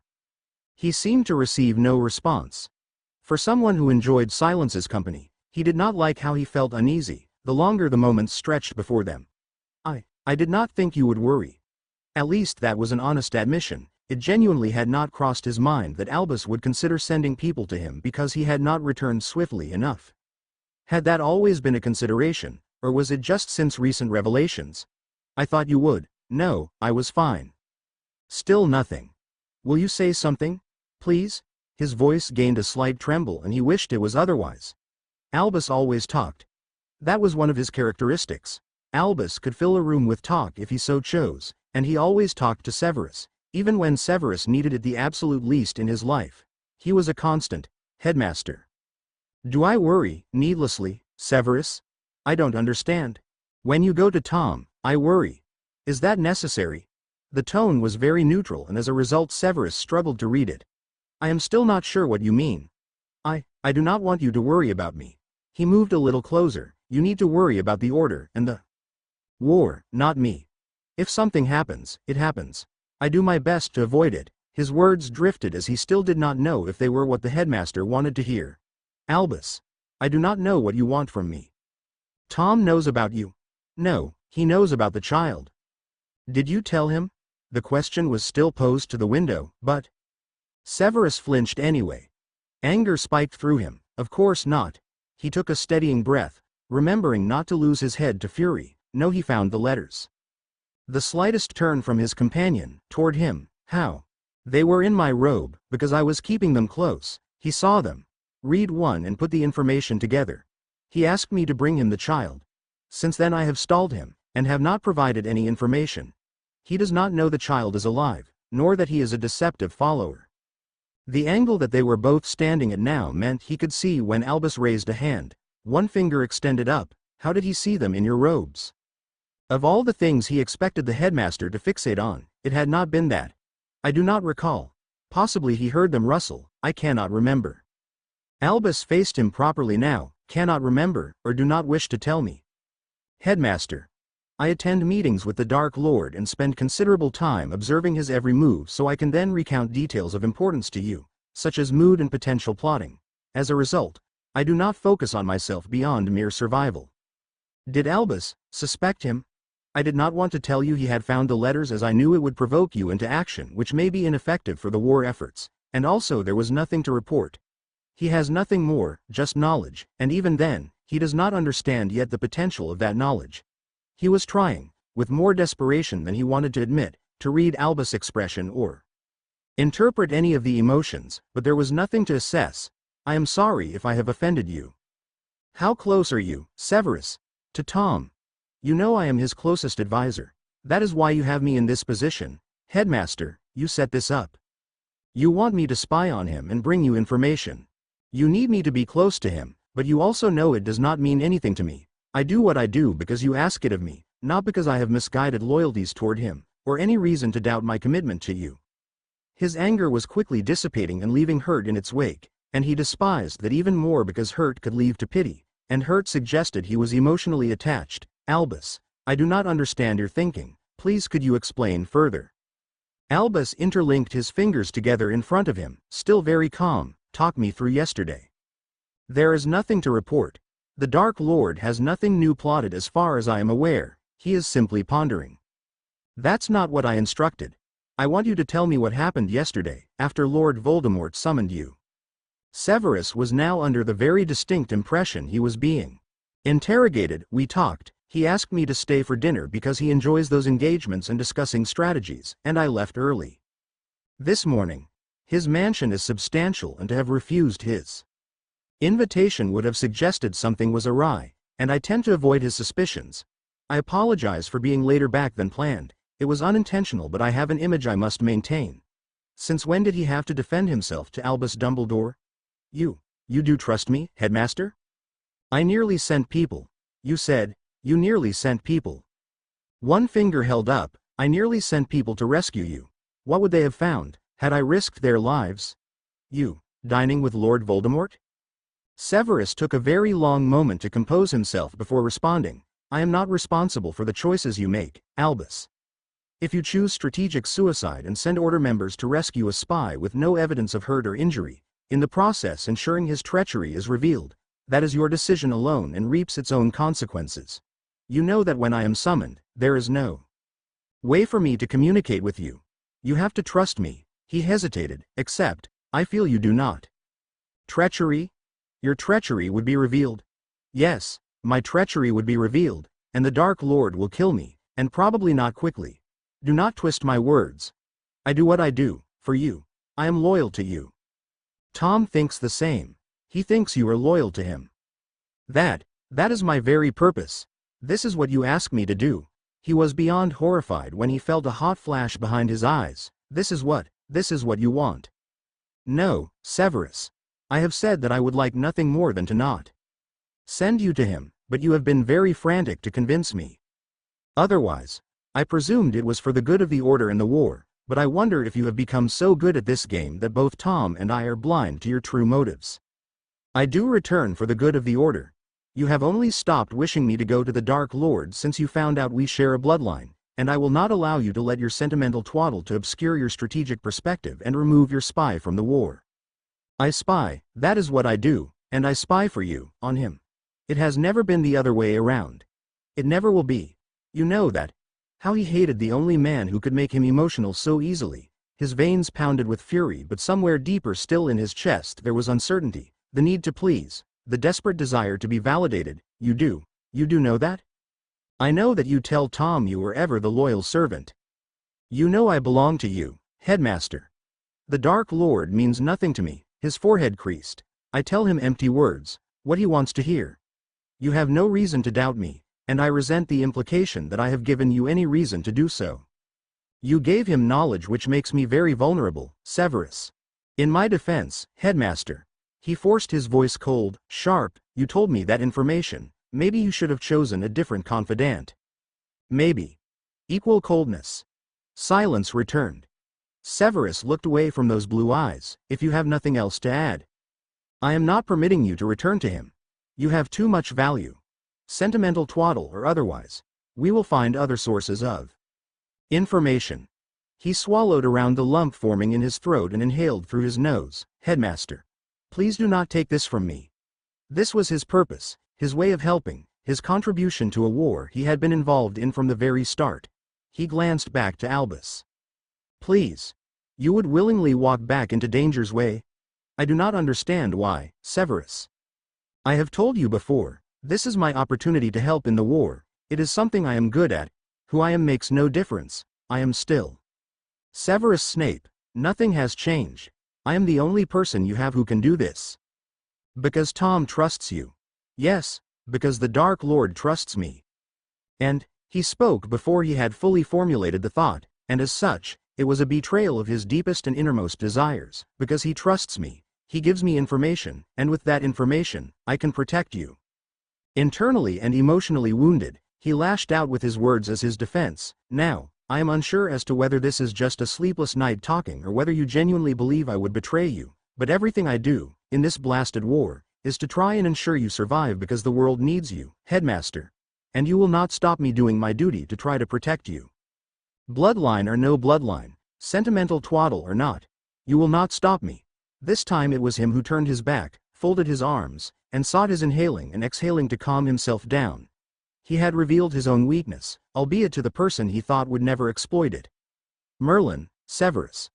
What madness could make you love Albus? Dumbledore. He started to count the seconds as he inhaled, waiting for some more censure from Albus, or some further interrogation, or some comfort. Never had a conversation been like this for him. With Albus, his mentor was usually the one to do the explaining. He held his inhale and continued to count, irritated at his own lack of composure. This is dangerous motivation, Severus, Albus countered, though his syllables had gained the softest edge. If Tom were ever to know. If the Dark Lord knew, I would die knowing I had given you everything. He breathed out, everything. He glared at the portrait of Phineas, who looked rather disappointed, and Severus presumed it was in him. This was not very Slytherin of him. What if Tom discovers who the child is? Then what? What will he do with you? The voice was softer still, and slightly hesitant and stalling, as if Albus was divulging a fear that had kept him awake, and with damning realization, Severus understood that it most likely had. He tried to find his reasonable self. Then the Dark Lord will use that knowledge to unbalance you, Headmaster. You must ensure that is not the case, or all I have done is for nothing. Never nothing. Albus murmured. Severus observed him. Where did that come from, Albus? All of that? Is it something I have done? Albus held out a hand, palm upward. No, all me, I am afraid. A sleepless night, a pathetic old man, misguided illusions. Looking for justification. I apologize. He paused. I find it hard to believe sometimes that would demonstrate such bravery just for me, or at least, your own misguided illusion of me. Severus shook his head. It is not just for you, Headmaster. It is for me too. He reached out his hand to rest his fingers in the Headmaster's, and the moment they touched, he flinched. Pain shot up his left arm, and beneath his sleeve he knew the dark mark twisted and scowled. Albus gripped his fingers before Severus could withdraw them. So soon? Severus did not answer immediately, gripped with a sudden fear. This is unlike him. He must have news, or wish to move again. I must go. Yes, you must. Albus did not let go immediately. Severus, even after my performance, of course I believe you. Believe in me, Albus. Return to me, Severus. It was not Riddle Mansion this time. It appeared to be some outdoor clearing in a forest that had no particular significance nor memories for Severus as he took his place in the circle of hooded figures, forcing his mind to be blank. He seemed to be the last to arrive. Which did concern him slightly. He was never late, but it suggested there may have been discussion before his arrival.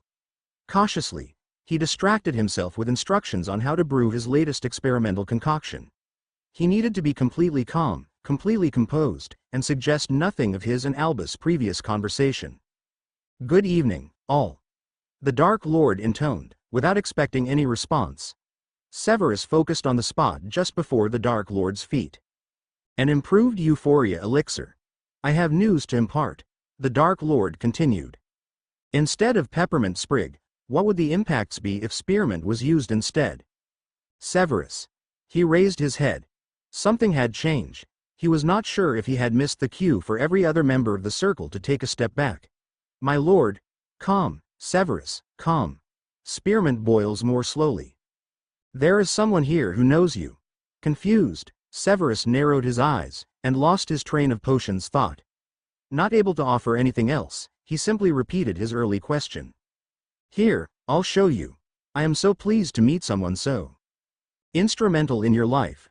So influential. The Dark Lord raised a hand, and Severus heard the sound of struggles and quiet pleading before a woman was thrown before Lord Voldemort. Her hair was golden and she was clearly very afraid, but she was also utterly unfamiliar to him. My lord, I do not know this woman. Is that so? Spearmint might react less favorably with the porcupine quills. Yes, my lord. Think hard, Severus. You have never seen her before? In your life? The Dark Lord sounded perfectly conversational, his tone almost light, and Severus found that to be rather worrying. My lord, I assure you, I have never met her. Ever. What was the game here? Who was the woman? See, Severus, this woman. She tells me, quite vehemently, though admittedly under the Cruciatus curse, that she took a baby from Albus Dumbledore's arms. Spearmint, spearmint, properties of spearmint, Severus, properties of, and passed the baby to, he flicked his fingers at the cowering woman, who did you say it was? She stared up at the Dark Lord, pale and covered in sweat and her eyes wide. Please. Tell us. Everyone is very keen to hear. Severus, I am sure is, dying, to know. Voldemort paused, and when he spoke once more, the danger in his voice could have sliced his prisoner's flesh. Who? I, Voldemort raised his wand. Please no, Eileen Snape. I gave him to Eileen Snape. You'll be pleased, perhaps, to know the next chapter is already written. Thank you for reading. SS 19. Chapter 21 Bumblebee Blood Chapter 21 I know I have a terrible habit of disappearing. Being a teacher takes an awful lot of time, mainly because you get out what you put in and it is the best job in the world, but I promise I am making an effort to write more and find the time. Thank you for bearing with me. SS 19. Nothing followed the woman's terrified confession. A very remote part of Severus' mind whispered that he was not, yet, dead. A slightly more significant part, most concerned with his survival, reminded him that the first thing he did, determined if his gruesome fate was accelerated. He needed to break the nothing, because from the way Lord Voldemort was watching him it was clear that this was a very fragile stalemate. Thundering revelation gripped him. The Dark Lord was unsure. But did he doubt the story, or did he doubt Severus' honest, or lack thereof? The stakes were higher now.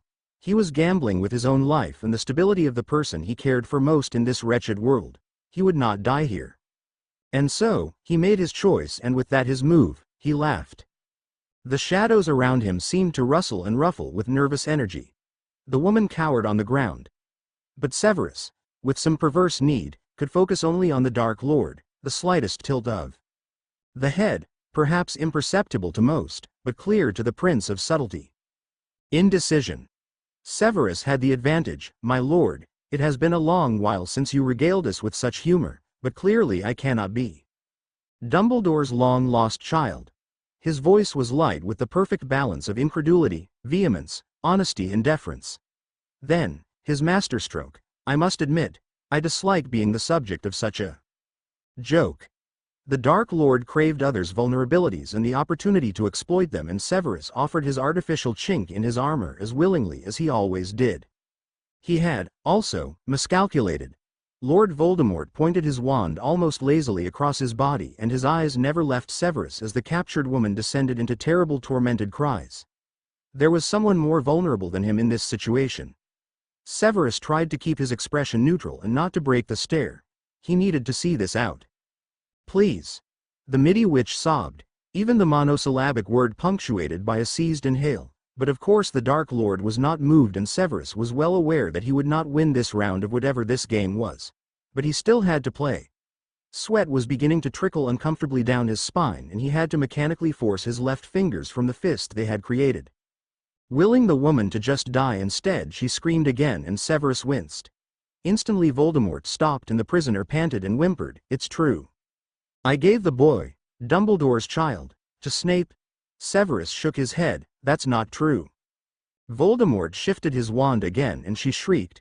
Severus made himself aware of every muscle in his body, driving all of his energy toward holding firm. Seeing this out, it was a test he had never had the stomach for, but still a test. Maybe it was his vulnerability after all. My lord. Once more, the Dark Lord's curse was relinquished, and he continued to watch Severus with an almost pleasantly curious expression. Almost, not quite. Severus held out a hand, and he was very aware that the trembling was involuntary and not part of his act, and he had to accept and admit that he was suddenly afraid. He needed to change his tactics. You know who I am. Whatever Voldemort wanted from him, clearly Severus had not solved, as the Dark Lord solved. As the Dark Wizard moved both hands in a mock frustrated gesture and the ivory wand jerked, but the Medi Witch had no voice to scream with, and her ever smaller and hunched frame simply twitched and convulsed, and when Severus turned to watch he could see her wordless most open and the eyes that stared at him spilling endless tears as the single instruction left him unbidden, "Please." The Medi Witch collapsed, still and broken. The Dark Lord turned away from Severus, and the lack of cards to read made the Potion Master's move even more obscured. He needed to act, but he did not know how to proceed. Acid churned his stomach. He needed to distance himself from what Albus would do now. The circle around him seemed tighter, oppressive. Voldemort was waiting. He drew his wand and pointed it at the broken and cowering and unarmed and innocent woman. You know nothing of what you speak. The acid had risen to the back of his throat and he wanted to blame that for the harshness of his tone. The memories of his first kill were threatening to invade the present and he desperately needed a clear mind. To lie to the Dark Lord is a dangerous game. This had Voldemort's attention. Everything Severus had done so far had meant he was not dead. Each choice had led him further down and down a path, and he could not judge the destination, but he knew how badly he wanted to survive, not just for him. He was not sure when this situation had become winning and losing, but surely the fact he drew breath meant he was winning. The Midi Witch spat blood into the dirt. She observed Severus and he saw the resolve and determination in her gaze. But hers was not to survive. It was the madness-induced bravado before inevitable death that possessed her now. And when she delivered what would be her final and last words, Severus realized too late that he should have simply killed her. I told Dumbledore it was you. A moment of nothing. A flash of green light. He could have sworn it was him who cast the curse as her confession shattered his pretense and were likely to be his death sentence, but his wand had not moved. Lord Voldemort, on the other hand, had moved. He regarded Severus now, both hands together, wand casually cradled between his fingers, expression neutral. No, not neutral. Empty. Severus panicked. The flight response kicked in and he could not prevent how he wildly looked for an exit, both hands out before him. He did not tell me, my lord. I swear to you. He did not tell me. He gestured to the dead woman. She's lying. I'm not. He broke the sentence when he did not want to finish it, but the impassive Voldemort terrified him far more than the denial of his father. I'm not his. I belong here, my lord, to you. His voice cracked on the passionate oath and it did not go undetected. Voldemort merely took 2 paces forward and Severus willed himself to stay still, to not yield, to demonstrate that bravery Albus always said he possessed. The stare gained purpose. Severus had seconds to react.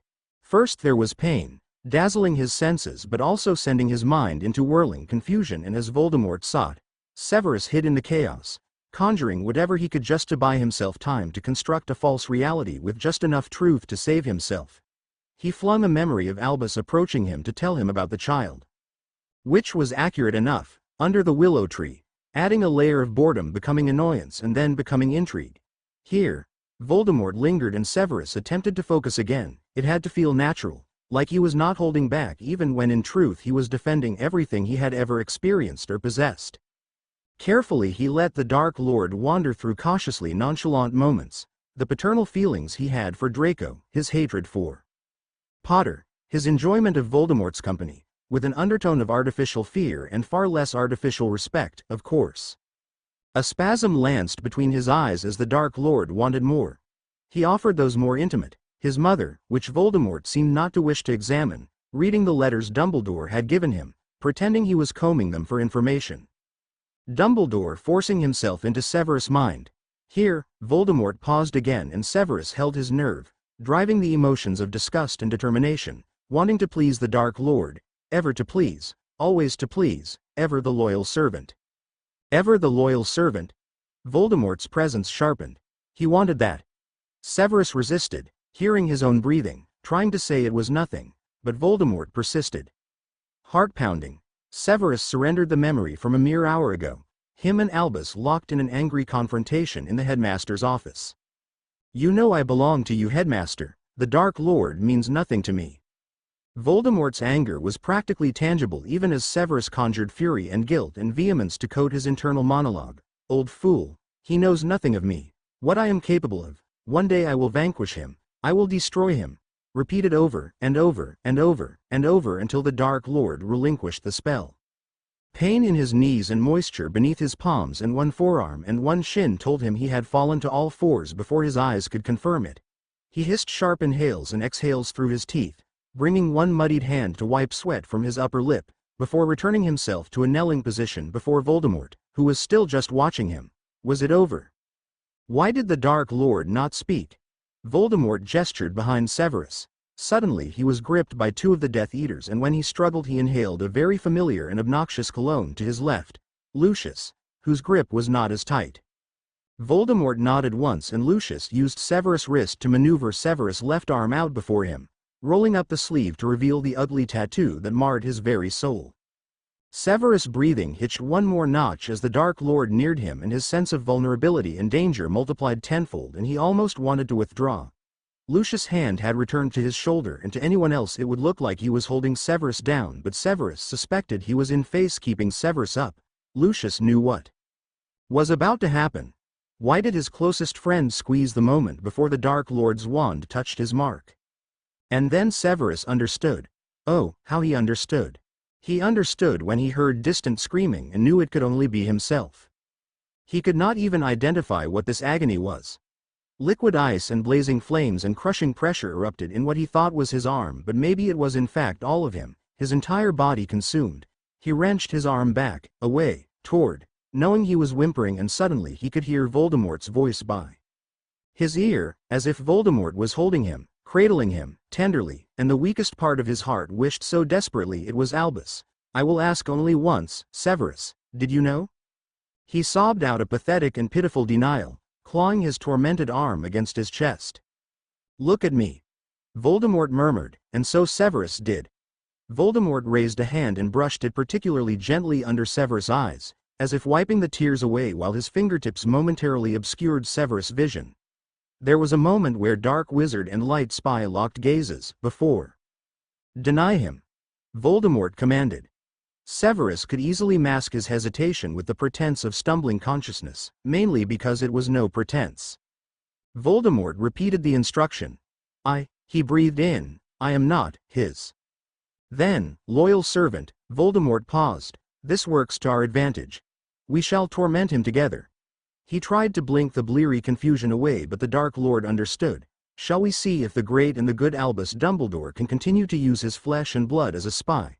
Knowing I could return to him a mere, he smoothed Severus' hair and cupped his cheek, pile of his flesh and blood. Inside, some very deep part of his soul, possibly that weakest part of his heart, broke for Albus. I am not sure which outcome I favor more, him knowing he loses a strategic advantage when he keeps you at home, or him tearing himself apart as he waits for you to return. The thumb wiped a stray tear away. Now, listen carefully, dear Severus. Lucius and Mulciber will take you back to Hogsmeade and you can make your way back to Dumbledore. Try not to take too long, your arm needs treatment and you are in no state to do that yourself.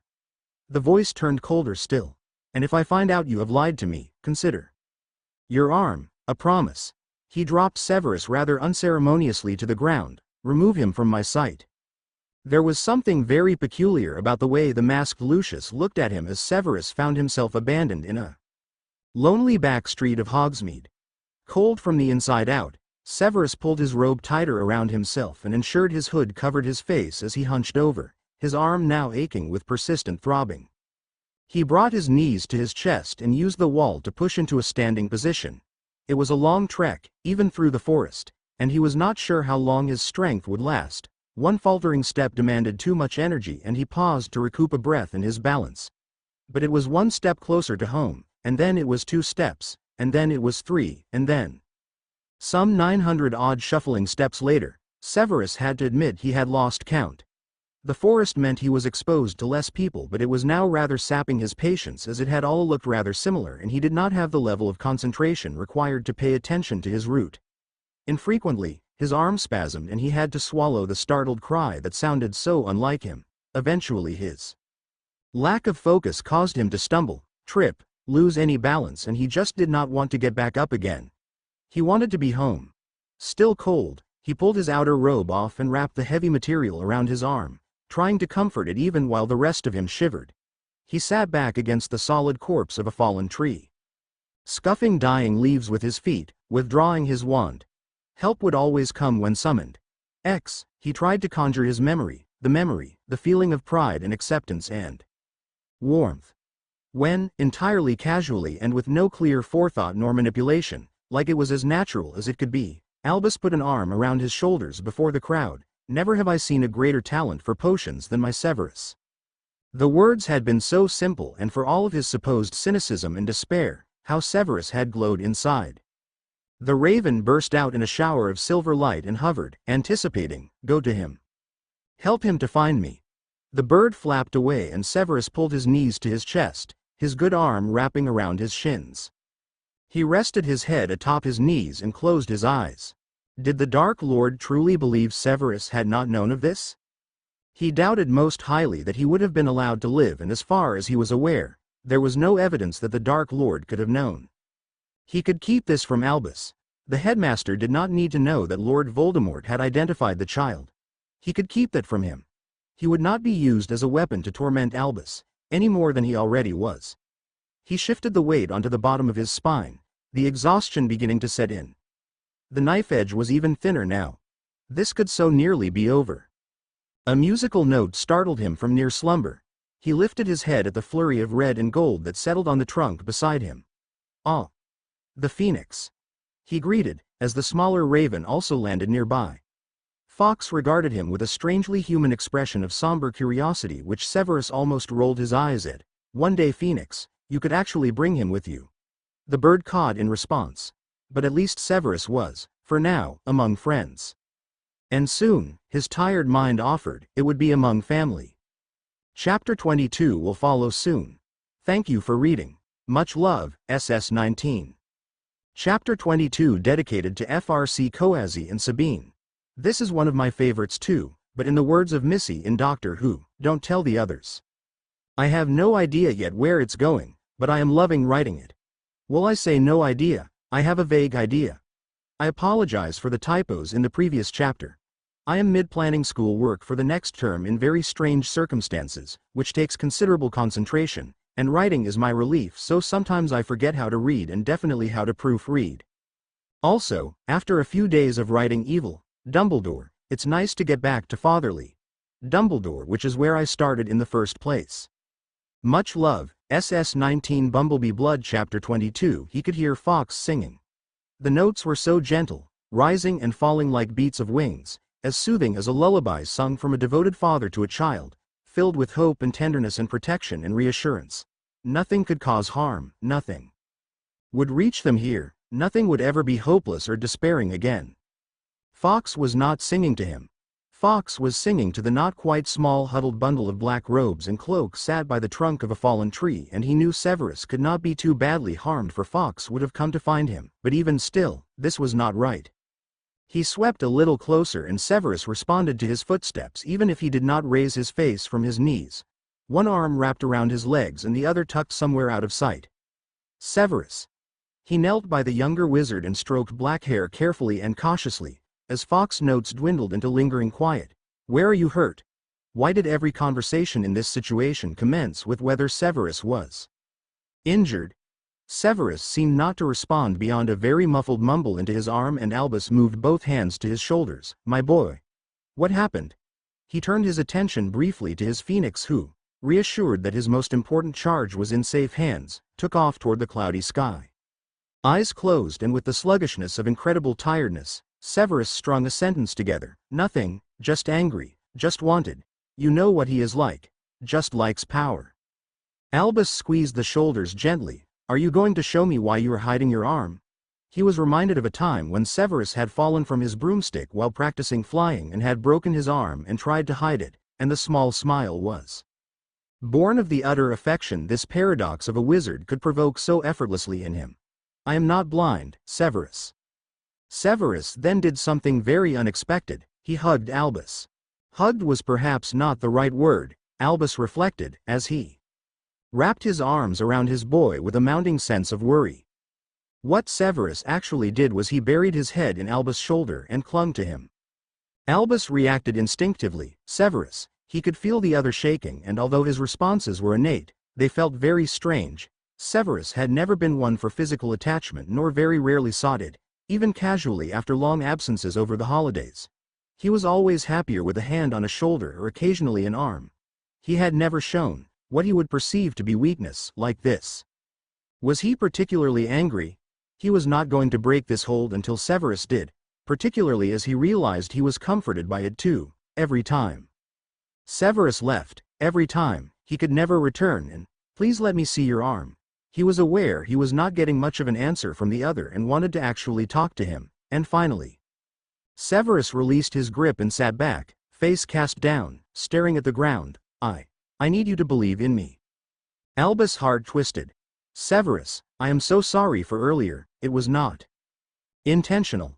Well, it was intentional, but it was definitely not fair of me. I was relieved and I was angry, and jealous, to an extent, that our time is interrupted by Tom and yet he can demand yours on a whim. What I said was unthinkable and I know what I implied was unforgivable. I will make it up to you, my boy. He rested a hand on Severus' knee. Perhaps if I can see your arm, I can start making it up to you. Something in his tone broke through to him and Severus hesitantly offered his left arm, which was still wrapped up in his cloak, much to Albus' bemusement as the rest of him was shaking. So it was more machinations and plotting? Nothing of any interest? Severus' eyes were closed again. Yes, no. Albus chuckled at Severus' almost humorous response. Such information, my spy. I can definitely win the war with that. He reached out his other to tuck under Severus' chin. Look at me. Child. The gesture, he hoped, belied everything he wanted to say, and perhaps it did, because Severus resisted the obviously pressing need to half-nap and looked up at him and Albus leapt back, one hand out, with a shout that was also a cry and a denial and almost a heartbreaking. Severus watched him, a crease appearing between his eyebrows. Headmaster? Albus realized he could not breathe and forced himself to take a shuddering, shaking, shattered inhale as he stared at Severus, who appeared to be utterly bemused and confused with a repeat of his title and a holding out of his good hand to match Albus. What is it? What is wrong? Are you hurt? Albus could not answer Severus' panicked questioning as tears burnt the back of his eyes and acid twisted his stomach, and somewhere the practical part of his mind encouraged him to grasp his wand and wave it over a fallen twig and transform it and hand it to Severus before he had to turn away. Severus took what he realized was a handheld mirror from Albus.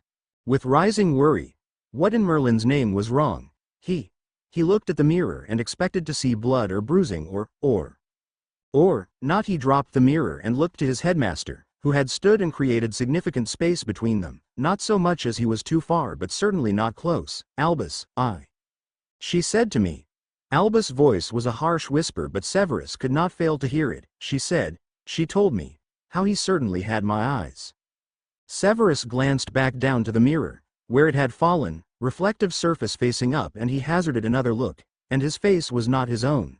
Or it was. But his eyes, Albus. He knows.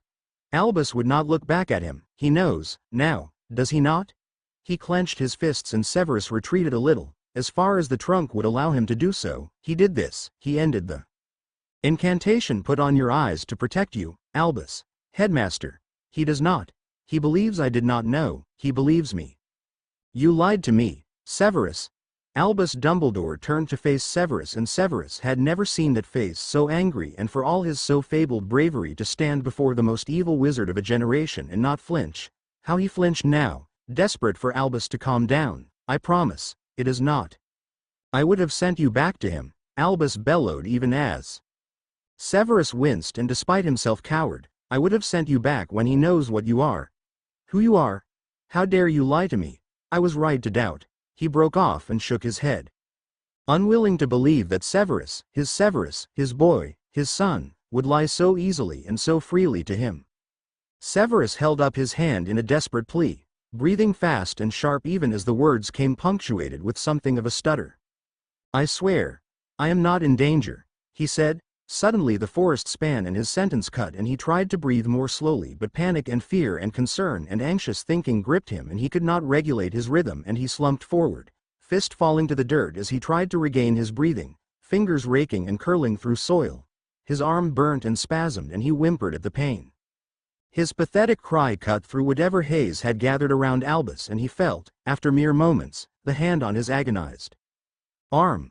Let me see. The voice was calm, though any earlier affection seemed to have been chased away, and Severus gave his arm up freely, and as Albus carefully unwrapped it and rested his fingers on his skin he felt soothed even if the pain did not diminish.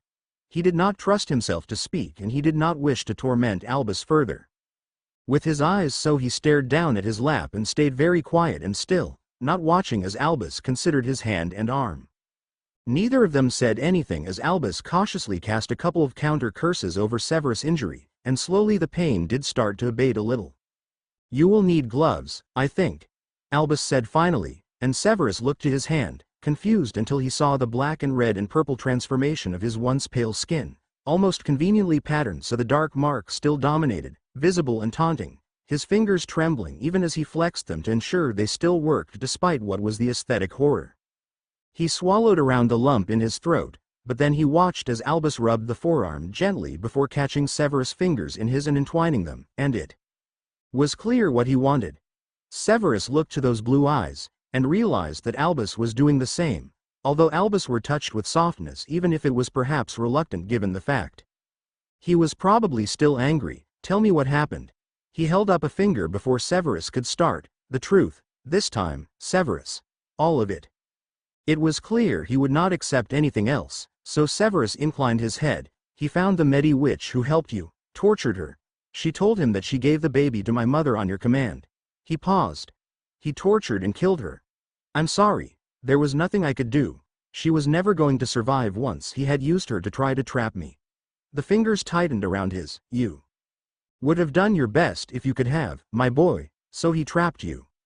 "He tried to trap me. I denied it. All of it, what she said, what he thought I knew." His words faded and he tried to pull away but Albus would not let him. "I denied you. Twice." Albus brushed a finger across the back of Severus' knuckles in a comfortingly familiar gesture. "You would have had to. Severus the First would have been far, far, far angrier with you if you had died there." Severus half smiled despite himself. "He thinks I did not know. He thinks he saw what he wanted to see, and he said that we could work together to torment you because you would have to continue sending me to him, or lose your advantage." Severus was tired. Albus shifted to sit so they were shoulder to shoulder. "So how was it left?" "Just that. He obviously knew you would find out, from my eyes, and I think he is still playing with me as I think he knows I will say to you that I still want to spy. But I am not sure. He is clearly undecided and I think it has led him to play his cards differently." Albus reflected on Severus' words. "So, we can send you back, or you choose to stay and no longer spy." "Well, everyone will know now, won't they? One look at me. Anyone who knows you will imagine the link." Severus exhaled through his teeth. "This is a mess, headmaster." "That is most certainly is, my boy." Albus considered, idly playing with Severus' fingers. "No one has to know. We can enchant your eyes and you can continue to hide and just be the Hogwarts potions master. I can say it is too dangerous for you to return. Lord Voldemort is too volatile. What would you like to do?" Severus watched him for long stretching moments, and Albus did not interrupt whatever thought process was going through that clever and sharp mind. He shook his head and rested the side of his head against Albus' shoulder. "I want to sit here and pretend none of this exists." Albus' shoulder was warm and comfortable. "Is this what you imagined it to be like? Having a child that gets himself into all sorts of scrapes and you having to, continually, pick up the pieces?" A long moment, stretching due to comfort and knowing and most of all love. "Actually," Albus murmured, "this is exactly what I hoped it would be like." Quiet breathing suggested a sleeping Severus had not heard him. So fluffy. It's so fluffy I'm gonna die, but not before I finish the story. Hopefully, unless vengeful Voldemort gets me first." Bumblebee Blood will be updated next Saturday the 6th of June. Thank you for being here with me. Your words mean so much. SS19. Chapter 23 Bumblebee Blood Chapter 23. Is this what you imagined it to be like? He opened the dark green journal with careful fingers, letting it rest in his lap as he brushed his fingertips over the parchment pages. The first few were left deliberately blank in an attempt to make it appear as if this journal had never been used. Not that the contents were so secret that he felt the need to protect it with magic, but because he liked the concept that people could look at it and think it to be most ordinary and not consider it again, whereas he knew the importance of what was inside. Of course that concept was a metaphor for his most brilliant charge, but then he had always liked metaphors. The first page that was not blank held a small cutting, narrow and short, from a journal that had landed on his plate at breakfast time almost a decade before. He had never really subscribed to potions journals, knowing he had more expertise than he could ever acquire himself, sitting 3 seats away from him at the table that day. It had seemed perfectly innocuous, aside from the reaction of the occupant of the chair, 3 seats away from him. It had been the smallest sideways glance, and the pause from consuming toast, long enough for him to notice but suddenly gone as if he was not meant to notice. Albus would realize, a few hours later, when he sat and read through the magazine out of near boredom and that lingering curiosity. He had seen it then. Severus' first published article. Under a pseudonym, of course, but the tone and style distinctly that of his sharp and intellectual teacher. He had not really known how to approach Severus about it. The boy himself had not had a copy delivered, and Albus wondered if this was deliberate. Had Severus arranged for Albus to have a copy? After all, the headmaster had frequently harassed the younger man about writing something, but they had never discussed it.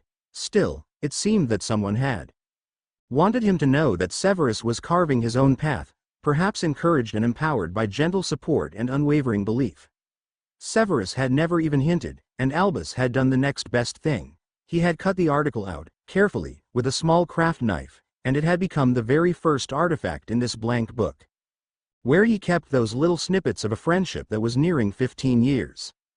Other articles would follow. He kept them all, even as Severus started to receive the magazine himself, and even as his fellow colleagues started to notice and congratulate him, and Albus himself never said anything because Severus never brought it up, but oh how he kept and read each and every commentary and correction and editorial and passage. It was not even for Albus to read them again in the future, it was just something he felt should be kept, in one place, all together, a testament to how far one man could come when he had people to support him and have faith in him. Further into the journal now, the dates in his narrow handwriting showing a passage of time. A postcard, stuck so the picture was against the page and instead he could read that spidery handwriting that crammed itself into the small space available for writing in. Some of the ink was beginning to fade but he remembered the words anyway. Transactional comments about the state of the weather, how his journey had been, and how Severus hoped to find what he was looking forward and return to Hogwarts sooner than expected as he had experienced inspiration and wished to be brewing. A cursory wishing of Albus well, which was far more sentimental than some of the long and fawning letters he received from other wizards. The signing of Severus' name. The next summer. Another postcard. This one was much shorter, but perhaps it did not need length to convey the camaraderie of a mentor and ward. Dear Albus, everyone here wears brightly colored clothes. I think you would rather like it, if you were here. I remain, Severus. He had always hoped there was more meaning in the second sentence than anyone else would perhaps assume. This was the 6th summer holiday that they had shared together and he had rather hoped it had meant that Severus was missing him. Severus would never admit to it of course, and the next summer holiday was very different entirely as they had gone to Egypt together. Well, Severus had implied that maybe he would need help, and Albus had taken upon himself to go. It was the first holiday he had had in a while. He had kept only 2 souvenirs from that trip.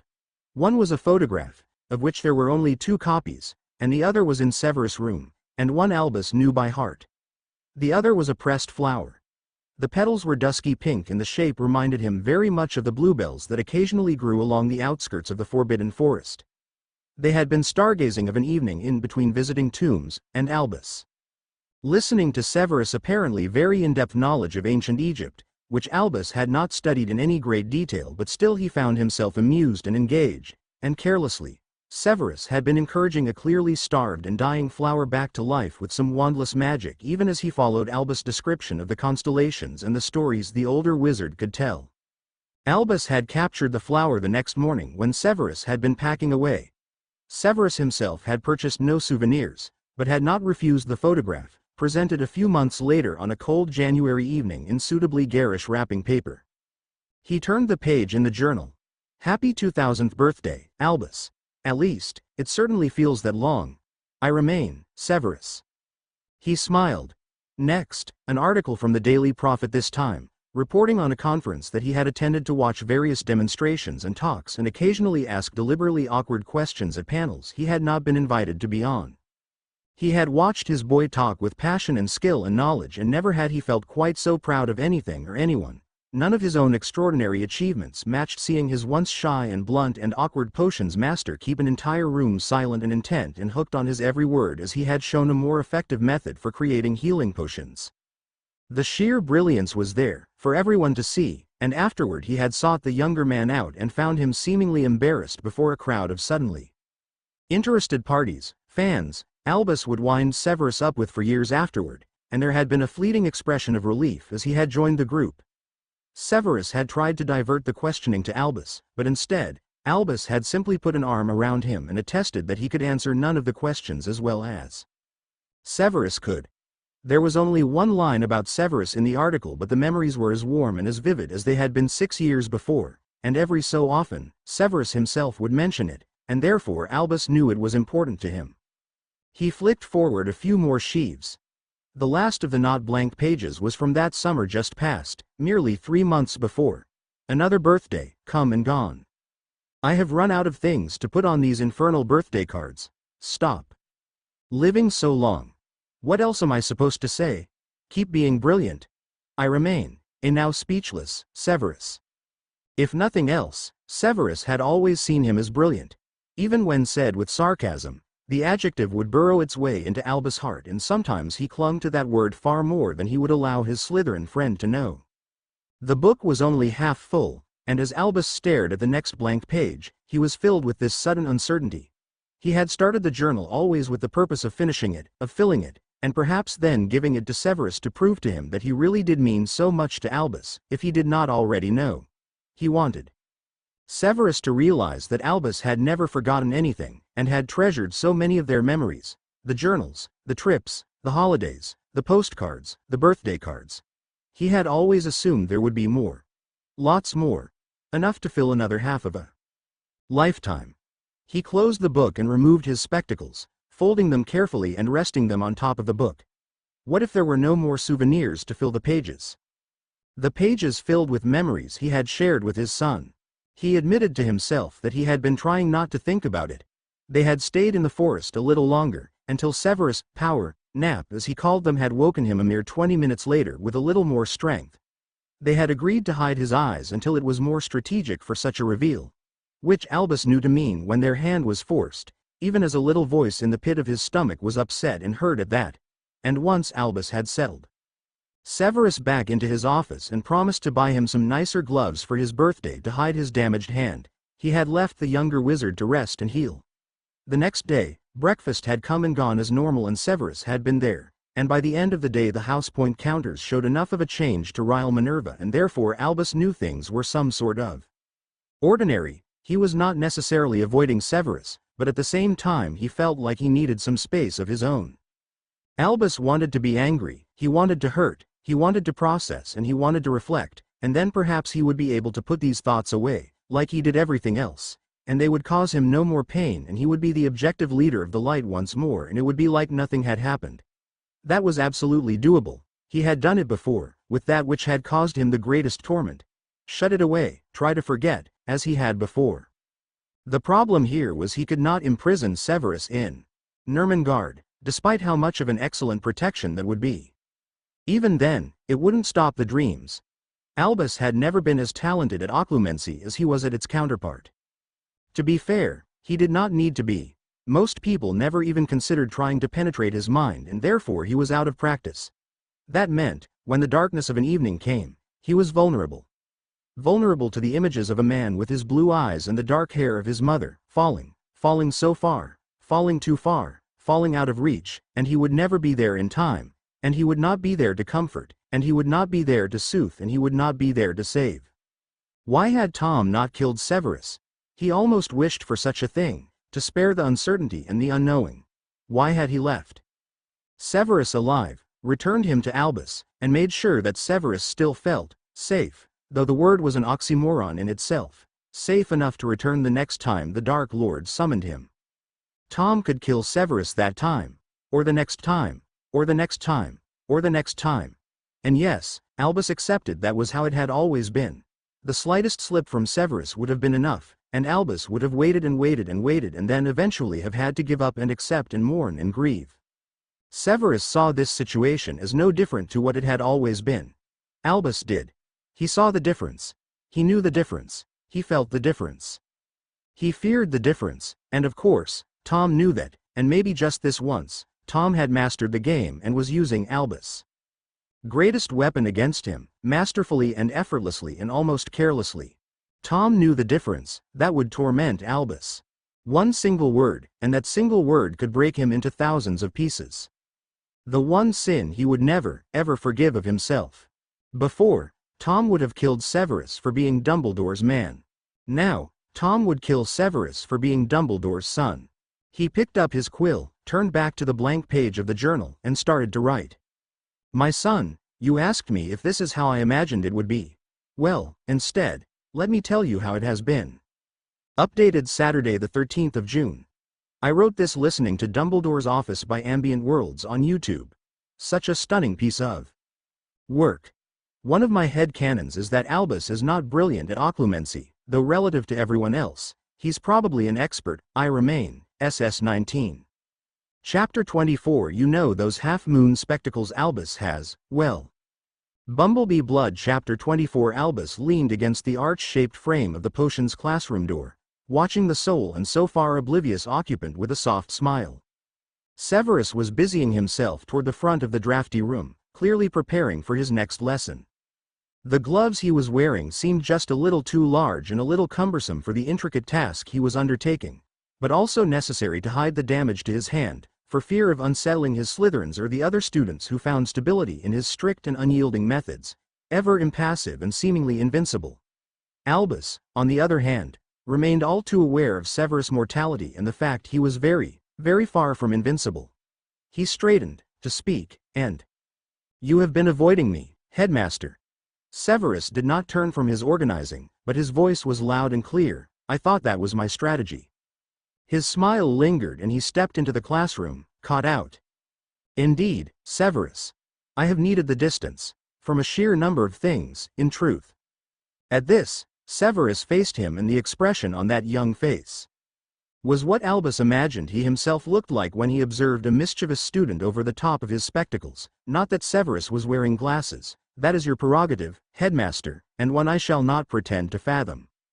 There did not appear to be any hurt in the light syllables, and Albus was almost convinced he sensed an undercurrent of amusement, perhaps to cover, unsuccessfully, the concern.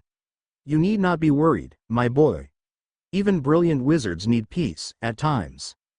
"Well," Severus surmised, "in that case, surely you must need far more than you usually treat me to." A thinly veiled compliment, and as usual, there was that little twist in Albus' chest which reminded him of all the whys. "How may I help, headmaster, as I am about to teach?" "I know. I wondered if I might be permitted to watch." That caught the potion master's attention. "Pardon? Your lesson?" Narrowed eyes. "You wish to observe me teach?" "Precisely."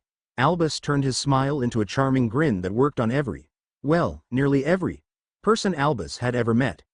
"Do you not think that would be fun, Severus?"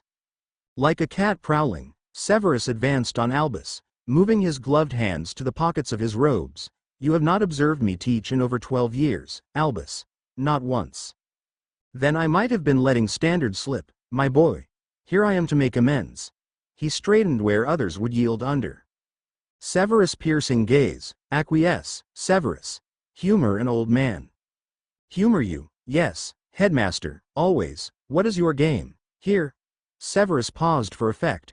Why would such a busy headmaster and leader of the light want to sit for an hour and watch me teach 4th years about porcupine quills? Albus did not respond. Severus withdrew one hand from his pocket and gestured to one of the stools at the back of the room. "As you wish, then." He watched as Albus sprightly righted himself on the stool, and the open palm became a clenched fist with one finger pointing at Albus, and it wobbled in what was nearly a wiggle, still with that sharp and all-seeing glare, and lips parted as if Severus was about to speak, and thought better of it and simply shook his head. He returned to the front of his domain, standing before his desk, arms folded across his chest now. Students filed in, obviously in silence, with that air of anticipation that Albus knew made Severus an excellent teacher, for the most part. Watching Severus talk about something he was passionate about, in that voice that caressed every syllable and paused when it was absolutely needed, was something Albus knew he would never tire of.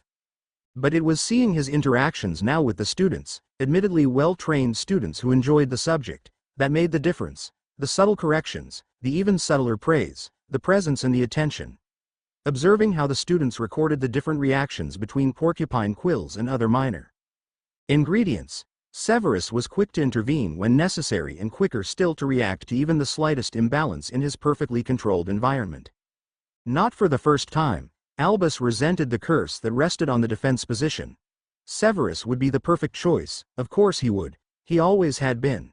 Someone who knew the dark arts intimately and knew of their danger, but knew of the value of healing and strategy and light to complement. But Albus would not risk it, and he assumed Severus accepted that. The annual application for the position had become something now of an affectionate cornerstone of their friendship. He idly considered when would he change the noun from friendship to, whatever the equivalent was, for a father and a son. Perhaps it could be a friendship as well, still. For now though, he simply watched his boy, a grown boy, a man, a brave man. A brave man who lived countless lives to keep others safe, to protect others. His attention lingered as Severus read the notes of a Ravenclaw student, and there was the slightest nod to indicate approval of a job well accomplished. How many students had gone on from Hogwarts to develop a career in potions because of this man? How many lives had Severus saved through his choices at the end of the First War with Voldemort? How many more would he save through his decision to keep spying? How many scars were evidence of those lives saved? How many nightmares? How many sleepless nights? How many dreaded evenings? He could not draw his eyes away from those tiny characteristics of someone who had grown up before his very eyes, and he had missed so much of it, and he had done so little, back then. But if he had his time again, would he change anything? Because if he did, and even though it was terribly selfish, he would change this Severus beyond recognition, and perhaps they would never have shared 13 years, and he would not be Severus' closest confidant and even closer friend. A glance toward the sand timer on his desk and Severus attended to the near end of the lesson, setting homework with only his highest expectations and dismissing his students with no compliments nor censures. Once the classroom was deserted and left only them, something in Severus' demeanor changed to that more casual countenance. The comfortable familiarity of being with someone who knew him well. Surprised you stayed on the stool that long. Headmaster. His voice was as gentle as Albus had ever heard it, and he found he could not respond, which Severus sensed, so he followed up with, "Well, I was humoring an old man, after all. I doubted your bones would endure the stool." He sat on the corner of the hastily cleared desk nearest the headmaster. "So? Do you have any thoughts?" Confusion lingered on Albus' face.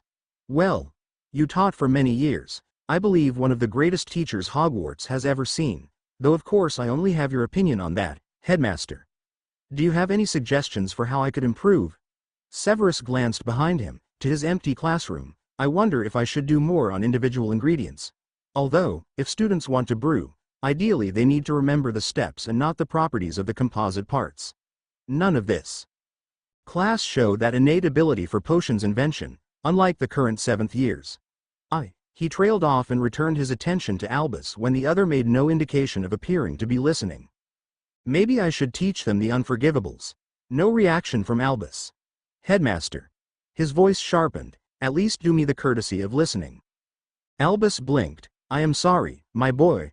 I was a considerable distance away." Evidently. Severus leaned forward on the desk. "Will you please tell me what is troubling you? You are the only one who tends to listen to my, what do you call them, ramblings."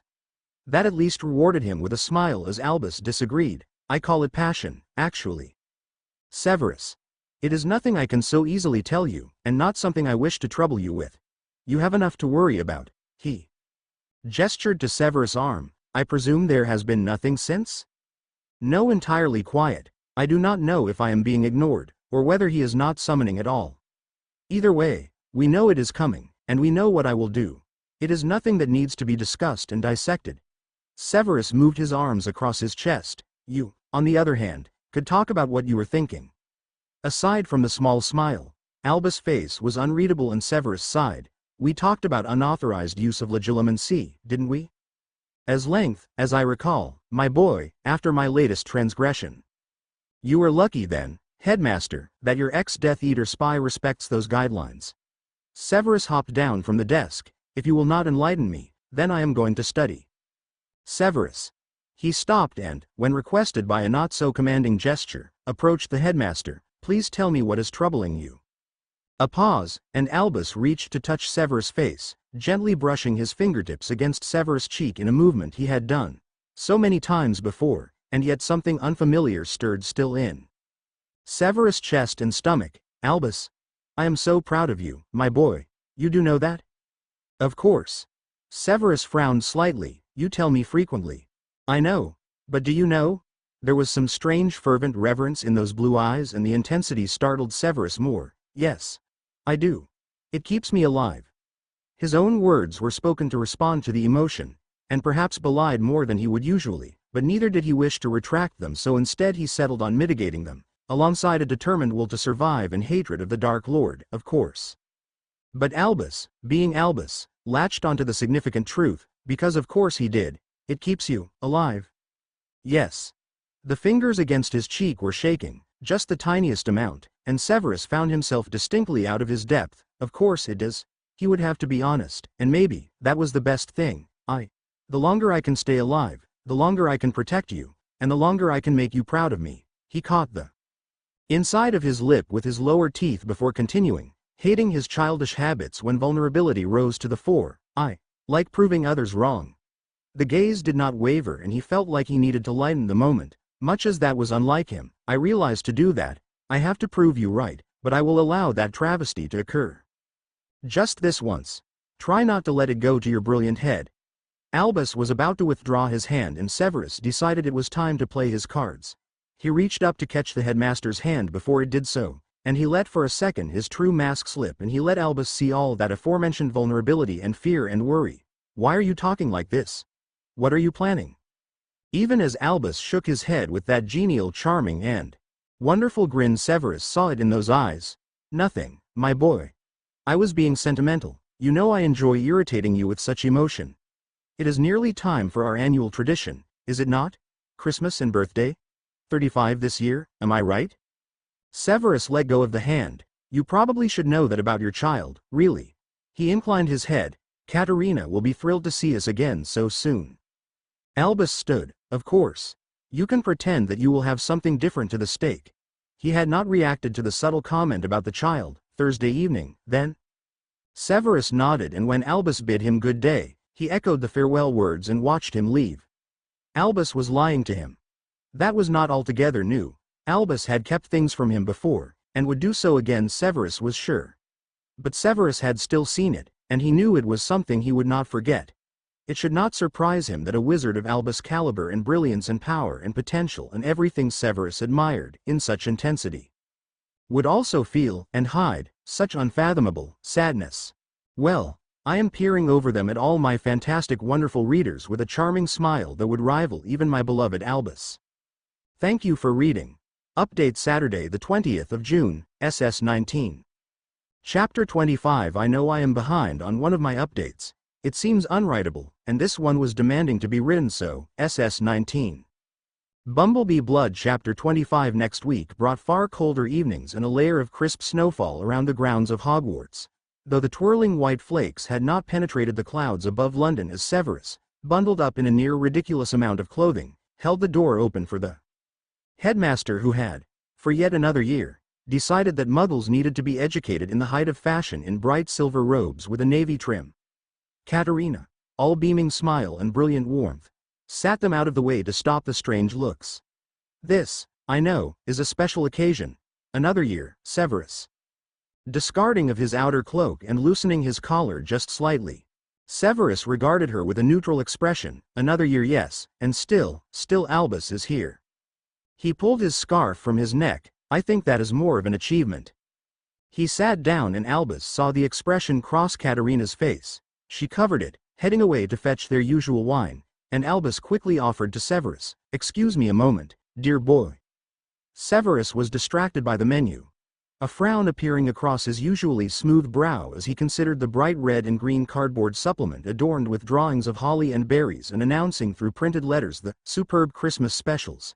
Satisfied, Severus was occupied. Albus placed a hand on Katerina's elbow as she turned to him with a raised eyebrow. "I know you would not, but please do not mention the gloves." Severus injured his hand, and he is self-conscious about it. Her gaze sharpened as her eyes narrowed. He injured himself. He was injured. Katerina, he is fine, but he is astutely aware of anyone acting out of turn around him. Albus conjured a smile. He is very excited to be here tonight, not that you would immediately know. He enjoys your company, as much as I have seen enjoy anyone else's. She continued to regard him, and there was that hint of questioning once more. You look tired, Albus. Troubled times, Katerina. Troubled times. You know, of course. He let his smile fade, as her face changed too. Of course you know. Katerina. I am sorry, 1,000 apologies. She was the one to fake the smile this time, a long time ago, Albus. Consigned to memory and nothing more. Severus is now looking for you. Indeed, the dark-haired wizard had glanced behind him too. Where they were conspiring, and Albus squeezed her arm. Remember, anything you need. I know who to ask. Thank you, Albus. Now, here is the Merlot. See if Severus can look even a little more relaxed, perhaps? He paused next to Severus' chair and attempted an awful impersonation of a French accent, reminiscent of his days spent in Paris with Nicholas. Your drink, monsieur. He chuckled at Severus' incredulous expression even as he poured a sizable amount of the liquid into their glasses, noting with a little warmth that the softest smile had seemingly twisted Severus' mask as they both grasped the wine receptacles. A toast, Severus, because, as per tradition, it is far too early to celebrate your birthday, and yet we do so, anyway. He kept the glass back even as Severus moved to finish the toast. I want to toast you, and your incredible strength and intelligence. Severus' gaze moved to the rim of his glass, rather than Albus. Now you are expecting a compliment in return. Not entirely, Severus. I toast. Severus' sentence hung, unfinished, and Albus did not wish to interrupt nor hurry him, seeing some consideration and thought behind those dark eyes, before finding what was much missed.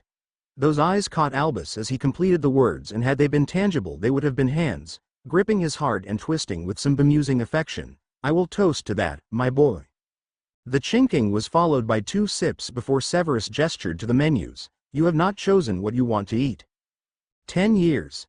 They were both startled by Katerina. I have just realized, this is the 10th year you have been here in December. Her grin, as she deposited a basket of bread onto their table, infected even Severus, yet neither of you seems to age. Well. She paused and considered Albus, stood beside Severus. Maybe one of you does. She turned her attention back to Severus, who half laughed at Albus' incensed expression. Now, Severus. Are you not too warm? Severus looked up at her, and Albus saw his hand twitch to curl into more of a fist. But Katerina had not even glanced at his hands. What is this? A shirt and a jumper. Let me guess, a vest underneath too. Ms. Locks, please. I do not need to be fussed over. Well, he gestured to Albus, and she laughed both genuinely and warmly. This is true. You are well looked after, I am sure. Something very solid seemed to constrict Albus' throat, and now he was very focused on the menu. And the ever-perceptive Severus did not allow this to escape his notice nor consideration. So, Albus will be having the lobster, and me the stroganoff, and I am paying. Albus did not lower the menu immediately, and Katerina understood. Severus' intervention. Are you in a hurry, Severus, or is a leisurely pace acceptable? That is perfect. There is nowhere I would rather be. He waited a few moments before prodding Albus' wrist. Just once, stop. Melancholy is my realm, not yours. He leaned closer. Albus, you cannot protect me from everything. I know, my boy. I know. We are safe here, and among friends. Please focus on that. Since when had he become the wiser, reassuring one of their pair? So, I suppose I have to celebrate the actual day earlier, this year? Pardon? Albus raised his head, curiosity interrupting his brooding, just as it could Severus. Severus gestured to the restaurant around them. This the 1st of January, your letters said. Not the 9th of January. Of course. I had not really considered that. That would be your choice, Severus. Albus sat back in his chair, and now his wizened face was reflective. I remember, it was a very strange night. There are fragments I remember in total clarity, as vivid and real as you sitting before me here now, and other parts one could not even begin to describe. He shook his head. Very odd memory. A lingering silence. Then, tell me. Albus regarded him. What? Tell me. Severus fidgeted with his glove before catching himself and clearing his throat. I would like to know more. Whatever you would like to tell me. I'd like to hear it. Albus clasped his hands together on the table before him. Are you attempting to evaluate or conclude something, my boy? It is rare for you to request superficial details. He watched Severus drink his wine, and although the silence was not uncomfortable, it was not as comfortable as it had been before. Severus eventually returned the glass to the coaster, lined the coaster up with his placemat, and straightened the cutlery on his lurid green napkin before. I feel this curiosity, this longing, to ask you, and to listen. To ask you about me and what you wanted and what it was like, and I do not know if I am evaluating or attempting to understand myself more. I have questions and I want answers, but I do not really know why. Believe me, it is maddening. Then perhaps asking one of these questions may help me, Severus. As something of a distraction, Severus chose a piece of bread and ripped it in two. Fine. First question, it wasn't love, was it? Albus observed the piece of bread being squeezed and twisted by unconsciously nervous fingers. No, he would be honest, of course, it was not. He moved his clasped hands so he could rest his beard and chin atop them. It was better than that. He knew Severus was weighing up this information from the way he chewed one half of the bread. Severus, you were created in a moment of incredible kindness. Your mother, Morgan, she was very kind to me. Severus swallowed. You said you were foolish when you first told me about the child. I was foolish. That does not mean it was a mistake, nor that I regret it, nor that it was not kind. She was light in what was a very dark place at the time, Severus. What did she look like? Attention focused once again on the bread. Dark hair, like yours. Her eyes told stories that her voice did not. She listened, and her eyes always seemed to understand. And she was soft. Albus flushed at his choice of adjective as Severus glared up at him. That's not the image I wished to provide, Severus. I meant, she was gentle. This is difficult for me. I am worried you will feel I used her, and that you are the product of some mistake. Severus crumpled the bread in his fist. That is how you described it. No, Albus' raised voice attracted some attention and he leaned forward instead. Severus, you are not, and you were not, a mistake. I knew that the moment I held you. I am a mighty inconvenience, Albus. Severus chewed his bottom lip. Even I know that. I told you. The child was a strategic flaw. I even told the Dark Lord that. I know what I am. Not now I know how powerful you are, Severus. Albus managed a smile to show that he was joking. You were most certainly not a mistake. You held me? Severus whispered, and Albus was struggling to keep up with the train of thought here. I did. For a considerable amount of time. I have never forgotten that feeling, like being complete. I cannot describe, no matter how vivid it is, the light and the warmth and the blossoming of something I had never felt before, and have not felt since.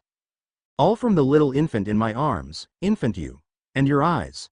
My eyes. He knew his voice had grown slightly thicker as their gazes, still not as they should be, met across the table, and he was going to complete the sentence when Severus chose to do so for him. Our eyes. Albus' aforementioned eyes were watering and hot, and he coughed and was glad of the interruption of Katerina as she deposited plates before them, and Severus took charge of the conversation, brilliantly polite and amicable, as he willed the treacherous tears to disappear in the warmth of the restaurant. Severus did not disturb his desperate attempt, not immediately anyway. I was thinking of Egypt, earlier. One of my potions uses the cinnamon I bought there. Do you remember, that market stall with the strange trinkets you were very determined to touch? Albus' monosyllabic sound of affirmation replaced a voice he knew would not be steady yet, and at the same time he hoped Severus would continue with his soft words. It was rare for Severus to reminisce. I thought, when this is all over, we should go back. When I was little. This was a sentence starter Albus had never heard fall from Severus' lips before, and he knew everything in him froze, even as Severus carried on, voice peculiarly casual. I used to imagine having someone I could go with. Tomb exploring. My mother had lots of books on ancient Egypt and I loved the idea. The pharaohs and the gods and the mythology. His fork toyed with the mountain of rice on his plate. Katerina clearly thinks I have lost weight, as this is a lot of rice. Albus chuckled, but he did not want to lose this train of conversation. What else did you think about? Or do? When you were small? Read. Severus supplied. Not that it should be a surprise to you. There were the swings. Lily and I. The slightest twinge on the first name. We spent a lot of time on the swings. I never much cared for them, but she liked them. But I read a lot more. I read everything about Hogwarts. I read everything about you. The great Albus Dumbledore, who would offer me my place at Hogwarts and would be there to oversee me. He put his fork down and shook his head. I had such dreams. Childish. I want to hear them. What did you dream? There was the faintest flush to Severus' cheeks, and for a very, very long time he did not reply. And Albus did not feel he was able to ask again. Katerina cleared their plates with some innocuous chatter that Albus responded to, but his attention never truly left Severus, who seemed very much lost in his reverie. It was only midway through dessert when the conversation resumed, and Albus very much assumed that Severus would not reply to his question and would change the subject, but instead, it was a reply. I dreamed I was going to be the best wizard Hogwarts had ever seen, and that I would impress even the great Albus Dumbledore. For the first time in a good portion of their meal, Severus met his gaze. I still hope to achieve the latter. You have more than achieved the latter, Severus, many times over. There was that gentle smile again. Maybe this is so. Perhaps I should change it to, I wish to surpass the great Albus Dumbledore. Albus laughed. That, my boy, I think a little more far-fetched. Almost 3 weeks later found them sat atop Albus' private tower, Severus huddled under a thick cloak because it was cold, and Albus sat on a rapidly transfigured chair to ease aching bones. They were both watching the stars twinkle back at them. Albus caught Severus' attention. Do you see, there, where I am pointing? Those two groups of stars, one slightly smaller than the other, but following the same pattern? Severus followed the pointed finger to the pair of almost jagged lines he assumed Albus was pointing to, echoing each other in their sharp points and gentler joiners. I see. Those are the magicians. Albus supplied, amused at Severus' cynical frown. How are they magicians? Well, Severus, you know the constellations do not always match their given names. Would you like to hear the story? I suppose I have no choice, headmaster. Severus pulled his cloak tighter around him and adjusted his cross-legged position on the cushion. Go on then. He closed his eyes. Well, the two magicians. You saw how their shapes were complementary? How they mirror each other, one always following in the other's wake? Story is that the two magicians fought their way across the sky to be reunited at the height of all the constellations, never wavering or yielding, and that they echo each other because that is how they find success and vitality. Anywhere else in the sky, individually, they would be just a pattern. There, they make sense. Albus thought he might have got away with it, as for 5 seconds, Severus was very quiet and did not appear to have reacted.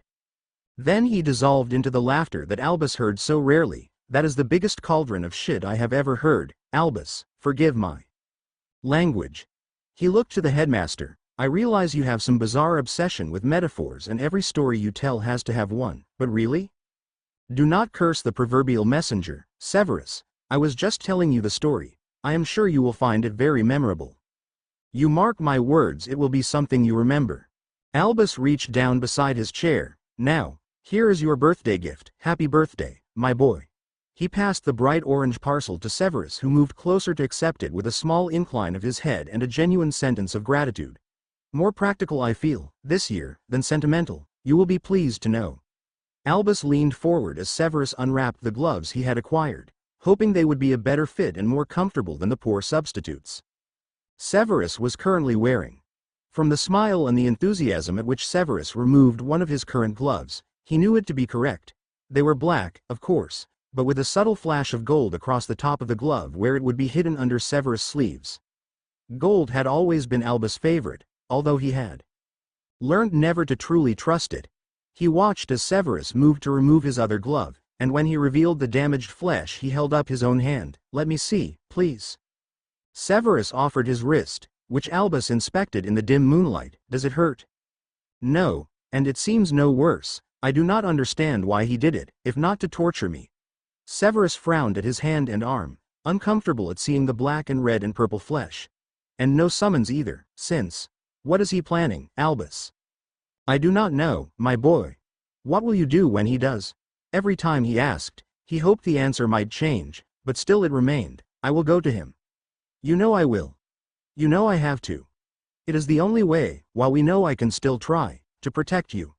Severus hid his hand under the new gloves and flexed and curled his fingers. These are excellent, Albus, thank you. They very much suit you. He hesitated, and Severus sensed the pause. Was there something else? Yes. Albus straightened his back. I thought you might like, I thought I would offer. You could. See, the memory. If you so wished. The one we spoke about at Katerina's. Severus, kneeling before the chair, narrowed his eyes. That is very private, headmaster. Why would you offer? It is part of your history, Severus. I would like you to see and to know how wanted you were. I think it would make a difference to how you perceive things. Only if you want to. Severus nodded as his reply. Albus cast any other memories aside. Be careful, Severus. I am not as accomplished at occlumency as you are. You do not have to do this, Albus. It is not something I need, I want to. I owe you this much. Please, Severus. Just watch. Their gazes locked, and Severus murmured the spell beneath his breath. Instantly he was in a room, where there was very little light, and very little noise to accompany. He expected to see Albus, but instead there was just a cot, wooden and painted and very plain. He moved closer to it, and wrapped in blankets, was. The door opened, and two voices came through first. I am very sorry about your wife. There was nothing we could do. She was not my wife. Albus' voice sounded stretched and pained and beyond anything else, endlessly tired. What of the child? The Medowitch gestured. The child survives, and is perfectly healthy. You have a son. She reached down to the infant Severus and picked him up, and Severus watched himself stir but not cry. Do you want to hold him? He turned his attention back to Albus, who appeared to be paralyzed at the other side of the room, unable to take his eyes off the bundle. Before there was a sharp and jagged nod. She crossed to him and placed the baby, Severus, into his arms and continued to talk to him, but Severus did not hear the words. Instead he watched the expression on Albus' face morph from one of fear and reluctance and panic to something perfectly soothed, to something perfectly relaxed, to something utterly calm, but at the same time not devoid nor neutral. It was. He did not even know how to place it, and he realized it was because he had never felt anything like this himself. He moved closer in the memory toward the father and the son and looked down at himself, and for a moment the baby seemed to make eye contact with him though. Severus knew it was just a reflection of the memory and not real, but those blue eyes he looked at were still his, still Albus.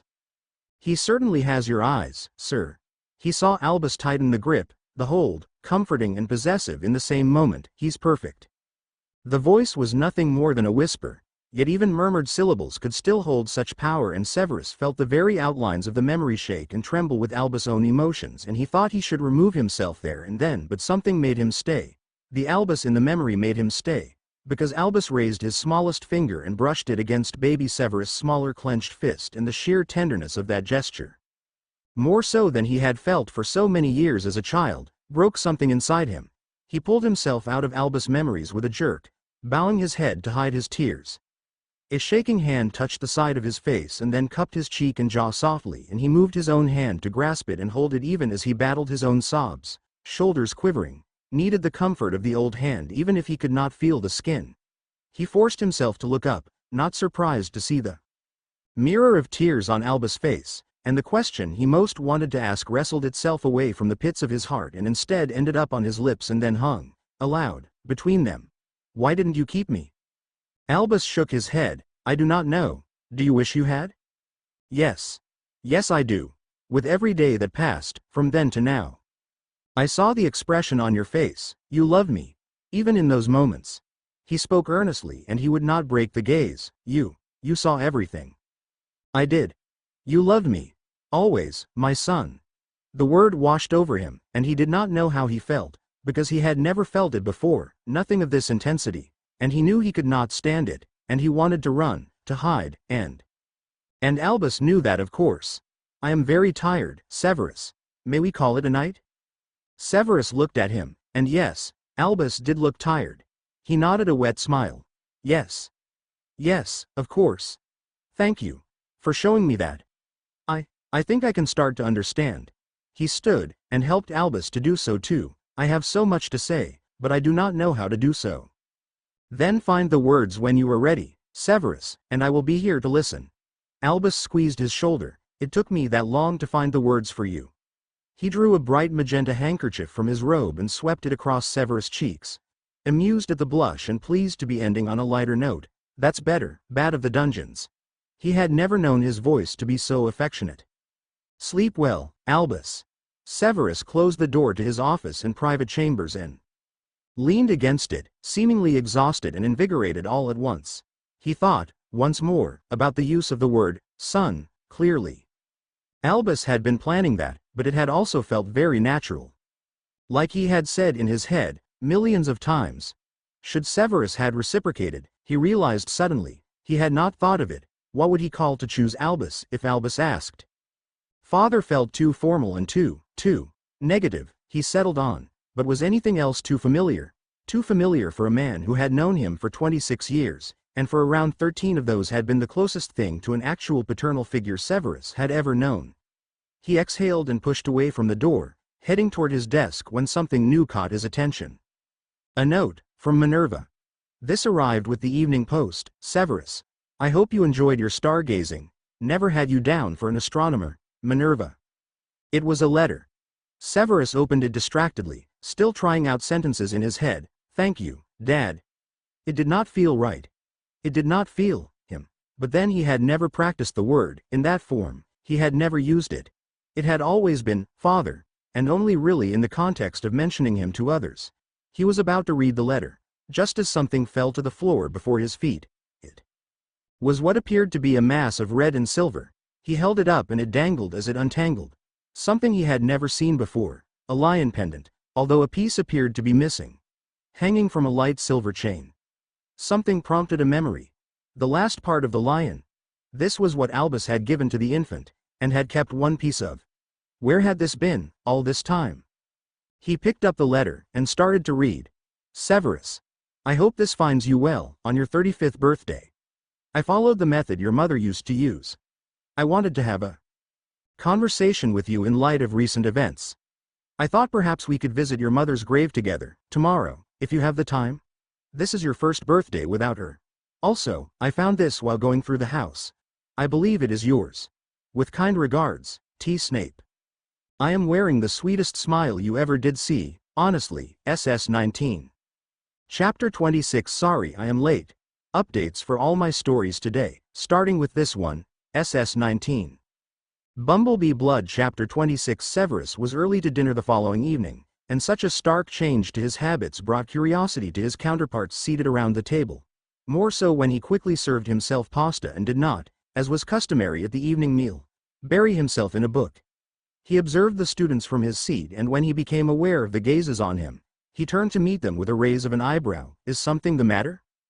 There were multiple shakes of head, the typical twinkling from Albus, whose small smile held a different message for whoever regarded it, and a slight narrowing of the eyes from Minerva and Poppy together, not that they offered any explanation. Irritated, Severus returned to his food, ignoring that the blue gaze still lingered on him. Are you off somewhere, Severus?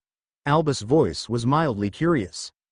Severus lifted his head. Just a visit to my mother, he offered in return, and the members of staff who knew of Severus' loss offered nods of condolences, while those who did not found this peculiarly sentimental of their usually impassive Slytherin counterpart, besides Umbridge, who paid no heed at all. Albus simply nodded, and was the first to rise from the table, resting a hand on Severus' shoulder as he passed by with gentle squeezing comfort. Stay safe, my boy. Severus willed his cheeks not to flush with subtle color as he absorbed the passing fleeting feeling of Albus' hand, not that he could fight the small smile ever present with Albus' presence.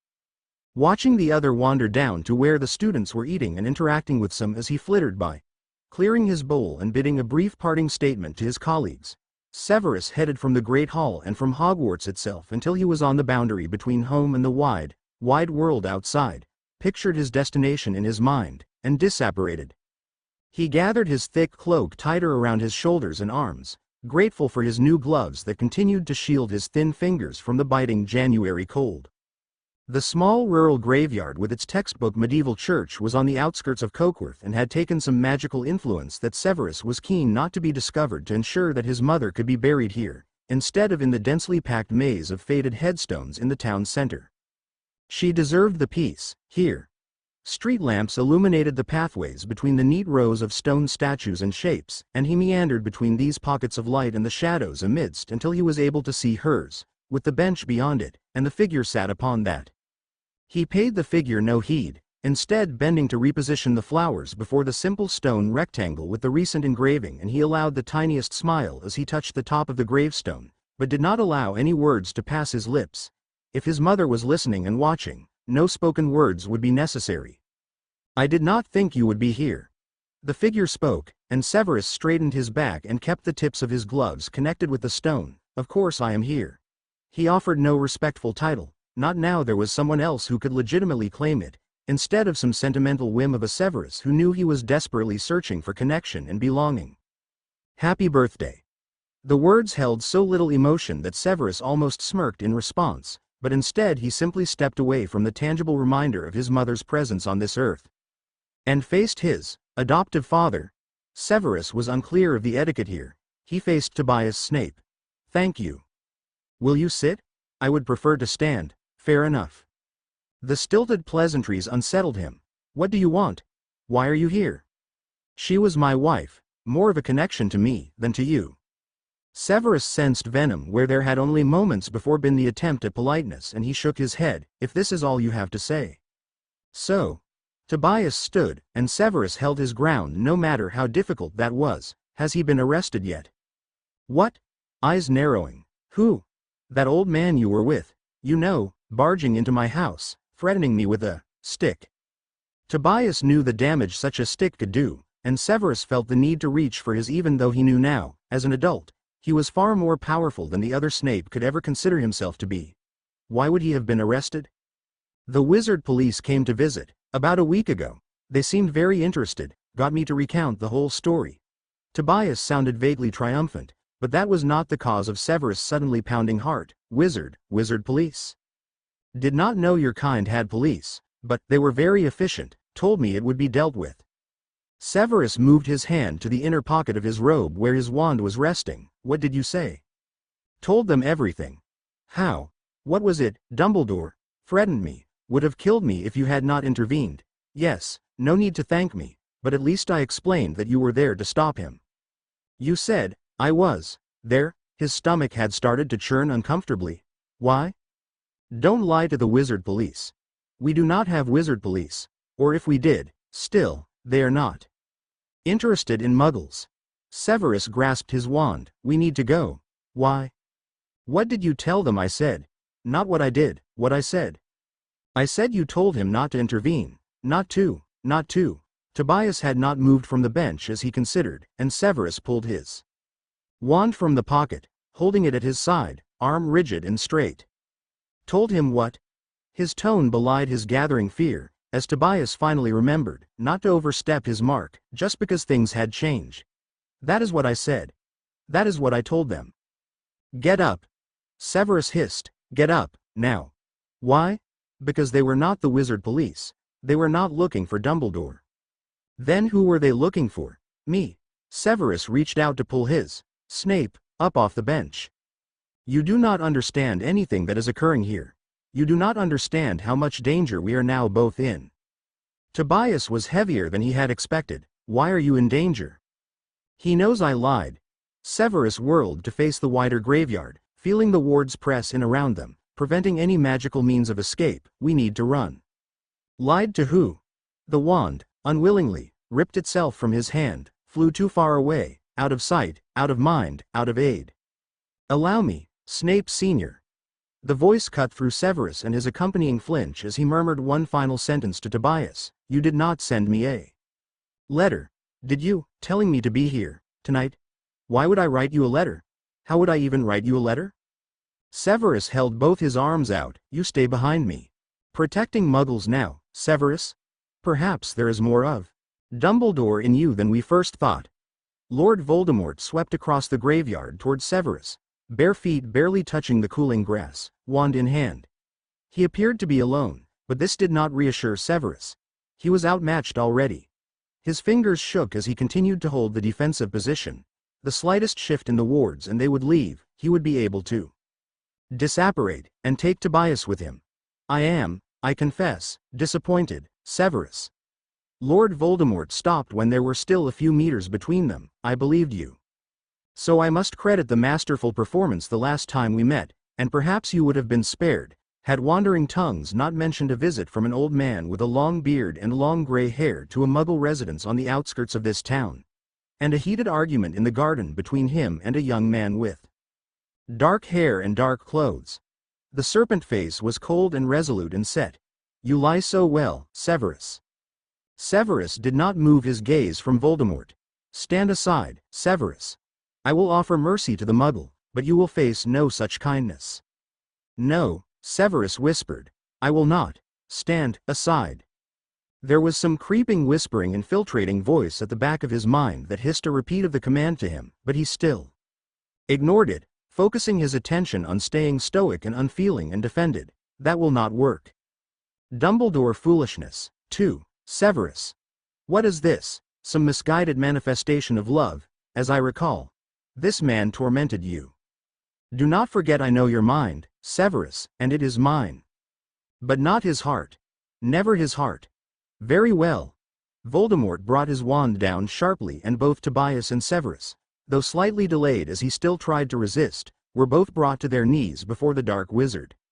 Severus ensured he remained before Tobias, bringing himself up to a far more upright position even while Tobias cowered behind him. Lord Voldemort would feed off that fear and it would make him stronger, but for now at least, the offensive strategy he would adopt would mean he would have to remove Severus from his defensive position, and Severus would not allow that. Severus, Severus, Severus. Lord Voldemort murmured, coming closer. I will enjoy this. I will enjoy tearing you limb from limb. I will enjoy every weep, every whimper, every plea. I said we could torment your precious Albus, your beloved father figure, together, and that we shall. A shame he is not here, in fact, because then he could watch as a spectator and I could see him destroyed by the very love he proffers as my only weakness. Where has that love got you in him now, Severus? Answer me. Severus considered his next words very carefully. I think. Lord Voldemort held out his hands, one still gripping the wand. We are all listening, Severus. Tell me where that love has seen you end up, and see where it will lead, Dumbledore. Severus raised his gaze from the ground, and he raised both eyebrows, and a tiny smile played across his thin lips, the smile that was only ever present when his presence was there too. You should be careful what you wish for, my lord. I think, after suffering 500,000 words of my whims, Severus has learned a lesson not to be trapped by the Dark Lord, not on his own anyway. SS 19. Chapter 27. I have had a little break as the academic year has finished for my students, and now I am back with something of a fiction writing vengeance. Thank you for your patience. Professor SS 19. Bumblebee Blood. Chapter 27. Severus felt the gentlest flare of petty amusement at the way Lord Voldemort's eyes narrowed, just slightly, at his response. But even as Voldemort glanced to where a new voice greeted them, he knew that neither he nor Tobias were safe yet. Good evening, Tom. You seem to have stumbled upon something of mine. Albus greeted genially, clearly still a good distance away but coming ever closer. Severus looked again to his fallen wand before returning his gaze to the Dark Lord. He needed, perhaps, 6 seconds to reach his weapon. 6 seconds was still a long time, but he trusted Albus to afford him that opportunity, as long as he did not miss it. Yours, in far more ways than we first thought, Dumbledore. Lord Voldemort considered his prisoners, as if the nearing Dumbledore was no threat, as if he was not worthy of his attention. Severus sensed there was some calculation here. Could the newly resurrected Dark Lord, untested in this new form, best the greatest wizard of all time? Of this even Severus himself was not sure. It had been considerable time since Albus had dueled anyone, and even if he had conquered Grindelwald, that had been several decades ago. The thrill of triumph was being quelled, quickly, into something that bordered on concern. He would not kneel, here, unarmed and defenseless, while Albus battled for his life. That was not how this was going to continue. He needed, though, to be patient. Perhaps, though I have held Severus in very high esteem for a number of years now. Albus' voice suggested he had now stopped, close enough that Severus felt reassured, far enough away to suggest that Albus too was judging the situation. His arrival had put him at a disadvantage, for Severus was between him and Lord Voldemort, and this was something that would not have escaped Voldemort's notice. Severus was aware that at this moment, he may well be the greater prize and therefore remained in greater peril. Lord Voldemort may not be able to defeat Albus, but he most certainly outmatched Severus. Again, Severus was reminded that timing was everything, timing was always everything, timing would always be everything, and while Albus was finding time, Albus would talk. He would bait Lord Voldemort, and in that ensuing conversation there would be a moment and Severus would do what Severus did best. He would use that moment to his advantage. He glanced over his shoulder to Tobias, still cowering. "Stay still. This is not over." His voice was nothing more than a hiss, but Lord Voldemort understood the language of hissing more than most others. "Severus seems particularly confident that you will save both him and the filthy muggle. Although, I wonder if this muggle in particular is one that will test your famous morals, Dumbledore. Now you know what he did to your most previous." There was an edge to that cold voice that Severus contemplated with suspicion. Lord Voldemort was always looking for weakness, he was always looking for that chink in the proverbial armor. If he had correctly identified it, there was no obvious reaction from Albus as his voice did not change from the pleasant light tone. "Severus' faith is well placed. Is it?"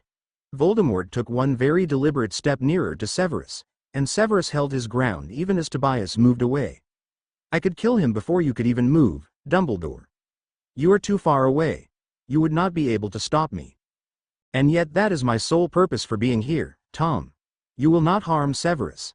I will not permit it. You have permitted it thus far, Dumbledore. Has something changed?"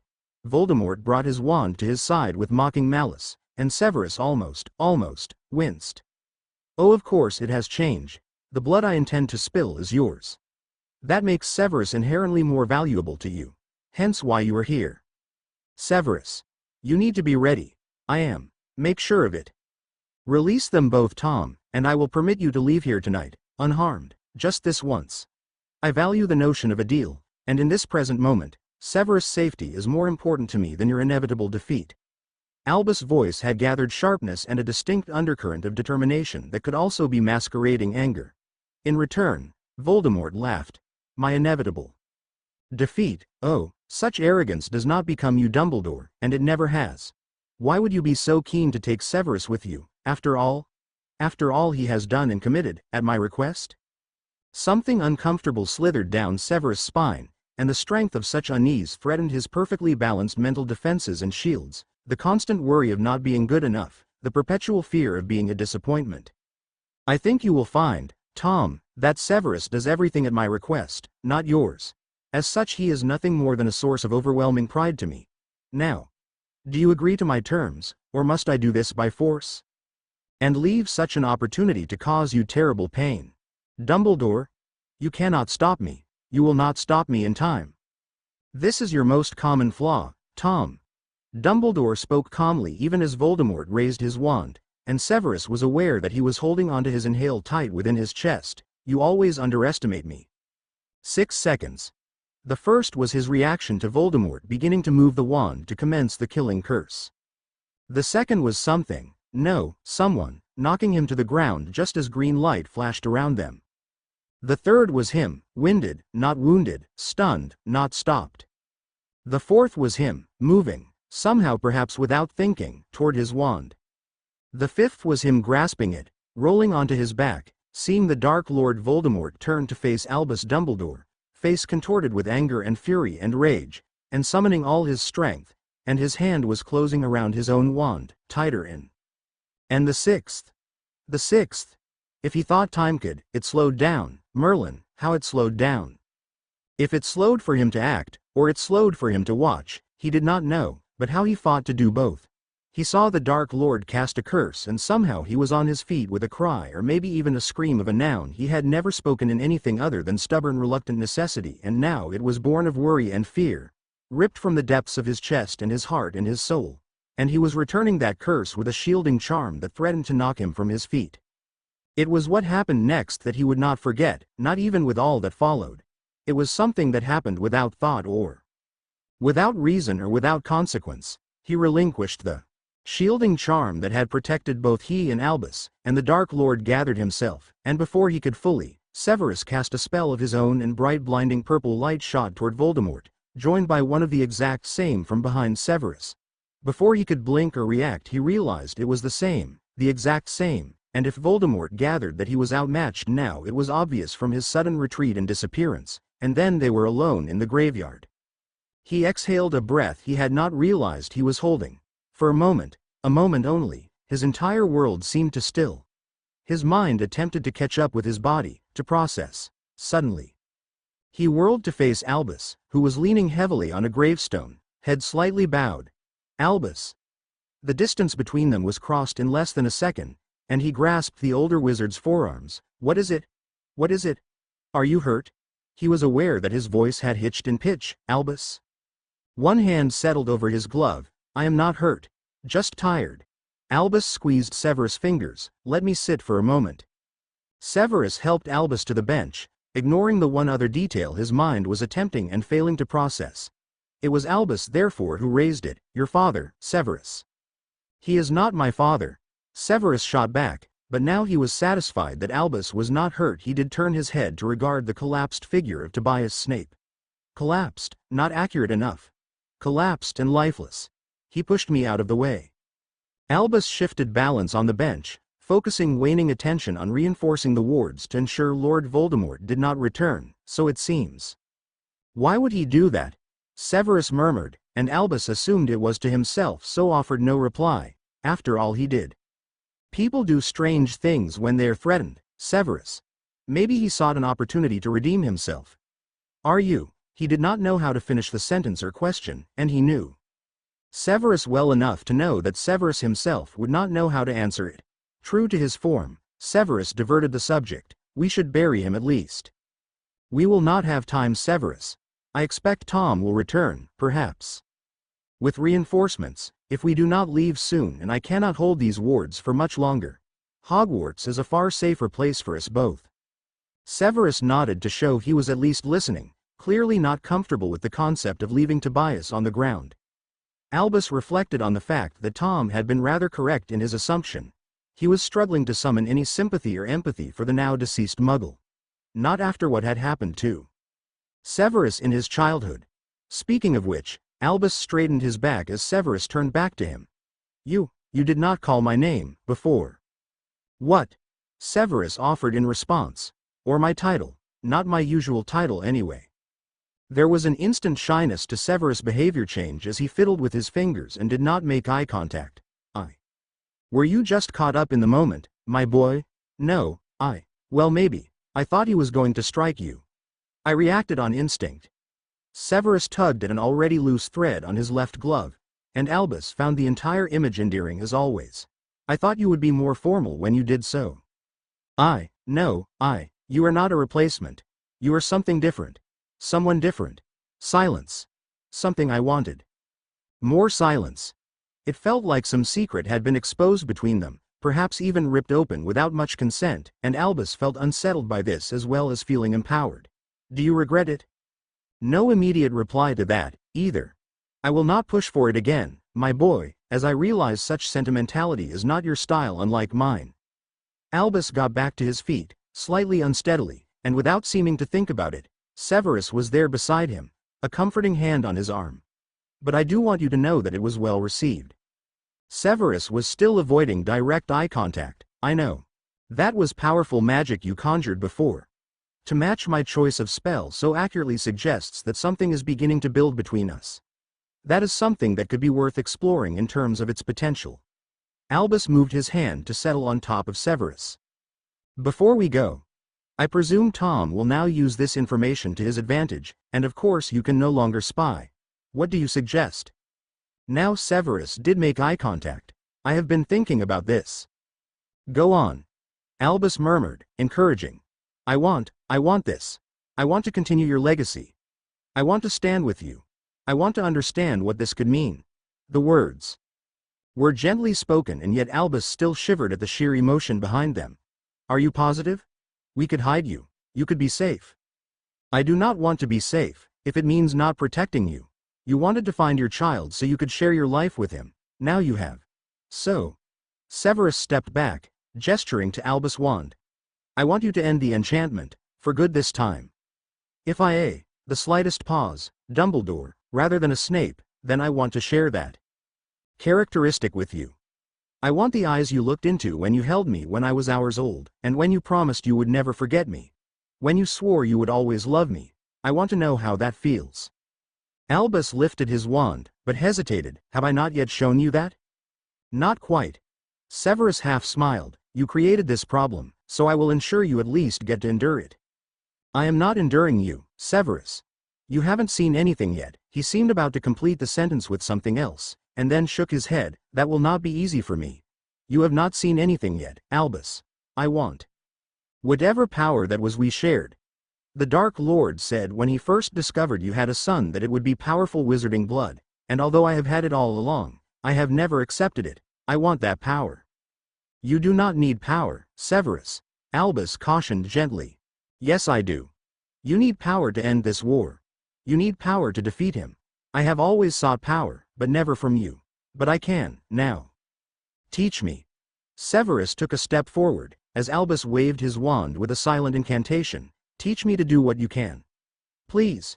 He lingered, but Albus sensed some humor. See, I could always use the affectionate title to intentionally emotionally manipulate you.